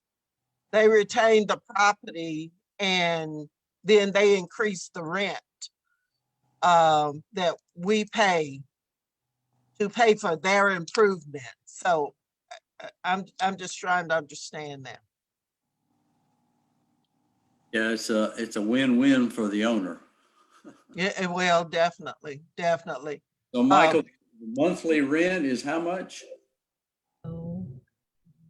So the base rent is $16,631.69 for 2021. And then the improvement fee on top of that is $1,601.81. Right, so the total is $18,233.50. That's an annual fee? No, that's monthly. Monthly. Per month. That's some expensive rent. And do we have approval of, when did we approve the modifications or the upgrades to the other person's property? I suppose that's what we're doing right now. Property. I think that's what's happening now if we approve it. But, and so we've been paying $16,631 a month up to date. Is that right? So the 2020 rent amount was $16,147.27. And the existing lease is expiring. So that's part of what brought this all up, is that if it's not renewed, then we'll just have to find another office for the public defender. Right. I'm not in commercial real estate, but I wonder how that compares to per square foot as to what downtown pricing is. And why are we paying for their improvements to their property? And $1,600. I don't know if you said 1,600 or 16,000. They're at 1,600 per month to the 16,000 rent that we already paid to reimburse them for the improvements to their property. We pay 16,000 per month rent. A month. Per month rent. That, we might need to look to some other place then. Well, it's such a convenient place there, and public defender needs to have a space. I'm not against that. I'm just against these arrangements where somebody improves their property and then we pay for it. And on top of paying rent. Anyway, yeah, I'm going to support it when we get to vote on it because of public defenders. Yeah, they're just passing it on to us. The cost. But why would we take it? Why would we allow them to do that? That's what their new rent total is. My only question, Dr. Moffitt or Mayor, is have we compared? Is this the going rate? I don't know. I don't know what the square footage is there. What are they charging us per square foot for this space? Yes. Well, the previous lease that we approved back in 2015 was a 5-year renewal before it became month to month. We were paying in 2016 $166,000 annual rent. In 2017 it was $172,000 annual rent, and 2018 it was $182,000. 2019 it was $185,000, and 2020 it was $188,000. So they've asked for these improvements, and it's going from $188,000 to $193,000 for 2020, and then with the add-on for the to $196,000 for the tenant improvements. So, like I say, we approved that range of rent for 5 years back in 2015. Right, and then it escalates years 4, 5, and 6. Right. Correct. It's got a 3% escalator clause in it. That's my only question is are we paying the going rate for downtown, or are we being gouged just because they know that we need the space close to the courthouse? Yeah. Well, I mean, obviously the convenience of being next door to the courthouse and the public defender running over and running back and forth and back and forth and back and forth. Certainly, I'm under the impression that they like the premise and like the arrangement that they've got. I don't know where we would put them if we'd had to go back to ground zero and look someplace else. You may find that this is a real bargain. I don't know. Mr. Mayor.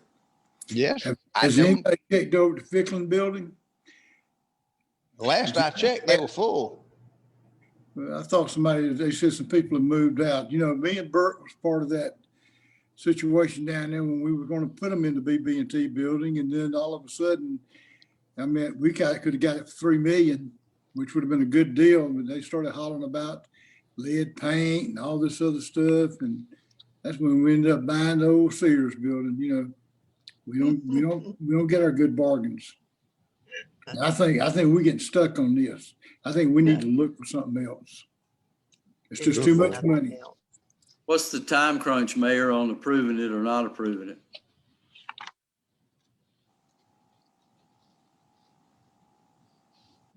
I will say that I think we're month to month at this point, and I'm not sure exactly how long. I mean, it's been month to month since the first part of this year. Because I think and I believe the public defender requested this months ago, and that they've been negotiating it to get the terms right and back and forth. But maybe I should suggest that we ask the public defender to come talk to you at pre-commission. Yeah, well, I mean, Either that, or maybe what you might want to do. I mean, you tell me if you want to try to amend it to a 3-year rather than a 7-year. Yeah. So at least if you amend it to a 3-year, he'd get his tenant improvements back.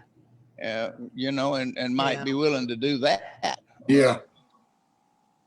And then in the meantime, I'd give you 3 years for the new commission to look around and see, you know, if they could get a better deal for the public defender someplace else. Mayor, are they still looking at the parking lot that we've got there now for employees to build out that parking lot that they could put offices in? Are they still looking at that? The short answer to that is that we got an indication from the owner of the parking lot across the street. Yeah, but I was talking about our parking lot where we have our cars at, you know, right beside the Grand. We got a parking lot. We were going to build, back when Bert and I was there, we were going to build a 3-story building there and to add a parking deck to that back years ago, probably in the early 90s. And I mean, that I did not know where that went. Are y'all still looking at that? Oh yeah, but now you're on a completely different a topic of space assessment needs that we've recently done within the last couple of years. Well, I mean, it don't look like nothing's getting done. I mean, I'm just saying maybe the next administration might push to get something in the as soon as possible. You know, we can this here. I think Earl still owns that property at the BB&T, right? Yes. Right. So, and he's a good negotiator. So we need to be looking for something ourselves, or the new administration does one. Well, in the meantime, you hate to put the public defender out on the street. Yeah, Mr. Mayor, I think you're kind of stuck with the public defender's offices being in there. There's too much work, Mr. Chair, that goes on there, and we have to think of the employees and that they're settled in there doing work and have clients and stuff who are familiar with where they are and all of that. I just think the shorter contract would be appropriate, the shorter lease or whatever it is, and then the new administration take a look at these kinds of contracts that we obviously need to look at again, because it looks like we're doing an awful lot for folks like we're dealing with on this contract, and this is not the only one where we're paying for things that we possibly should not be paying for on top of paying rent. So I think we're kind of stuck on this one for now, but I would support the shorter contract with something that says that we definitely have to review that contract at a date certain. Well, Mr. Chair? Yes, sir, Michael. Just as to the contract term, I just want to remind the commission that under the Georgia Constitution, this commission, by signing this lease, cannot bind the future commission to pay for this lease rent in the budget next year. So if a future commission doesn't appropriate money in its budget to pay for this lease, then that is a mechanism to terminate a lease. You know, that can be done at any time, any year, if there's no appropriation. Well, that's a good point. I'd probably be, me personally, if we're going to approve it, make it a shorter term, like a 3-year. But because, you know, we don't have anything to incentivize us. Somebody needs to, Keith, I would hope that we could check and see if there are any other spaces. For instance, if there was space in the Fickling building, that's directly across the street. So that would be an easy walk over there. So I don't know. Well, Mr. Chairman, if I may. Not there. Wait a minute. Let me finish my thought, then I'll recognize you. So I don't know. Is Due South, is that a real estate broker as well? Dr. Moffitt? Do you know? No, sir, I do not know, but that is who, Michael, that is who we will be doing the agreement with. So they probably the management company. Yeah, they may have a real estate license as well, but my main concern is, are we paying a competitive rate in the downtown market? And a commercial realtor with one of our local companies would be able to tell you that. So we need to know, are we paying a competitive rate, or are we not? We being gouged? So. Gouged. Mr. Chairman, if I may. Yes, sir. We support the public defender's office. We fund them. I know that they like that BB&T building because it has a connection between the courthouse and the BB&T building. The FBI is in that building. They feel safe in that building. The last time somebody tried a 7-year lease on us, it was Coca-Cola. And we don't usually do those type of leases. But I just sat back and just heard y'all say all the right things about at least a 3-year lease. And Macon-Bibb, the government's gonna always overpay. We don't ever underpay. And so these are our partners, the public defender's office. And so we need to support them where we can, but I support a 3-year lease as well. Thank you. Well, I agree with your comments, but I don't agree that we should always overpay. I think we should always be negotiating, because we represent the people and the taxpayers of Macon-Bibb County. No, I'm just saying the government always pay. I mean, in some instances, they pay $15 for a hammer, you know. So I'm just saying we always overpay. I agree. They probably do, but the government shouldn't be overpaying. We should be paying a competitive rate, and we should have somebody negotiating that rate on our behalf, which is on behalf of the citizens. So my thought would be to make an amendment to change the lease to a 3-year term. I would make that motion if someone would like to second it on the committee. I do that. I'll do it. Have a second. I like it. Yeah, I'll second it. I don't like it, but I'll go ahead and second it. It's nothing against where they are. I think that, nothing against, we do want to support the public defender's office, but on behalf of the taxpayers, we need to make sure we have a competitive price. Maybe we do. I don't know. I don't think so. I don't think so either, but that's not my expertise. But all right, I got a motion and a second to amend it to a 3-year term on the lease. Any discussion on that? All in favor, say aye. Aye. Aye. Is that 3? Commissioner Allen and Schlesinger and I. Commissioner Bibb, did you vote? Yeah. You did? Okay. Since you got 3, can I vote no? No. I really don't like it. Don't be politically correct. Look, Vote however you want to, but Bivens voted for it too. Yeah, that will give you your 3 that you need. I don't know why you want to do that. Because I don't like being. Oh, have mercy. Look, y'all might like it. I don't like getting stuck. I've been involved in that BB&T building from the beginning, before you even ever was there, Al. And I don't like getting stuck, especially by the people we're getting stuck by. And I honestly believe we're getting stuck. I really do. I think we need to look at it. So you're not in favor of it altogether. Is that what you're saying? Do I now? You're not in favor of approving the lease in any form. Is that what you're saying? I think we need to talk with them and find out what's going on. I mean, this thing keep going up like he's going up. Is he doing it to the other people also and over there, or is he doing it just because we government? I don't know. He may be doing it to us because we wouldn't buy his parking lot at the right price. I don't know. Exactly.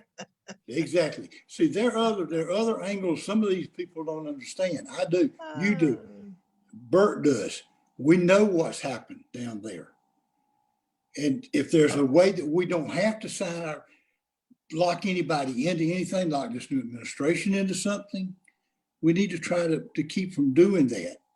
Well, what do you want to do? You want to make a motion to table it? No, yeah, you've already approved it. You've already approved it. But you still make a motion to table it. It's already been passed. So if you want to reconsider your action, you would have to do a motion to reconsider.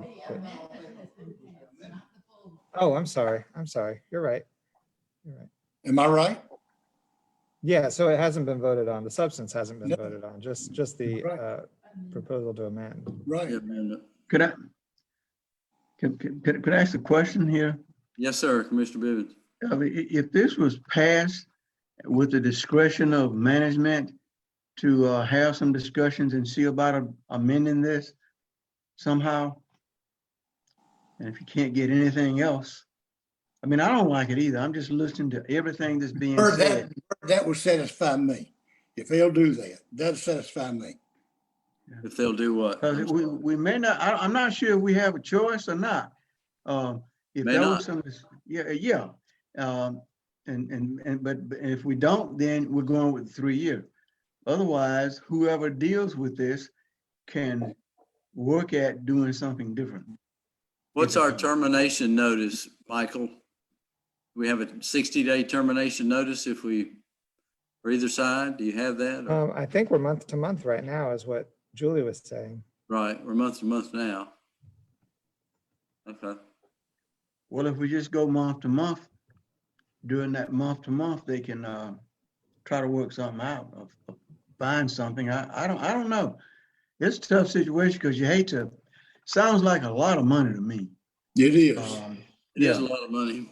Yeah, and I mean, it sounds like too much. You know what I'm saying? And I don't know if there's a way to do better, but you know, if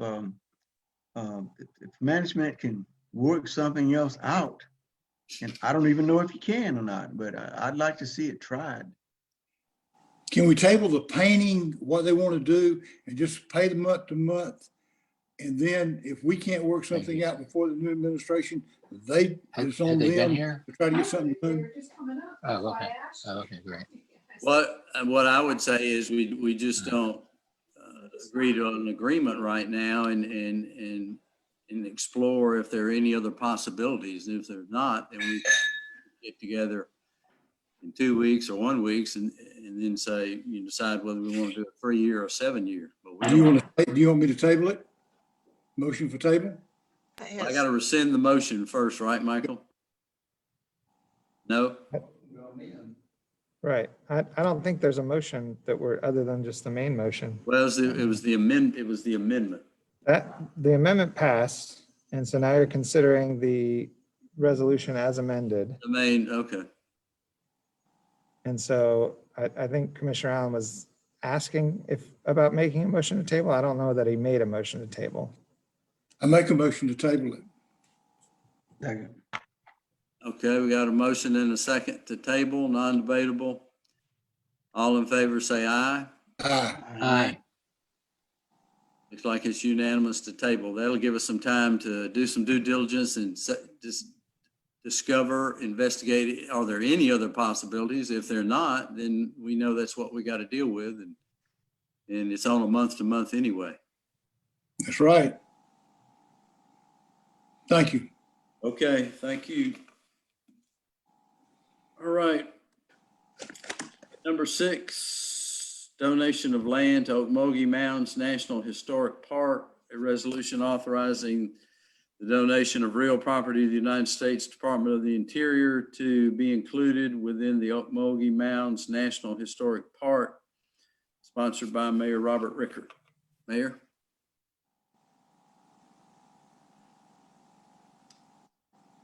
Tell us about that. Thank you, Mr. Chairman. This is an effort to transfer property to the National Park Service for inclusion in the Ocmulgee Mounds National Historical Park. In essence, there are two sections that we're talking about. There's the back portion of the sheriff's shooting range and a parcel next to it that constitute approximately 150 acres. And then there are several residential building lots, all of which are vacant now. We tore down a couple of houses that are in the Main Street neighborhood. So we would be transferring this property to the National Park Service for inclusion in the new expanded boundary lines of Okmulgee Mounds National Historical Park. Make a motion to approve. Got a motion to Second. approve, and I have a second by Schlesinger. Any other comments or questions? If not, all in favor say aye. Aye. Those opposed? Motion carries. Item number 7, last item, Booker T. Washington Center, a resolution to authorize the mayor to execute change order numbers 001 through 007 to construction contract C20-0023 between Macon-Bibb County and Stafford Builders and Consultants, Inc. in the total amount of $242,224 for additional improvements for the Booker T. Washington renovation project, with $240,000 to be paid from 2015 blight bond funds. Then we had that much left. Booker T. Washington line item and the remaining amount to be funded by 2018 SPLOST funds, Industrial and Urban Development, Booker T. Washington line item, sponsored by Mayor Robert Rickard. And to be perfectly honest with you, Mr. Chairman, this is really because as you heard earlier today when Cass made his report, the change order that was included in the completion of Booker T. Washington, so as to create spaces that could be sublet to different providers to be in the building. My impression is this is almost a ratification, and as Cass said, they've got a substantial completion date of December 21st. So I think that most of this has been in process. And so this is really a ratification of what's been done in a moment of candor. Okay.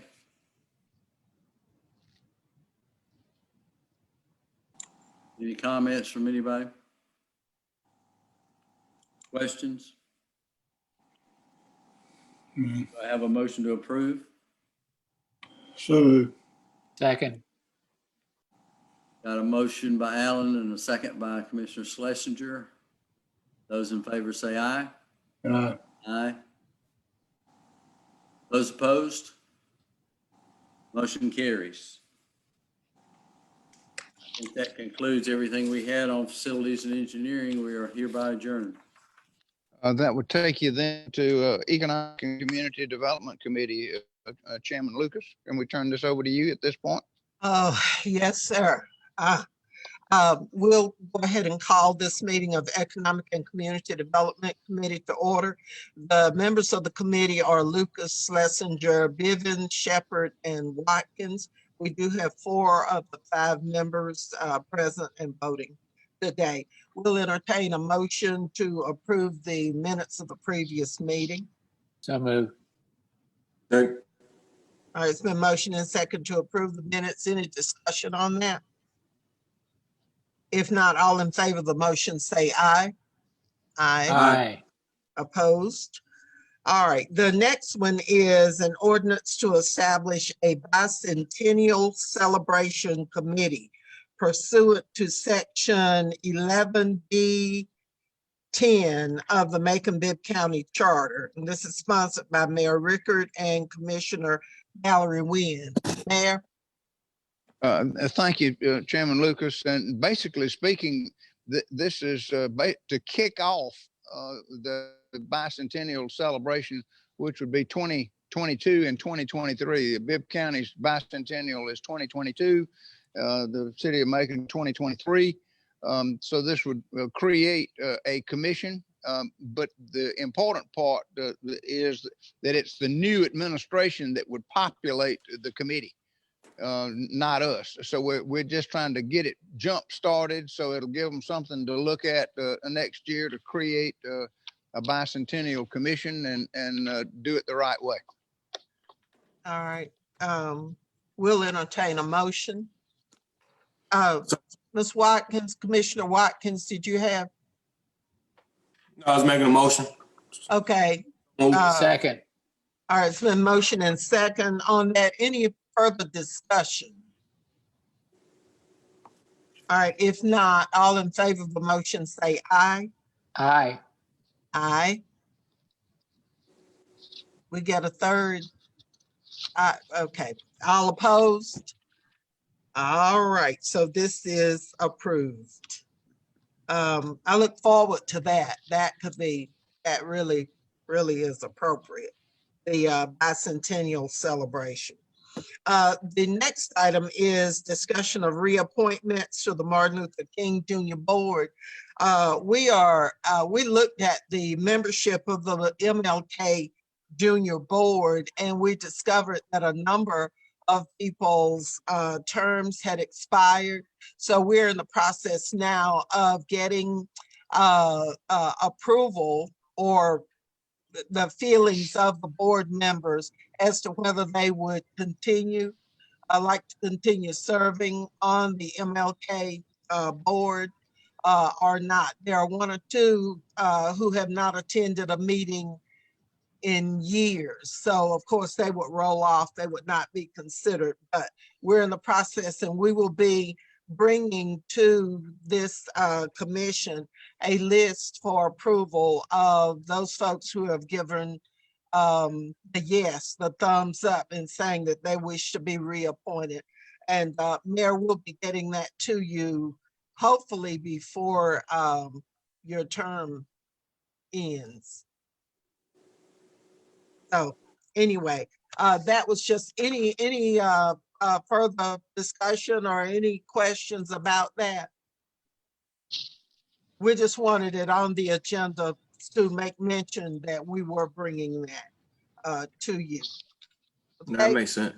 All right. The last thing is a resolution authorizing the mayor to offer a loan through the Economic and Community Development Authority to infill housing Incorporated, doing business as Tyndall, in the amount of $425,000 in home funds to assist with the redevelopment project of Tyndall Fields 2, located at 985 Plant Street.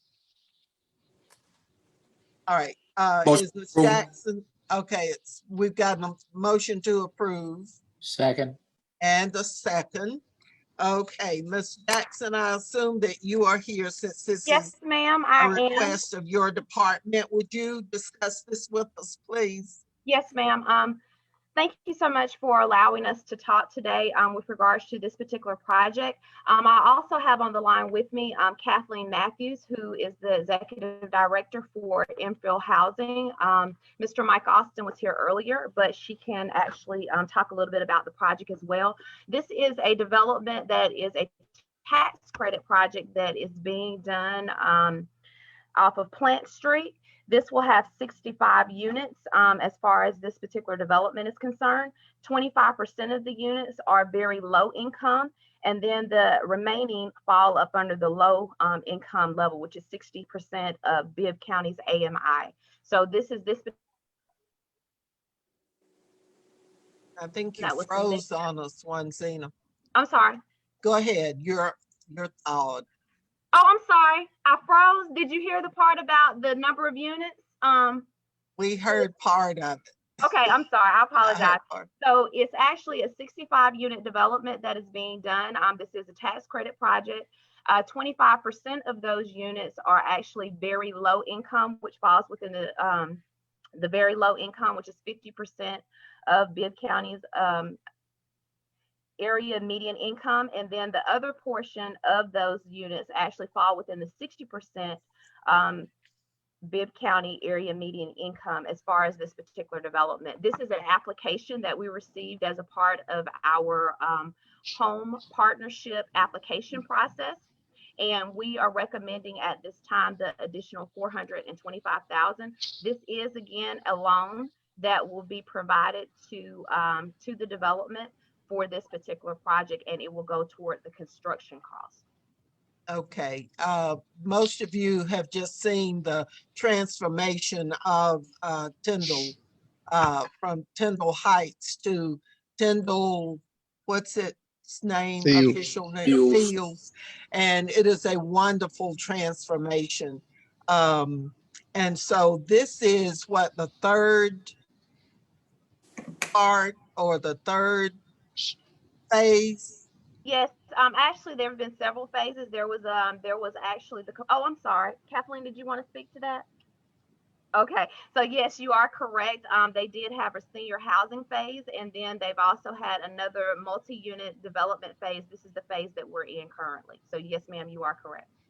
Okay, if anybody hadn't had a chance to drive by there recently, drive by and you will just see the stark contrast of what it used to be with people all crammed together, and what's happening now with a phased-in approach to the building, the assignment of new streets, the changing of some streets which this commission has approved, and also this new phase. Ms. Matthews, did you have some comments that you needed to make?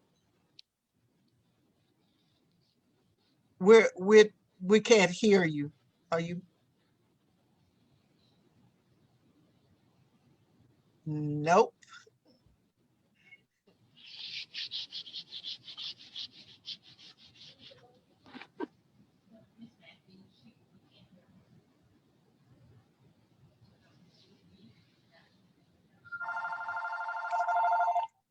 It says the audio is on. Can't hear you yet. Next to your mute button, do you have an option to select different microphones? There should be same as system, external microphone, whatever your computer is version. Selecting one of those might make the difference. Can't hear you, I'm sorry. Okay, well, we are sorry. We wanted to hear what you had to say. And if during the time we're discussing, we can hear you, then please join in. If you want to call in from a phone, you can do that too, from that Zoom email that has the phone numbers in it. Okay, Zena, what capacity does Ms. Matthews operate in? What is her? She is the executive director of infill housing. Okay, okay. And tell us what infill housing is.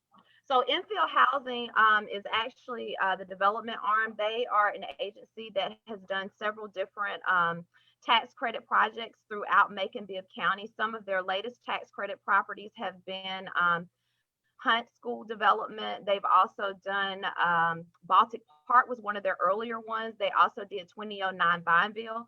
So there are several different projects that they have been involved in that are scattered throughout Macon-Bibb County as well as the state.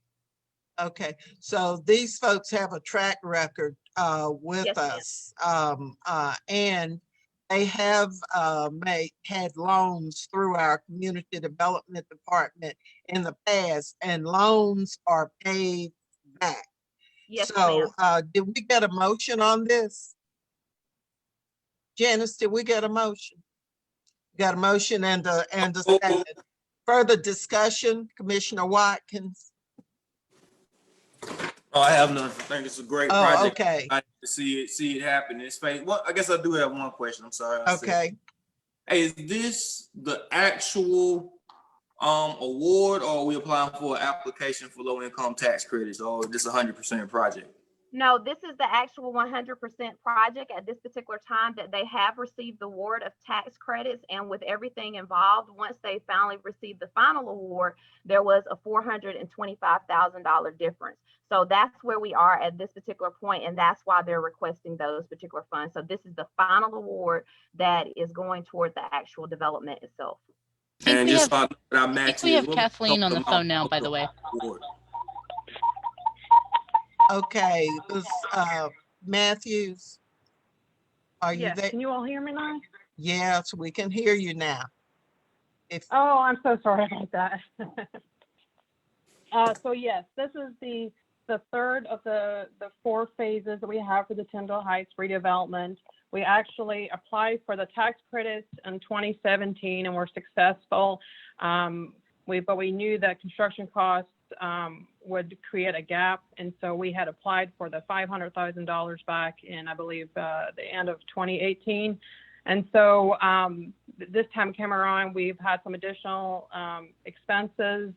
And when April came, we were at the height of COVID, not really knowing how it would impact our construction and our lease-up process. So we applied for the home funds, and we were very grateful to have that, because with the additional funds that fills any gaps and will allow us to actually finish out the project. And I will add that we are now 100% complete, so there will be no additional funds needed beyond this. And we are actually 100% occupied as of the end of October. Yeah. So we couldn't have done it without your continued support of us on our Tyndall Heights redevelopment. So we're just very thankful and grateful for the opportunity to come for you today and for the additional funds. Okay. So any additional questions, comments? Mayor? Commissioner Bivens. Madam Chairman, I'm reluctant to bring this up, and it's something that I've had in my mind a long time. But if y'all would bear with me, I'd like to tell you this. I lived in Tyndall Heights up until the time I was 8 years old. One of my neighbors was Otis Redding. But we left there, and my mother ended up going back, staying there again. There was just something about Tyndall Heights. When I got out of the service in 1967, we bought her a house. She stayed there about a year, and she went back to Tyndall Heights. And, you know, I never questioned her or anything about why she made all those decisions or anything, but I used to go visit her sometimes. And I used to see these young girls sitting in the kitchen or in the living room or somewhere. I didn't know them. I didn't say anything to them, and I didn't ask her anything about it. I know she used to take people to church and do, you know, different things. But when I was teaching school at Hartley, a lady came up to me. She had a boy in my class. And one day she came over and she said, "I knew your mother." And she told me who her people were. Now, I knew her father. I thought he was a pretty tough guy. But she said there were times when my parents couldn't do anything with me. She said, and they would send me to stay with your mama. And I said, "Well, did it help you?" She said, "Yeah." She says, "It always tended to work." So I figured, well, maybe that's what a lot of those other girls were there for, because I never knew. But I bring this up because she was well known enough over there that when Hiscock, was it over there? Yeah. They had a building where my brother and Virgil Adam used to play basketball out there. It was the old office building they had. And they decided to name that building after her. Of course, it's been torn down. Esther Bivens. Right, but over the years, there were whenever they were going to do something like this, like now they're asking the board. Well, they used to get members of my family, you know, my sister and I, to go over there, and they want to get support from different people to get these things done. And we always gave them support and would have no matter what, because I believed in the projects. Like I said, I lived there. It meant a lot to a lot of people. But that building's torn down. And the lady who was over there at the time they tore it down says, "We're going to find something else to name after her." Well, about 6 months before she left, I saw her, and she said, "Well, we got a bunch of names." So I felt real bad about that, because I was always proud of the fact. Matter of fact, the Telegraph did a story on me some years ago about the integration of the school system, because she was involved in that. She signed the complaint in the name of my youngest sister for the integration of the school. And at the time, there were a number of people who said, "Yeah, okay, we'll sign it." But then when it came right up to it, this was in the early 60s, you know, people had things to fear, so they backed out. And she was the only one ended up signing it, lost her job and everything. Of course, that worked out. But so anyway, I've been intending to go by and meet with the board over there and talk to some of them, because I had one member decline to talk to me. But I wanted to bring this up to them. Hopefully they could find anything that they could just name after her, because it means something to me. But I based on what I've heard from people and all, I just think she was deserving of it. And Well, you're, Commissioner Bivens, you're absolutely right. And we salute your mom and your entire family for all the work that you've done over the years. And thank you for sharing that with us.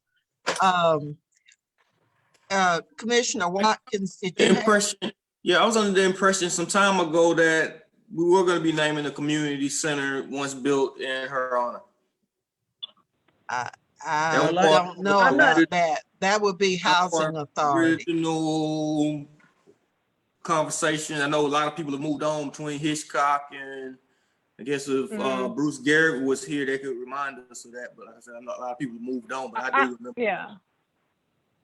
Okay, is there somebody, I see a phone number. I don't see a, it's 478-714-0748. That's Kathleen. That's Kathleen. That's me. Oh, okay. Okay. So I will bring that up. I wasn't privy to the earlier conversations about that, but I know at the very least we wanted to dedicate it somewhere in the community building to memorialize, you know, the history of Tyndall Heights and significant people that were involved with it. So I will bring Commissioner Bivens. I will bring this back to Mike Austin, and then he can present it to the board for discussion, further discussion. Yeah, that's great. All right, it's handled, Commissioner Bivens. Is there further discussion on this? All right, if not, all in favor of the motion to approve, say aye. Aye. Aye. Opposed? All right, and thank you, Ms. Jackson, for all of your work on this. And for the new commissioners, just please know this money is not being given away. It is not a grant, it is a loan. And Infill has a wonderful history of repaying what they have borrowed over the years and have had many successful projects that they've completed. So, Mayor, did you have anything on this? Okay. All right. Is there anything else? Thank you, ladies, very much for being here. And thank you for all that you do. Is there anything else to come before the committee? All right. If not, then we stand adjourned. And our last committee meeting is Operations and Finance. Chairman Watkins, let me turn this over to you, sir. Yes, sir. Appreciate it. We have the minutes that need approval from our last meeting. Second. Can I say something right quick before y'all get started? Sure. Please. This is to Dr. Moffitt. Can we get traffic engineer? I'm over here on Thomaston Road and Columbus Road. There's a big pole someone has hit and knocked down. And because it's laying in the dirt, it's not visible because it's not in the street. So we need to get traffic over to at least take a look and see what's going on. At the corner of Thomaston Road and Columbus Road, where it intersects. Okay. At the light right there. There's a big pole to the left. Thank you. Thank you. No objection to the minutes. We'll move on to our first and only order of business. We have an update from Mr. Lucci on our monthly financials. Okay, I think Rachel's got that ready to pull up to put on the screen. Rachel, did you get that from me? Yes, ma'am. I'm pulling it up now. While she's pulling that up, just to go ahead and get started, this is the monthly update through October. I'm going to go through October statement. We have not closed the month of November, but because I don't think we'll have another meeting by the end of the month. If we wait to get through October's, I'll give you a few updates from November's. I have run those preliminary numbers. For November, we wouldn't have had gas posted yet. We normally don't close until the 15th, but I did go ahead and run those numbers just to give you an idea of where we are and whether anything really changed significantly from October. But starting with the October numbers, the percentage that we're looking at for most departments is about 35%. But starting with revenue, as of today, we still have not seen any significant decreases in our lost revenue. So things are still looking good. We hope to continue those numbers through the Christmas holidays and the shopping season. And hopefully that will continue to trend where we're not seeing the significant decreases that were predicted by the Department of Revenue in those. Just to mention those, some of the reason why we haven't seen a drop is because of those audit adjustments that we have talked about over the last few months. Those were significant increases that they adjusted through the sales tax for some prior year audits. However, even removing those significant increases, we really haven't seen a tremendous drop as predicted. Even if you do not include those audit adjustments, we haven't seen a significant decrease. We might have seen a slight decrease without that number posted, but it wasn't as significant yet as they had predicted. So right now we're on trend with our revenues. They're looking pretty good. There was a drop in what was received for property taxes, but that's just a timing difference. I did look in November and that was caught up. So that was probably just because of a weekend difference. November looked a little lower. October looked a little lower than it did last year, but in November that number was made up. So I think it was just a remittance timing issue between the fiscal years and the way the weeks fell between those months between 2019 and 2020.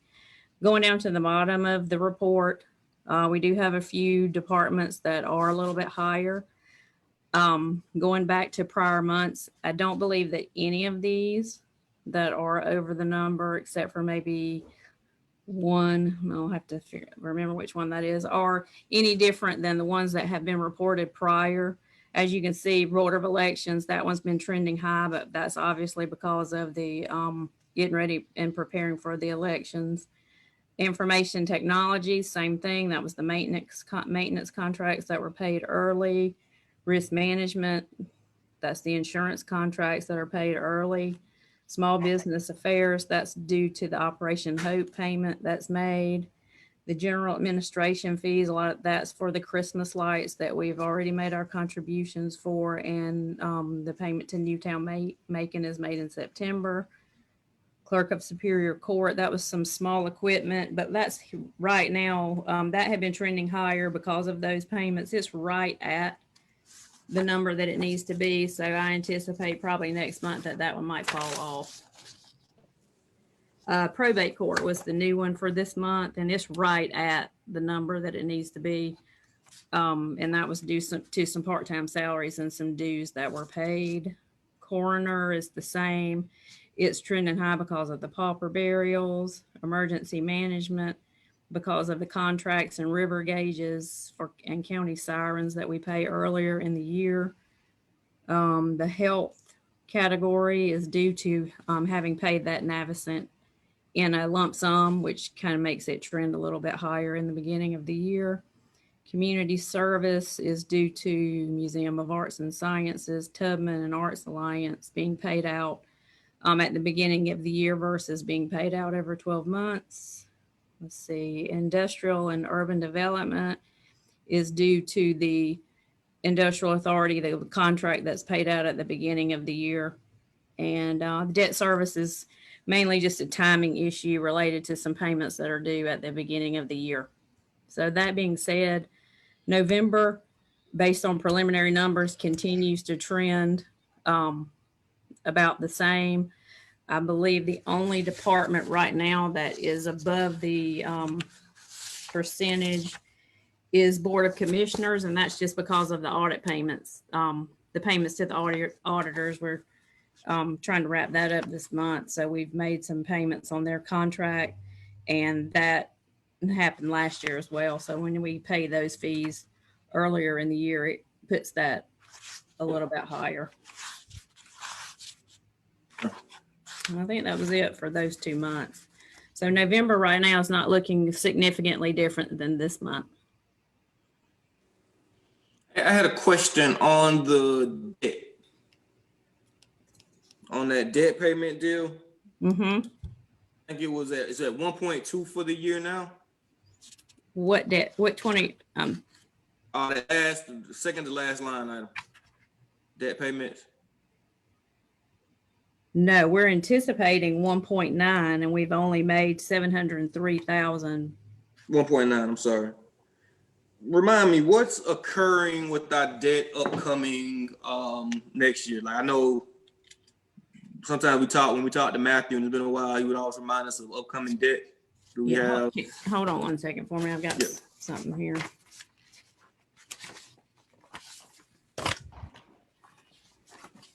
Okay. It's printed really small, but we've got the new debt coming on for the energy savings project coming into general fund. So whereas we've got 1.9 anticipated this year, it's going to be going up to this is not my new schedule. Hold on 1 second.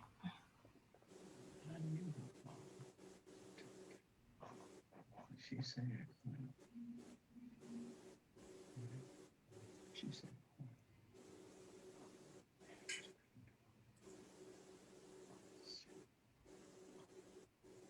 I want to say the number was going up from 2 million to approximately 6 million, but we were adjusting some of that other debt out that's related to this project, the new hotel project, into debt service, because that should be covered by revenue from them.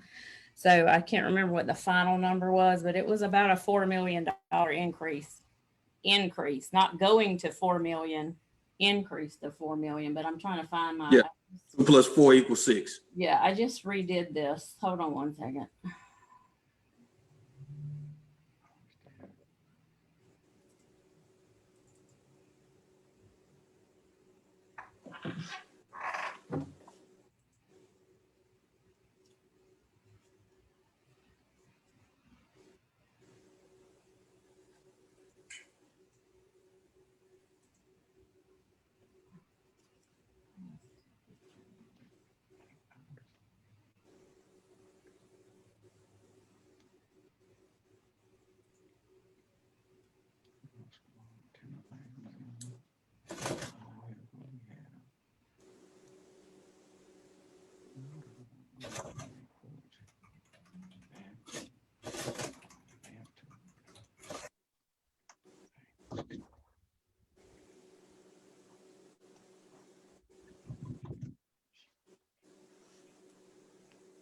Okay.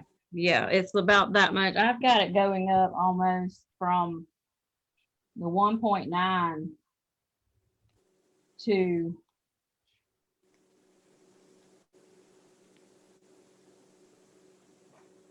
yeah, 4 million, at least 4 million.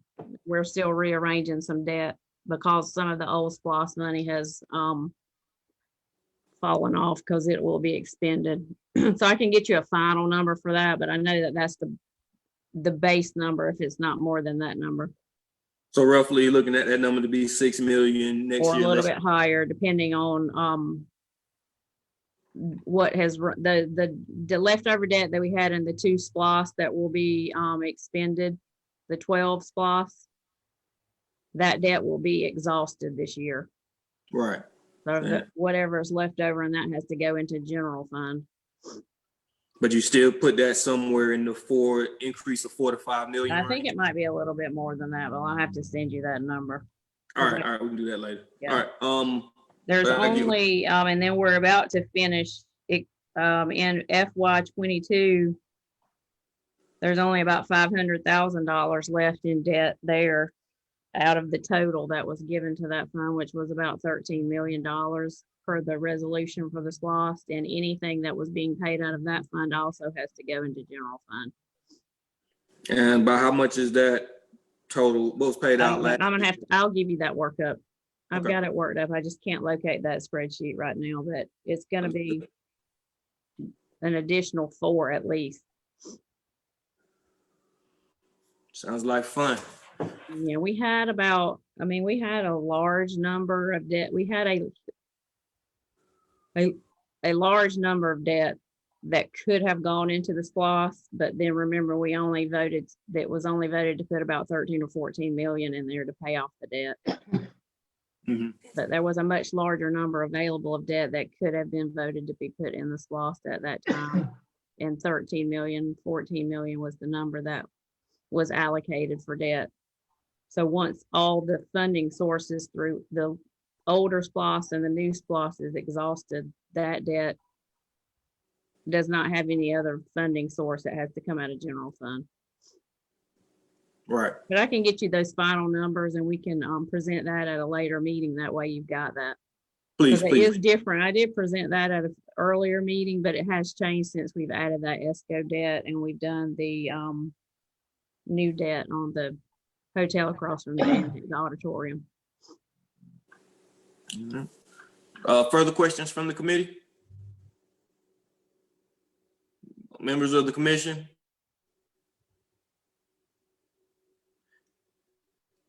At the same time that you're pulling the data on debt, you pull me the details on the transfers to other funds too. But other than that, that's all I have.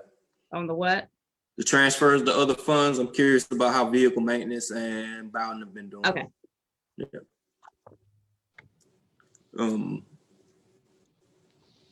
Anybody else? If not, that was the only agenda item we had today.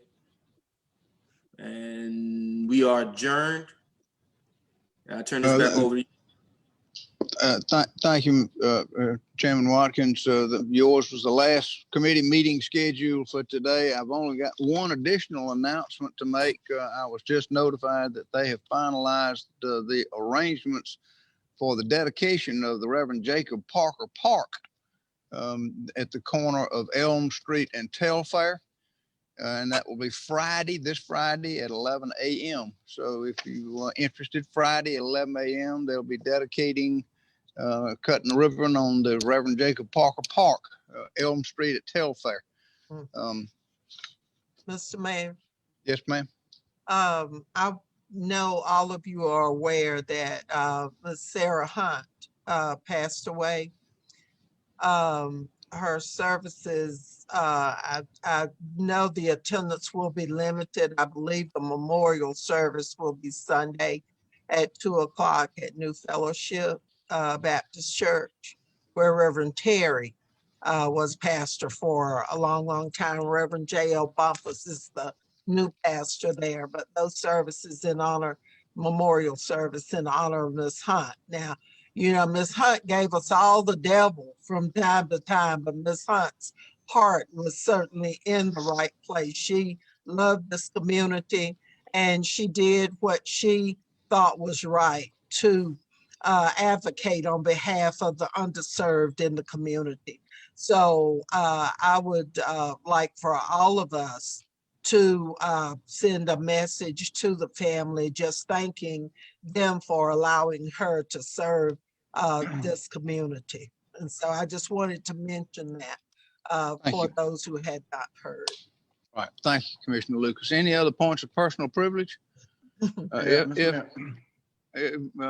Commissioner Bivens? Mr. Mayor, I agree with Commissioner Lucas. You know, no matter what you thought about Ms. Hunt's personality, we need more people like her in the community who care about what goes on and how things come out. And I don't think we have enough of that. And the other thing I wanted to mention, last week I mentioned something about getting a letter signed by all the commissioners to those people who worked in the election. And somebody mentioned, well, let's do it after next time. See, here's the deal. These people went out of their way to do it last time. And I'd like for us to show that we thank them for that. we have something coming up again, and we're gonna need a bunch of people who are gonna be willing to go out there and work again. Hopefully, a letter of thanks encourages them so some of them will go back. Because I'm sure it wasn't an easy job for them. A lot of them were doing it for the first time. I still wish we could do that. I wish we could get legal to prepare a letter that we could all sign and mail to those people who worked with the election last time. I agree, and it could be mailed along with their hazard pay that they, I believe, are going to be receiving. Yeah, because I just hope they could get it before the next election rather than wait until after. Well, I don't know. Mayor Pro Tem, have you got anything? Yes, sir, Mr. Mayor. I've spent this wonderful day with you all, and I'd like to wish my wife, today we celebrate, as young and good looking as we are, 25 years of wonderful bliss and marriage, and want to wish her a happy anniversary. And this is our 25th year, and we were supposed to renew our vows, but yet COVID has brought everything to a head, and maybe we can do that next year and look forward to inviting some of you to the renewing of our 25th silver anniversary. Very good, very good. Any other points of personal privilege? Christy, Ms. Yes, Lucy? I found that spreadsheet once we concluded our meeting, but the number for the debt, just so there is no surprise, is actually going to go up to over 8 million with the new debt that we've added in general fund from the 2 million.